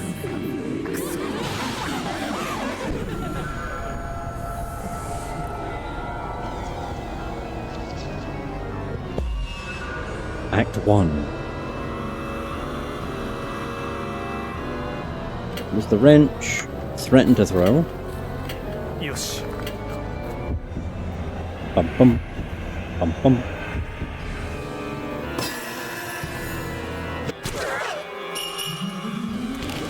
Oh yeah, I forgot it hits her regardless, doesn't it? Wait a minute. Oh yeah, she does move closer. For a second there I was like, hang on. Large crowbar, take defensive stance. これでどうだ Alright, so that's chapter 6 done. Near enough. Chapter 7's a lot longer, so I won't be able to zoom through that quite as easily, but yeah, it'll be fine. Yeah, okay, so she still dies, regardless. Okay. Eek. Tell her the situation. Mm-hmm.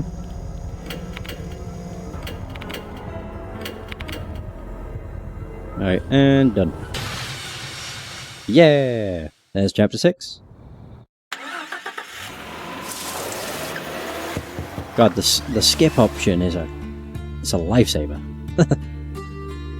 I would have just set it to auto, but it takes so long to go through with everything, it sucks. Doo-doo-doo-doo-doo. Save your progress. Sure. Sweet. Bum bum bum bum bum bum bum.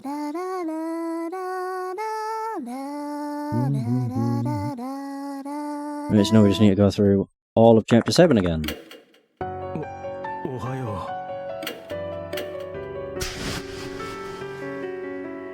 Eat it. I'm curious to know what happens with Sakamoto. Because she apologized and doesn't want to get in the way, I'm curious if she's going to have been driven crazy. Or 7 not. 章死人の嫁入り Oh, yeah, we need to go back. Okay.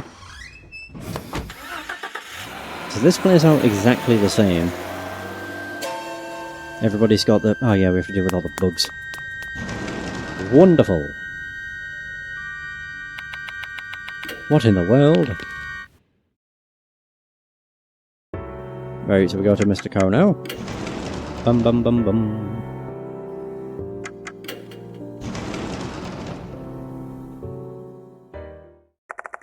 Money at the faculty room is already there. Do you know what happened to Kinukawa? No, I don't. I have no idea. Oh, there we go. Is Miss Sakamoto not here today? She actually came today, but she had to leave early because she was feeling under the weather. Her face was really pale and even standing upright seemed to cause her an immense amount of pain. It's looking like she must have been possessed by a spirit as well. While Mr. Kono and the students don't look so good. They don't seem to be suffering as much as Sakamoto. Maybe the spirits are affecting everyone differently. Maybe some malicious disease is spreading on our camp. Our school really is cursed. Oh yes. There we go. So she didn't get driven crazy. This time. I leave the faculty room after saying goodbye to Mr. Kono. He looks rather worried. Aha! Okay, so this is good. This means things have changed. Alright, everything's closing. Go to the infirmary. Woo!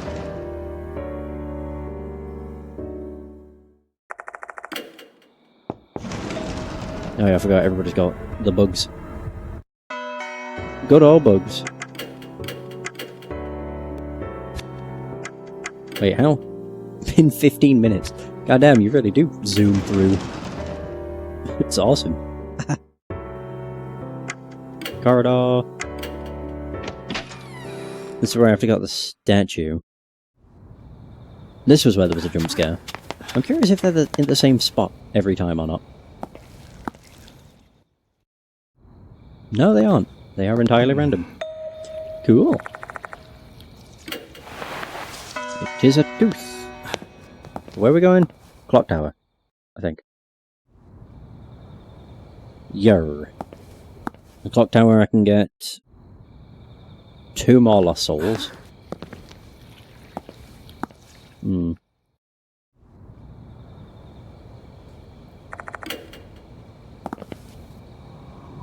Okay.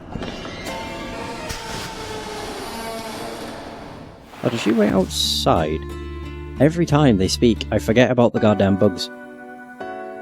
Do you realise I have feelings, vaguely?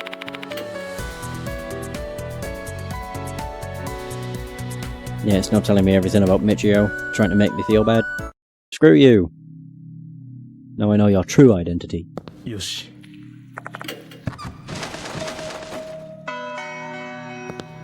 Wait, she follows me? I don't think she did. Alright, well, whatever.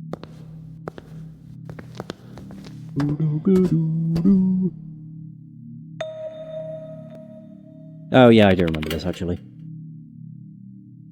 Yeah, mentioning the altars and everything. There's another tooth. Yoshi. And there's another level up.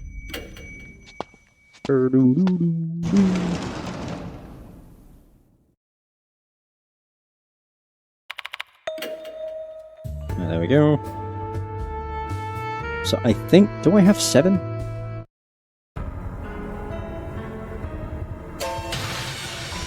I can't remember. I don't know how many lost souls I have. Stop value.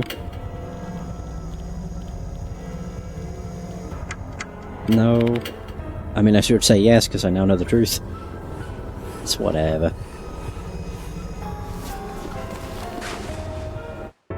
I have 7. Okay, yeah, this is the same. Doo-doo-doo-doo. Less damage.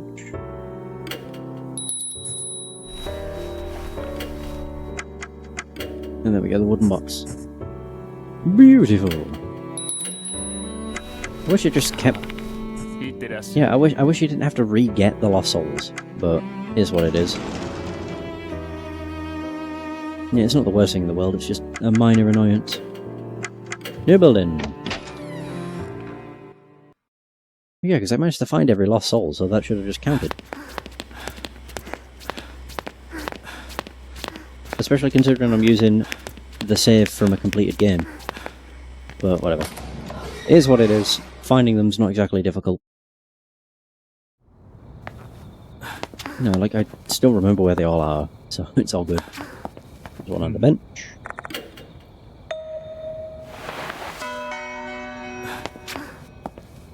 Does make me wonder, though. If you get the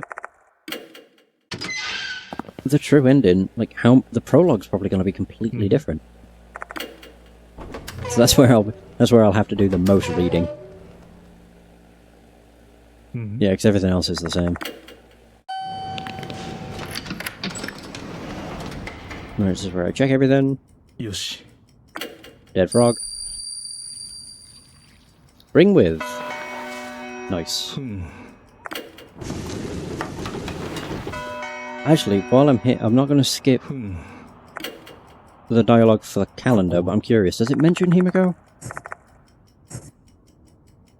Yeah, go to Clock Tower with Hime, so that's when they died. August 8th. Yoshi. Koko. Well, it also stopped here, didn't it?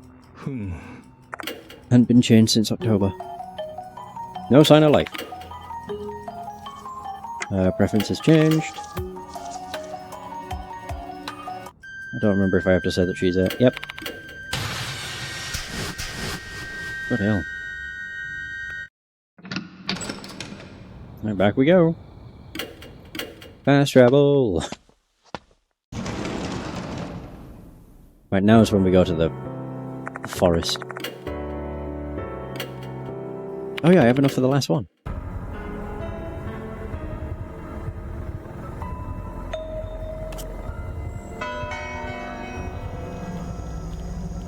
And considering I've recently did this, it's all still kind of fresh in my mind.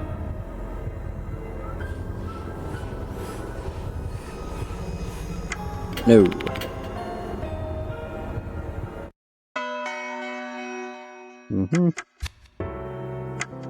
Right, trade for the last useful object.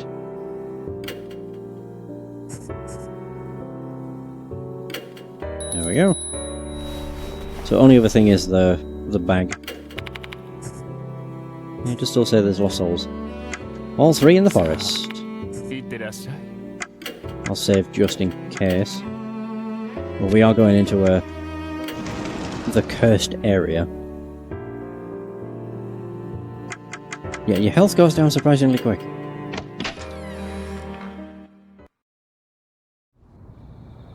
But once I get into... Oh god, yeah, I have to do all this, don't I? This is where there was a jump scare. Oh. Yeah, we have to find the goddamn bleach.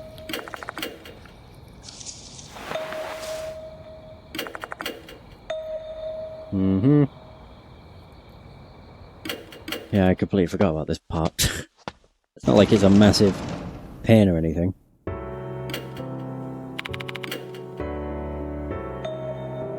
There's the student council room.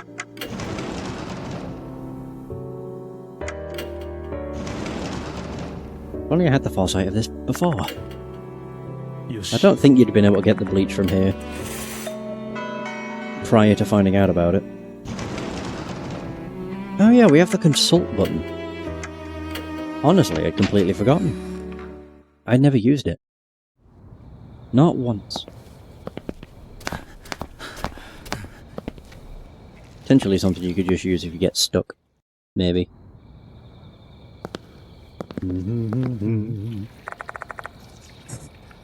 Use items on the bleed.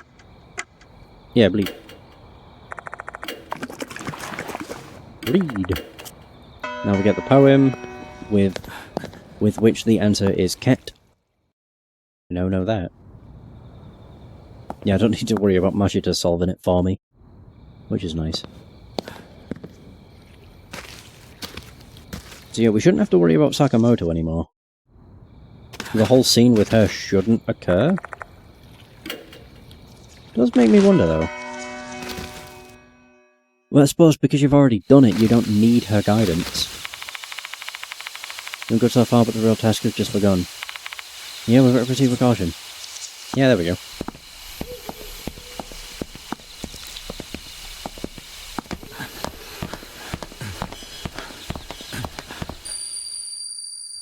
Oh yeah, we get the vision.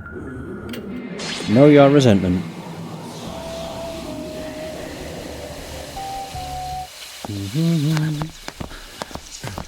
Two.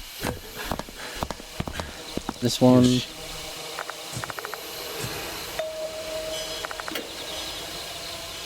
Oh, you have to do all this again. Touch the mold. Another two. Oh yeah, and the chanting.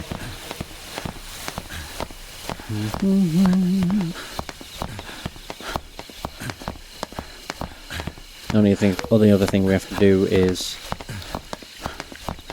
the shrine, and now we get the tooth from this, and then we have the tombstone with the groom in the cursed area.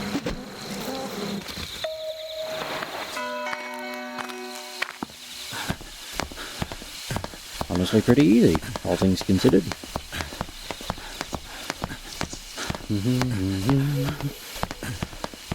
That serpent path is here. It's kind of obvious because you hear the chanting most clearly when you're here.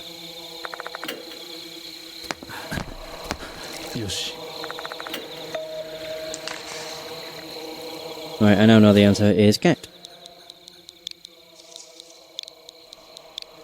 Not car. That was almost bad. Woo. The beast in this rhyme is probably the cat. When they were picking which animals would be on the zodiac, it said the cat was late to the meeting, which is why it wasn't selected. I heard that story too. Well, what about the lament part? Maybe the path will open if we imitate a cat's meow or something. Yeah, it's the same as before. There we go. Oh yeah, now we're in a cursed area. Go, go, go! Unfortunately, you can't run. Not yours. Or yours. but yours.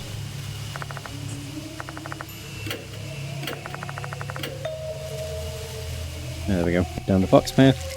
Now we get to pick a lily, and then do the thing with the grave. All in all, we're actually doing pretty good. In terms of like how long this has taken, it's been barely 20 minutes, I think. Not too shabby, really. Press. It is Groom! And now we get jump scared. Whoa! よし、いけそうだ。 Nice.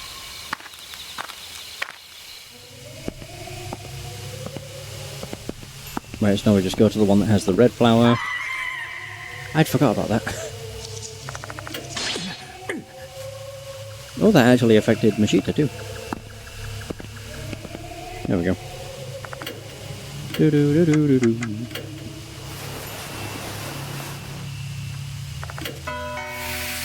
Bum bum.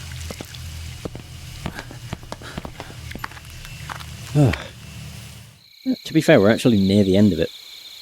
Surprisingly. It's crazy how quick it goes by when you don't have to worry about reading. Mm-hmm. I mean, it's, you know, I've already read all this, so it's not like I'm just skipping by it because I don't care. I just don't want to reread everything.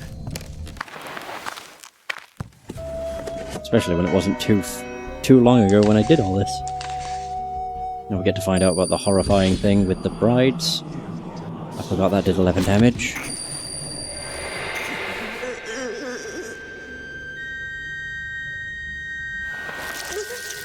I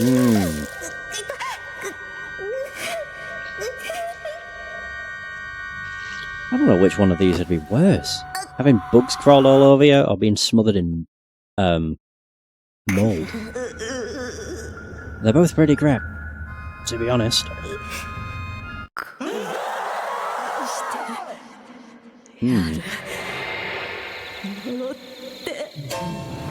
Oh, there we go.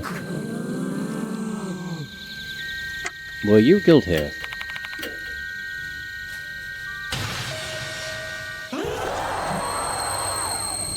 Right, now we just have to do the usual.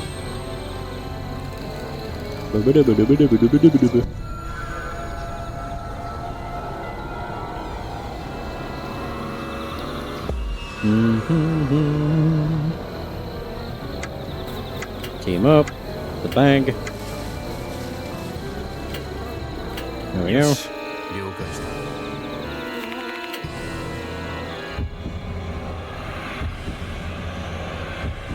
I suppose making the success rate 100% would be like the better choice. Well, because then you don't have to worry about, oh god, what if I fail? But to be fair, so far, I've yet to have a choice that did fail.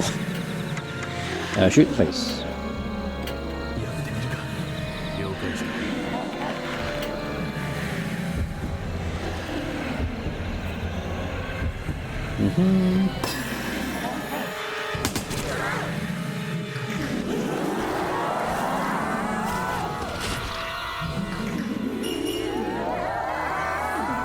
Oh, there we go. Now it flees us after Mashita.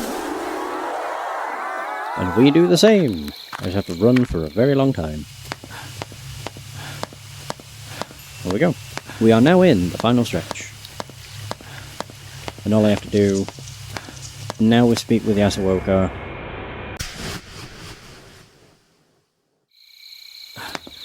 Yeah. So I wonder what happened with... I bet it was probably Himiko that knocked out Yasuoka.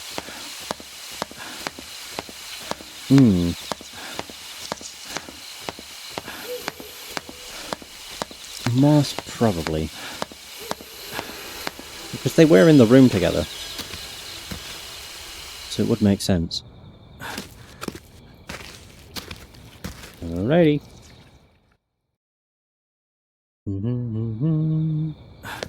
And then I can buy the final bag upgrade. And then we're in good standing once more. Doll!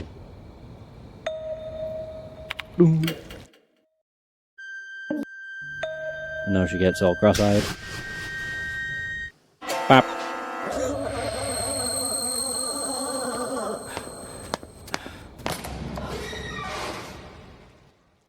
Just trying to remember what I have to do with the clock tower. You go up to the second floor, then it's up, down. I think it's just up, down, up, down, up. Or like up, down, then you end up picking up the doll stuff, and then up once more and you're in the red room. And back to health. Yeah, we know, it's all red. What?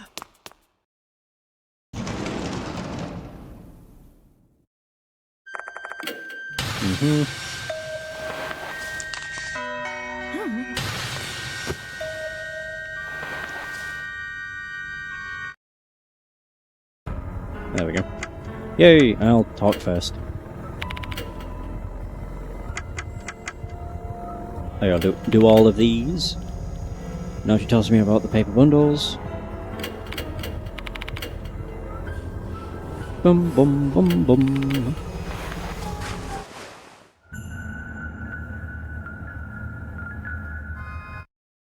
God. Grotesque. Yeah, the amount of things you just have to keep witnessing. Ah, now we get the finale song. Yeah! I mean, I've kind of saved well, I managed to save Sakamoto, so that's positive. That's one less person that died. Save, because we're at the end.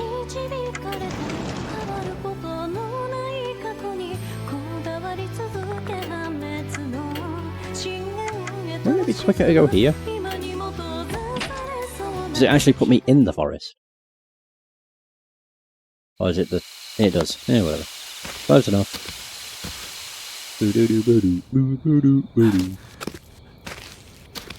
Yeah, as I say, I did manage to save Sakamoto, so that's one less person who died. So, you know, it could be worse. This case still had a boatload of casualties, but, you know, it is what it is. Yeah, now we need to deduce who the true identity of the departed.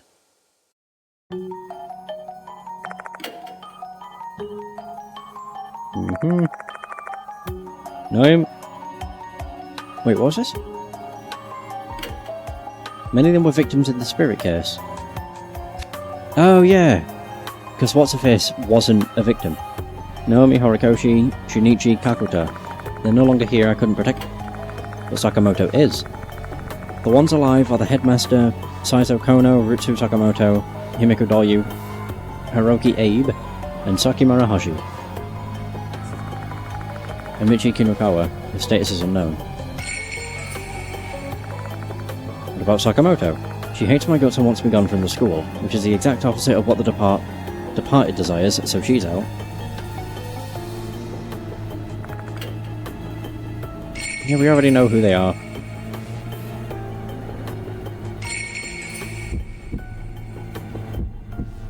Oh yeah, she's the departed. She is the departed. What if you say all three of them are? I'm not doing it, but just be funny. It's like, they're all the departed. Then my final deduction. Boom, boom, boom, boom.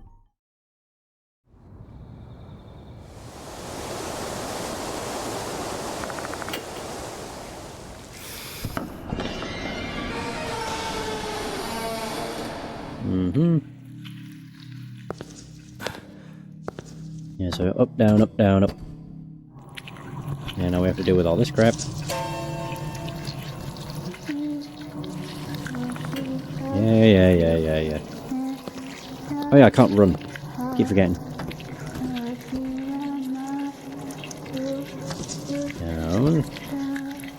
Up. Now there should be 4 hands. There are. Now the dead doll. Beautiful.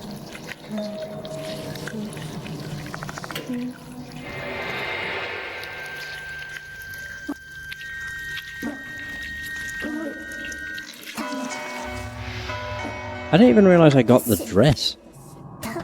Yeah, considering it was just a head, I didn't think it would be a dress. Now we're in the red room.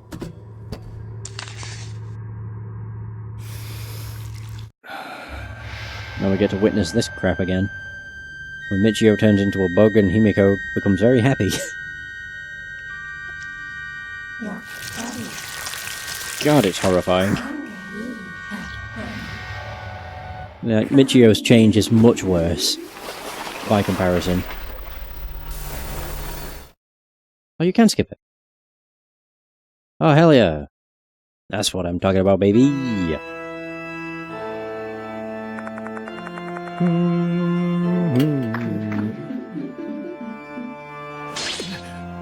Oh god, I forgot you hurt a lot.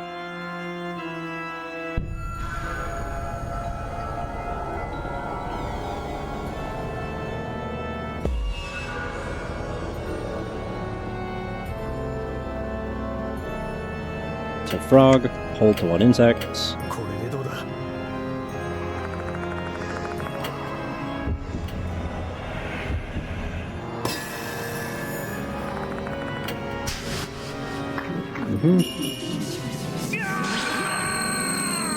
Oh.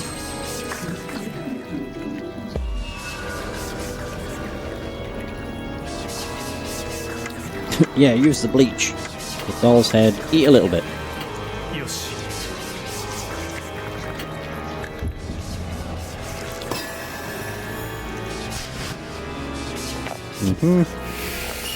No, we're perfectly fine.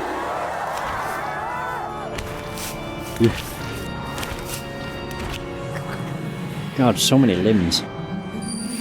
It's like they've replaced... It's replaced all the legs of the spider with just arms.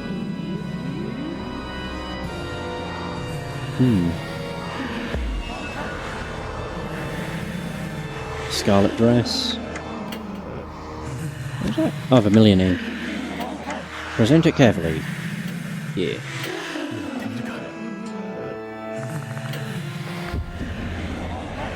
And then it's the vermilion ink on their teeth.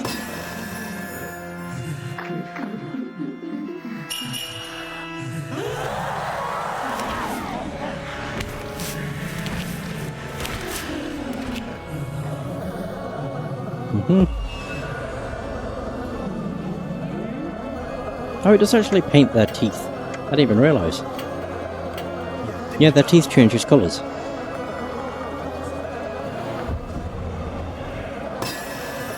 I don't know when.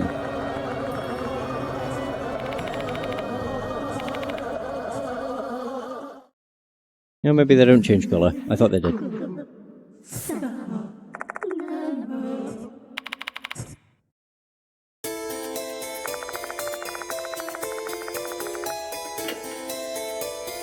Isn't this the rest of the rubber pot? So this is all the same. Still all the same.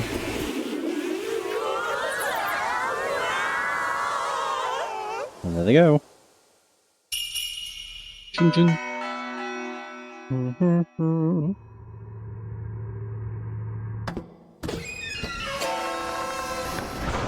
Oh! The bell's ringing. What? What is this? I hear the sound of a bell. But why? The departed should be gone. What should I do? Ignore it and leave? Return? Don't tell me. Are they calling me?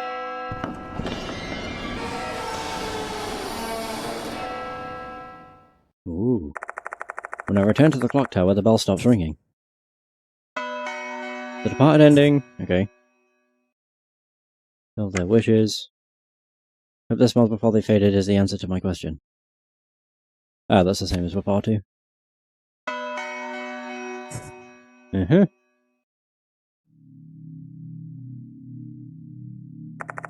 There's nothing strange on the first floor. Maybe it's coming from upstairs. Oh.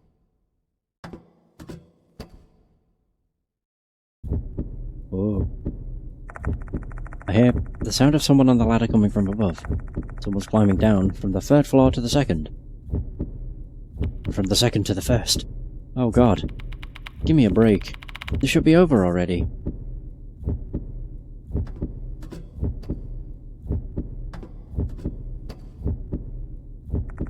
The sound then moves to the first floor. And what comes down from above is... No way. You gotta be kidding me.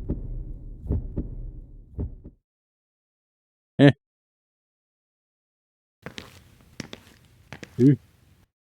Oh. Oh. Himeko Doyu. Michio Kinokawa. It can't be. The departed soul should have been saved. Both of you shouldn't be here.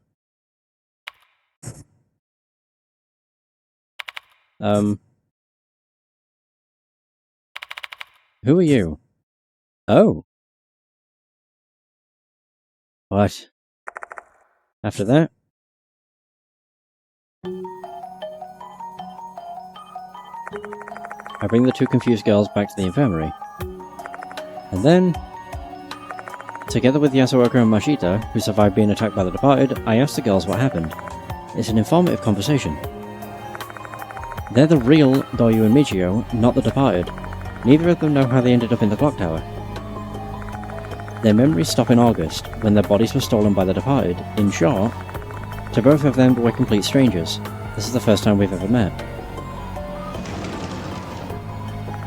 After a while, Mr. Kono finally arrives. He seems pretty confused after hearing about the situation. But when he discovers the two students are alive, a gentle relieved smile widens across his face. He clutches my hand and profusely thanks me over and over again. Oh. I ask Mr. Kono to take care of Doyu and Michio, and then I leave the infirmary. Both of them seem like they're genuinely the real girls. However, why do they still have that mark and the white hair? I mention it to Yasuoka and Mashita as we're heading out. Oh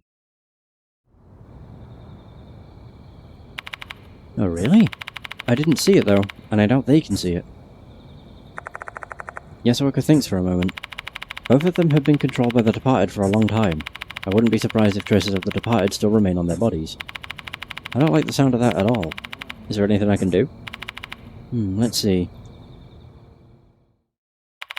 I guess you should probably not talk to them. Huh?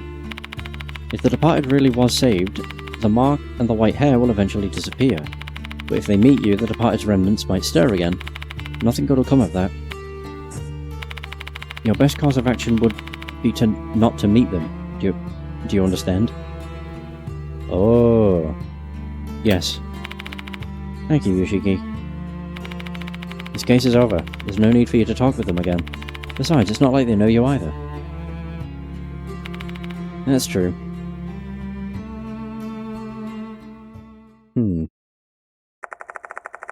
I wonder what happened that caused this surprising outcome. I have no way of knowing. This is a matter that surpasses human comprehension. I don't really mind not knowing, though. The most important thing is that they're alive and well, even if they have lost their memories. Let's just celebrate that miracle. Yeah, they are alive, so that's less on the body count. Still 6 deaths, so it's still plenty.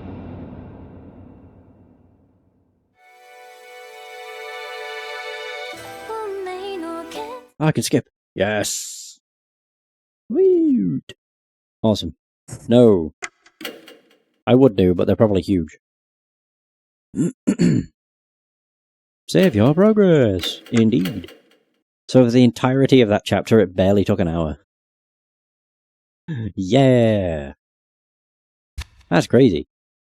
That still took a while, though. A week has passed since that night. So how has this changed?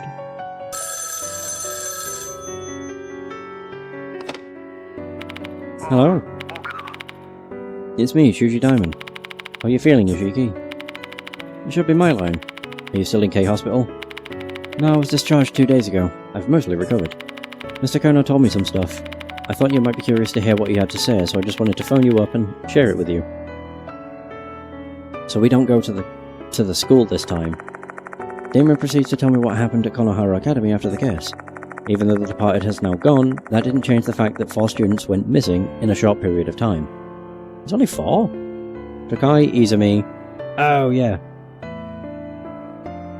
The one from Kashimo doesn't count because they weren't a student. They were a hospital patient. So it was Takai, Izumi,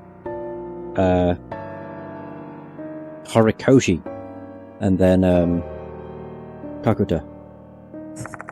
Mr. Kono will resign from his position and take responsibility for the disappearances.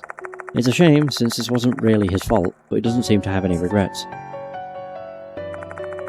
Diamond was also given the first headmaster's journal that a relative of Mr. Kono found at their home. He said there were some interesting things written in it, so he'd bring it by sometime. And about Doryu and Kinugawa. In the end, the police didn't pursue the case, per the wishes of their parents and the school. They've been resting and recuperating in the dorm. They're doing well. They also have been speaking to a counsellor, though we haven't seen any particularly unusual behaviour. That's a relief. What about the 2 months of memory they lost? They've been diagnosed with memory impairment. They don't remember either of us. That's for the best. If they remember us, that'll only rebuild connections to the departed. Everything's good as long as they're alive. I understand that feeling now. If only you were a doctor. Diamond. 2 souls who should have been claimed were saved. As a spirit doctor, you should be proud of your work. Thanks. I'll come visit you soon. I still need to hand off the journal. Let's have some drinks. Invite Hiro and Mashita as well. Catch you later, Yoshiki.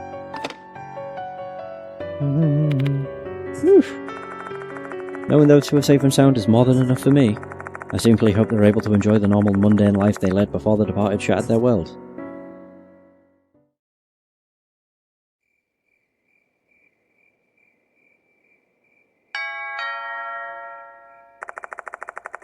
Who's showing up at my place at this time of night?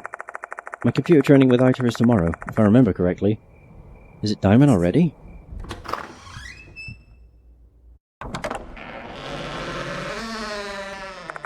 When I open the front door... Oh, look who it is! Michio and Doryu are standing in front of me. How is this possible? Sorry for visiting you this late. You're Yoshiki, right? Thank you for saving us the other day. Oh yeah. What brings you here? There's something we want to ask you. It's about our lost memories. Memories? We heard some things from our friends in the dorm. They said Michio and I were helping you out a lot recently. Is that true? We have no idea since we lost our memory. I'll be honest. Yes. Would you mind telling us what happened during that time? To tell you the truth, lately there's been this strange feeling lingering in the back of our minds. We wanted to figure out what that was, since we think it might have something to do with our memory loss. A strange feeling. Yeah, so I've always been into frogs, but out of nowhere, I've come to love bugs. And that's weird. Michio touches her butterfly earring when she says that. This is definitely something caused by remnants of the departed, so our fears were true, it seems. Well, what are you going to do if you regain your memory? What if you learn those missing memories aren't as blissful as you think? Still, we still want them back. I knew it.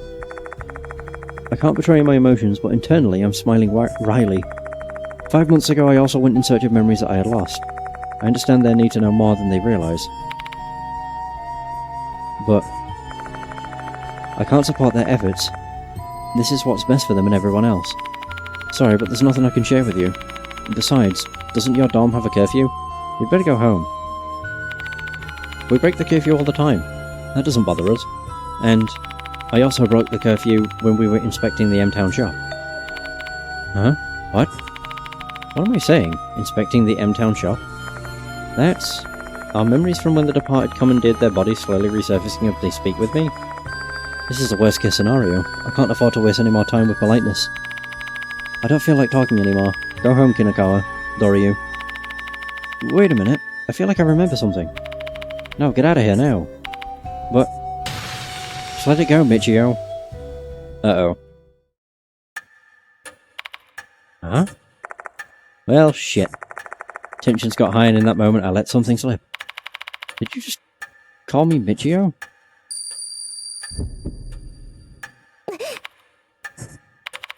Kinakawa?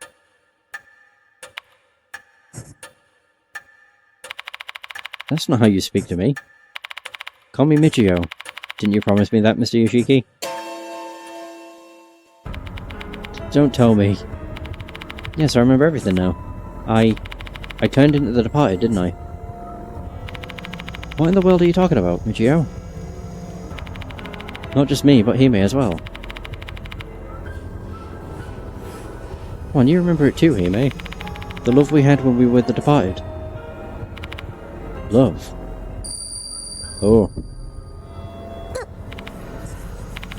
Are you? No way. Was I the Departed? I remember everything. Even when we went to the clock tower together. No way.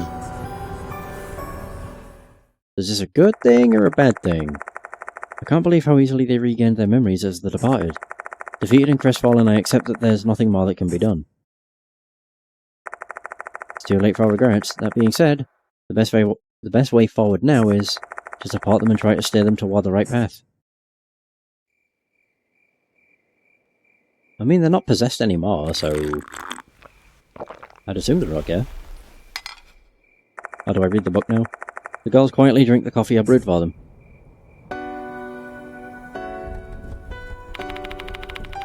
It's your second time making us coffee, huh? Brewed coffee really is much better than the instant ones. It's really delicious, Mr. Yoshiki. You don't have to call me that. I'm not your teacher anymore. It's a habit I can't seem to shake. Even if I was only doing it while I was controlled by the Departed. Same. They seem to be a lot more relaxed now. They certainly have an amazing ability to adapt to what life has thrown them, seeing how Michio just accepted that she was suddenly a bug lover. I guess they must have prepared themselves to roll with whatever they'd learned after regaining their memories. No, Doryu, Michio. There's a few things I'd like to ask you. Do you mind? Sure, go ahead. You're probably curious about a few things that we can answer, right? Just ask away. Don't hesitate. We also want you to know about the Departed's memories. We won't have peace of mind unless we do that. Okay. How are you two feeling? Same as usual. If anything, I feel much more refreshed now. It feels like a fog in my head is cleared up. I'm worried about this white hair though. It stands out way too much. You can see it? Yep, same with the mark on Hime's face. I guess it's supposed to be the Departed's mark or something. Yeah. Just from piecing things together, the Mayamura sisters had bruises resembling mould all over their bodies, and their hair lost its colour as they became more corpse-like. The mark and hair must have originated from the pitiful demise of the two sisters. Damn, this sucks. Hope my hair will go back to normal. Stop complaining, Michio. It's already a miracle that we're even still alive. Yeah, you're right. The Departed's memories. How much of the Departed's memories can you recall? Not everything. I guess we pretty much remember the most unforgettable moments.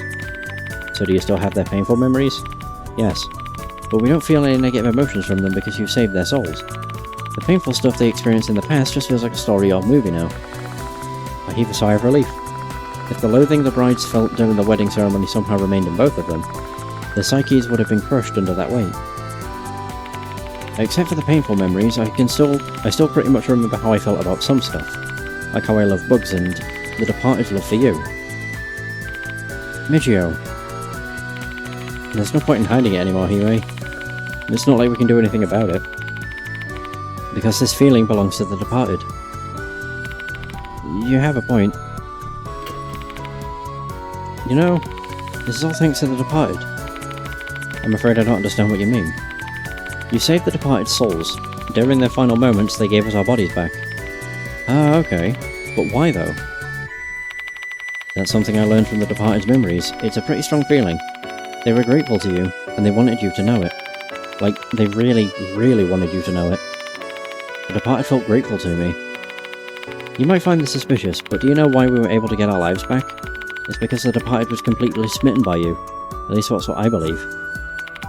Love created a true miracle.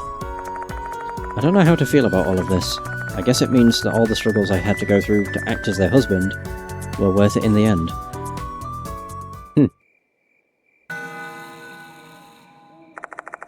the time I finish asking all my questions, it's gotten pretty late.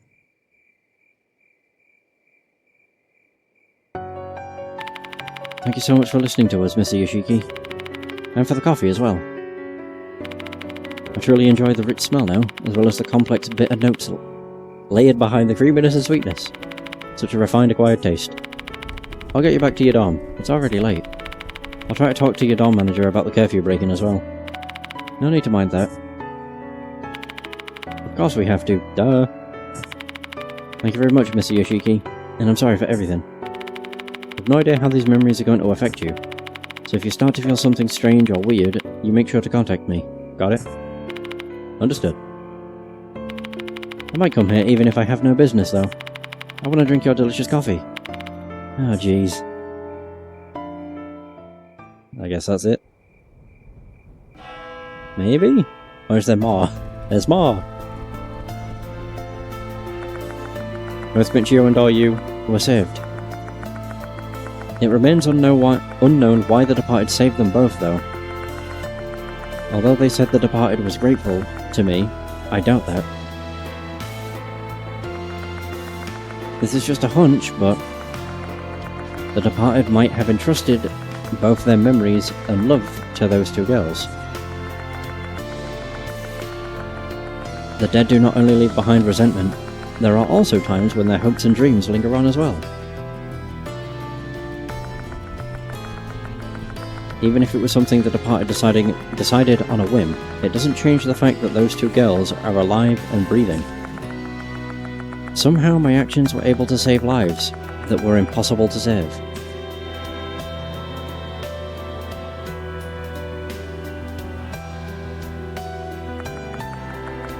A spirit doctor who saves both the living and the dead. Hell yeah! If I can be the light for those who are trapped in darkness,